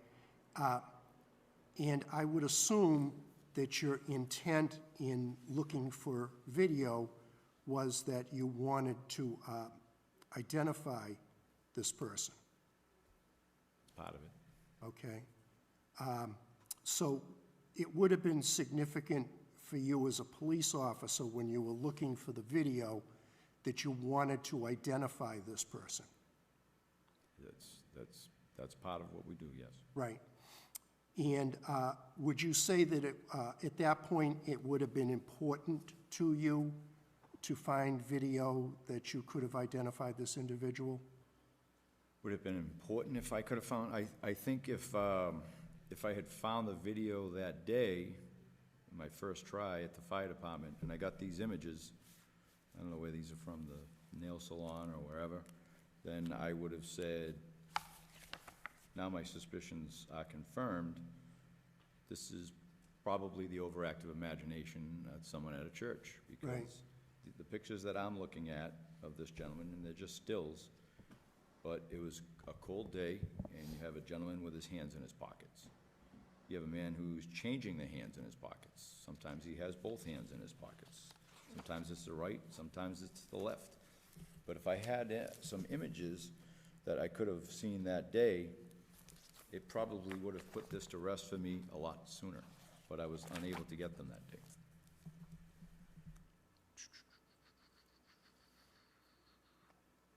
I may have even recognized him from the video from my previous dealings, although sitting here today, he still doesn't look familiar. Excuse me, I'm just looking for something here. Sure. Do you recall that you characterized the security guard at the temple as also a person having an over-imagination? I think that might be a nice way of saying it. Yeah? So the people at the temple had over-imaginations, in your view, right? And the people at this church also had over-imaginations, right? I think it's a possibility, and another way of saying it is they may have implicit bias. They may have explicit bias. I don't know. Yeah. But these are things that we need to consider when we're approaching these things. I'm not sure if you know, but right now, we're in a very sensitive time with law enforcement in our minority communities. Yeah. So we need to be very cognizant of what's So going on. you would how we're agree that treating we people. should probably be I wasn't- really I wasn't done. careful? I wasn't done. I'm sorry, go ahead. Let the witness finish his statement. I'm done, go ahead. Excuse me? I'm done, go ahead. I don't think the stenographer heard your whole answer. Would you do me a favor and start with? I don't remember what I was saying, but I just think it's very important that we take that into account, that this is a very difficult time, and with the death of George Floyd, people demand better of us. People demand better of us than the days where we used Cuban bloodhounds to track down slaves. They expect more from us, and they deserve more. And I took that into account when I made my decision that day. So you took into account the race of the person when deciding on whether to notify the deputy of this incident? I took it into account with my response. No, sir, I'm asking a really direct question. Are you saying you took the race of this person into account when you were deciding whether or not to notify the deputy of this incident? No. The truth is that race has nothing to do with your decision on whether to notify the deputy. Isn't that right? I wouldn't say it has nothing to do with it, because it does play into the facts. So you're saying that the race of the individual was a consideration when you were deciding on whether or not to let the deputy know about this situation? It factors into the whole situation, the whole call. You have to consider that this may be, what I said was an overactive imagination, may just be manifesting itself as bias, okay? I don't know. I don't know these people that are calling, but sometimes there is a very well-known phenomenon out there that people see a black man and they see a threat. Now, if this young man was white, would they see him in the same way? Perhaps not, and that's their argument, and we have to consider that. So, Deputy, you're free to answer any way you want. I'm sorry, Lieutenant. What I hear you saying is that race was a somewhat of a factor that you were considering when you were making the decision on whether or not to notify the deputy. Only in the way that it affected my approach to the call. Okay. So you would agree with me and Dr. Jenkins that we should guard against implicit bias, right? As best we can. And I also asked Dr. Jenkins what the other type of bias is, and she stated that that would be explicit bias, right? Yes. And you would agree with me that there's no place on a police department for an officer who displays explicit bias. Is that right? Yes. Okay.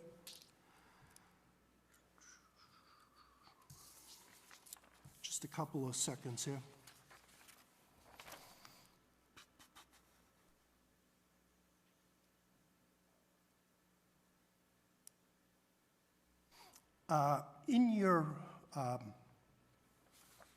You were asked to prepare a report, which you prepared for January 4, correct?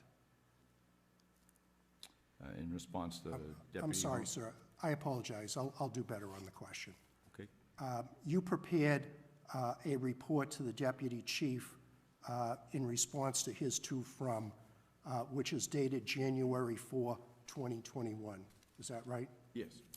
So do you have any information that you were under criminal investigation when you were asked to prepare this report? No, I didn't have any information that I was under a criminal investigation. Okay. Were you brought in and interrogated by the deputy? No. So you were asked merely to prepare a report, is that right? Yes. In the report, you wrote, had those individuals been concerned enough by his actions to notify us on that day, I would have approached this a little differently. Do you see that in the last paragraph, Lieutenant?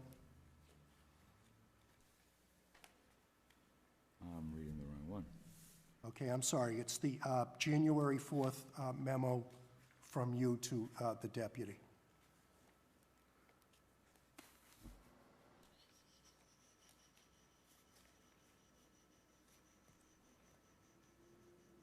Okay, had those individuals been concerned enough by his actions to notify us? That's where you are? Right. Okay, I found it. Okay. So I just want to go through that sentence a little bit. The individuals were concerned enough to call the department, right? Yes.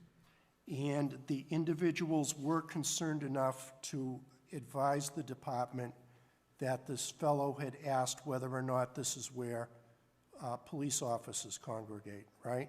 Yes.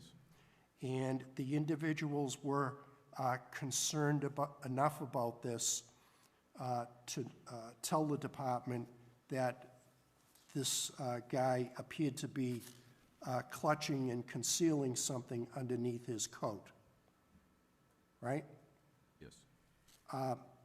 What other information would you have required which would have kicked in the second clause of your sentence, which said, I would have approached this a little differently? I think what that is referring to, given these facts, I do not feel the situation required notification. This is referring to the other interactions that came up after the 27th of December. That's what that paragraph is referring to. Had I known that day that this gentleman had been to the temple, the church, and this gentleman had gone into the nail salon, and this gentleman maybe did something else or said something else, then maybe I would have had a different approach. Yeah. And that's what that's referring to. So some of the information I learned after the fact, had I known it that day, it may have prompted a different response from me. Okay. I'm still not concerned about any of that behavior that I've learned about since then with the nail salon and the church, but it seems to make a clearer picture that this is someone that might need some help. Right. For example, the night that he went to the temple and then he found this woman who had a yard sale the year before. This is someone that needed some help, and we're limited as to the way we can help Yeah. them sometimes. This was also somebody that you arrested for assault with a dangerous weapon, Well, right? unfortunately, that night, Yeah. that was the only way we could help him. Sure. So the sentence reads, had those individuals been concerned enough by his actions to notify us on that day? When you used the word that day, you were referring to the day of the incident, right? Yes, had the church and the nail salon and anyone else that called with information, had they notified us on that day, it may have taken it in a different direction. Would you agree with Detective Kuhn that it was a good idea to identify this guy? I think it's always a good idea to do our best to identify subjects that we're seeking. Sometimes we put more effort into it than others. There was a call this weekend for a strange party going into the conservation with no clothes on, just shorts. no shirt, no shoes. There was time spent trying to locate him, but we didn't call out a helicopter. Yeah. So I guess we can call that a loss, or maybe that'll be the next IA, I don't know, but we do what we can do with the So we're resources. not- I'm not done. I'm not done, please. Well, you are done because you're not answering the question. I am, it's coming to full circle. So we do what we can do with the information we have at that time and the resources that are available to us. Now, I had 3 people on the street, and then I had another call for another mental health Right. issue. So we moved on to the next one. Okay. Unfortunately, sometimes that's what we do. Sometimes there's shootings. Sometimes I would love to investigate this. If I had 4 more people working that day, we could have split them, and we could have sent 4 down here and 4 over there and continued these investigations. But I didn't have the resources that day, nor did I think it was necessary to call in more resources. So if you had additional resources, you could have undertaken efforts to identify this fellow. Pretty sure I just said that. Yeah, But I okay. did not feel the need So to do if you that. had notified the deputy chief, you would have had the full resources of the entire department, right? I wouldn't have to notify the deputy chief. I've Well, called- if you had notified the deputy chief, you would have had the additional resources that you would have needed, right? So I understand this is cross-examination, and Yeah. you have the right to just ask him yes or no questions. But this is also an effort to inform the town manager, and I would ask that you just let him finish his sentences. Yeah, I'm doing my best to let him finish his sentences, but I would like to get answers to the questions that I'm asking, and I'm... The answer I'm might not be at the end looking- of the sentence that you're Lee, interrupting. frankly, I'm not looking for helicopters and naked guys walking around in the park when I ask a question about a guy with a potential gun in a church where the That wouldn't be department... concerning?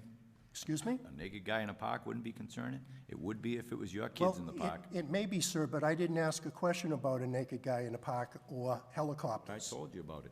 I know you did. So we can bring it to an end, okay?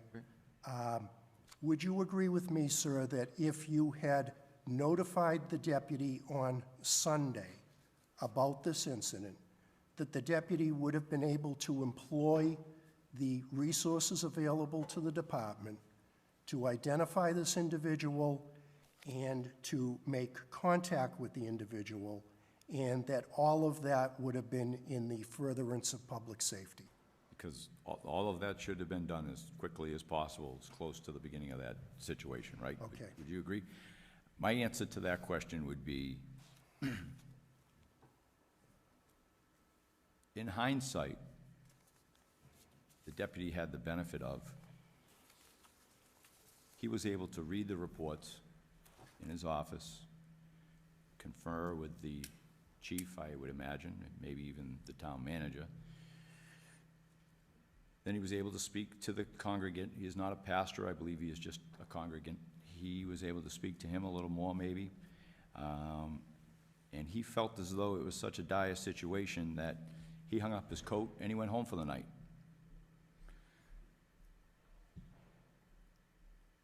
So wouldn't it be said that he left the public at risk for that 16-hour period, that he left it on the shelf? So you would agree, without the deputy's involvement, that today, we wouldn't have an ID on this fellow? I agree that without the deputy contriving something from nothing, we wouldn't know his ID today.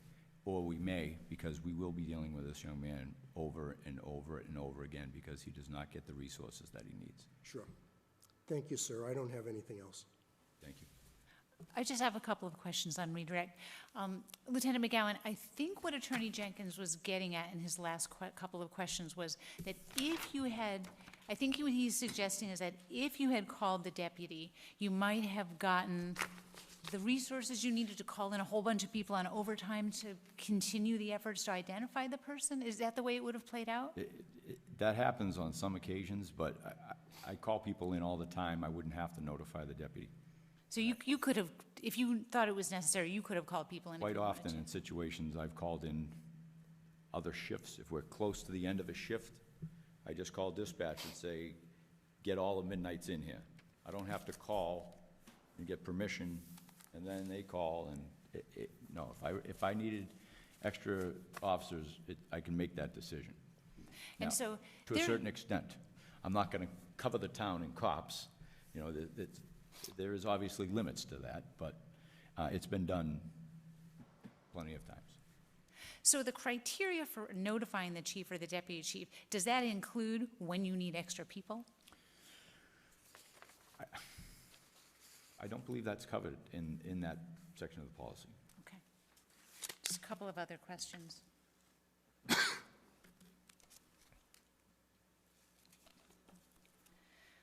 You were discussing with Attorney Jenkins that when you heard that the young man in the church said, is this the police congregation, or is this where police officers congregated? You said that's kind of an unusual thing to say. Yes. How often do you hear things of that level of unusualness in your job? With dealing with people with mental illness, that you hear a lot of strange things. My question was why, what led him to believe that this is a church a congregation for cops? I didn't understand why he might think that, and it did come out later that the type of vehicles that were parked out front were all police cars. They were Crown Victorias, and I believe a Ford Explorer and a Dodge Charger, I believe, were the vehicles out front. So that may have sparked something in his mind, and he went in to inquire.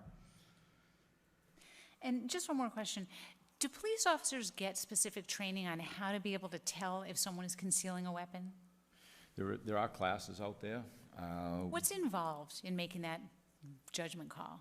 Well, I haven't taken the class. We actually hosted a class on it one year. I believe it's called Aspects of an Armed Gunman, something to that effect. And they just teach them certain characteristics. And, you know, a limp, yes, a limp sometimes is one of them. Obviously, a bulge, a hard bulge. If they keep correcting something in their pants, sometimes that could indicate it. But like I said, I haven't been through the training, so I would be guessing. Do you trust that Officer Conley and Detective Kuhn had the knowledge to be able to tell whether someone was concealing a weapon? From what we had, I mean, there are weapons of all shapes and sizes. We can never be 100% sure. That's why we use certain tactics to keep ourselves as safe as possible. I've had the occasion where I approached a man and he pulled a gun and I was 3 feet away from him and he shot himself in the head. And I didn't think he had a weapon on him. So it is possible. But a weapon of, I guess, would be the size that they would be describing, that it was so big that he has to hold his arm against it to hold it up, and that he's limping as if it goes down his leg. That's a big gun. You wouldn't be changing hands and changing pockets and that sort of thing, in my opinion, if you had a gun that big under your overcoat. But. Okay. All right, thank you. That's all I have. I don't have anything else. I just have a couple of questions. So I understood that what you described and how he was holding would have certainly been a large firearm if he had a firearm. But you never saw him until later after the video was recovered, right? No, I was going on the description that was given. Right. So based on that description, it would have actually implied that he had potentially a large firearm. A very large gun, yes. Yeah, yes. well, but we do know those exist publicly, and we do know they have been used in crimes. It's possible, yeah. Yes. But you had not seen anything. So at that point, you really had no way of determining the validity or the imagination of the people in the church. Well, I guess I calculated when they said they didn't want to speak to anybody, that to me, it led me to believe that they weren't very sure of what they saw, that they weren't very alarmed by what they saw, that they didn't even need to speak to an officer anymore. And certainly that could be for any reason. They could be afraid of the police. They could want to start their ceremonies that day, and we don't want to wait around for the cops to get here. It could be anything. But at that moment, it led me to believe that they were not alarmed. They didn't even want to talk to us. Now, I I don't think it's a good practice, but certainly if we had followed their wishes and not gone to the church, we would have been in a much worse position. But I think I took an extra step there just to make sure. And when he went down and he talked, look, there could have been a change at any point in this. If Officer Kamara came to me and he said, those people are scared to death in there. They're hiding in the corners. They really think this guy has a gun. This guy said he saw something clunk when he walked by the railing. Mm-hmm. If one thing had changed, that may have changed my response. Mm-hmm. We had none of that. None of it. And it's because it didn't exist. And to be perfectly clear, I think the fact that you did follow up regardless of what they called and changed their mind on. As we all know, people do things for very strange reasons, as you point out. Victims of domestic violence sometimes call and say, no, I don't need you, as their lives are at risk. So yes, that's absolutely the right call, without question. I believe Officer Conley may have taken it upon himself at some point to try to find video as well. I don't know how he came about having that still photo, but it's an error in Deputy Chief Holmes's report. That's actually an image from a private camera from a plumbing company on Freeman Street, which I believe was gathered by an officer whose husband works there, and that screenshot was then passed on through the day shift. So somebody, even in the private community, felt it was important enough to retrieve that photograph. No, Officer Cheever went to her husband's workplace and retrieved it. Right. But again, somebody had a concern. There was a reason somebody went to look for. I think a diligent officer was doing some follow-up because Absolutely. for whatever reason she felt it necessary. Absolutely she did. Absolutely she did. You mentioned that you didn't go into the church, so you didn't physically see any of the witnesses? No, I did not. And I am concerned that obviously the race question is critical in all of this. But I'm concerned that you referenced that, you had to take into consideration that it was a black gentleman in a white church. Do we know, do you know a lot about the Christadelphian parish? Would it surprise you if I said I attend there? No, wouldn't surprise me, and I don't, but I no. don't know anything about them myself. I actually had never heard of it. Me neither. I never heard of it before. Me neither. So I guess I'm concerned when you characterized it as a white church. I was told, I don't even know who told me that it was a white parish. I don't know how factual that is. That's what I was told. Because I'm generally concerned anytime we use those generalizations or assumptions or implicit biases or beliefs. We do know, in fact, that it does not characterize itself, or at least Mr. Susi, I believe, does not characterize that church as a white church. In fact, it has a somewhat diverse congregation. Would that have changed your actions if you had known that it was a predominantly black congregation who made that call? No, this is just one factor. This discussion about implicit bias was just one factor. We can't ignore it. It's not the be-all and end-all, but it is a factor, and it needs to be considered. And where it really needs to be considered, I don't care if that's a black church, white church, temple, the use of a canine to then track that man down, that's a real problem. I didn't ask about a canine. I asked about the fact that you referenced that you took into consideration. That's where the consideration really came into play, is that if you're not aware of the situation and the complaints and the historical nature of using canines against the black community, it wouldn't take long to look it up and educate yourself on it. It's pretty bad. But again, you didn't know what the race of the people who initially called, who initially had fear, per Officer Conley's assessment of their expression. You didn't know the race at that point? No, I did not. I think you're missing my point, but no, I didn't know the color. I just asked a question, because you brought that in when you said it's a white church. I was told it was white church, yes. Okay. Thank you. Thank you. Thanks, Lieutenant. Thank you. I think we're all set. Are you all done? Yep. Okay. Well, wait till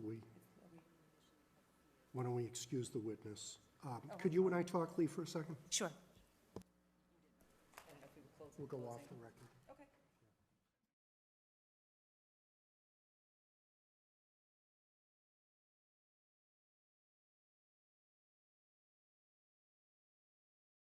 I will render a decision, now I'll stop yelling, quickly. But again, I think what is critical in all of this is that whatever decision I make, I will do based in the best interest of the people of Stoughton and of the sworn officers of this department. Ultimately, I'm the appointing authority for this department, and I take that as a huge responsibility, because what happens out there to any of you, I feel has a direct tie to me as your appointing authority. I have an obligation to ensure that officer safety is always taken into consideration, that public safety is always taken into consideration. And I'll review all of these things to ensure that whatever action I take, I believe will support both of those things in a way that I can put my head on a pillow at night as we move forward. But again, I want to thank you all for your time, your dedication, and your commitment to the Stoughton Police Department and to the people of Stoughton. Thank you.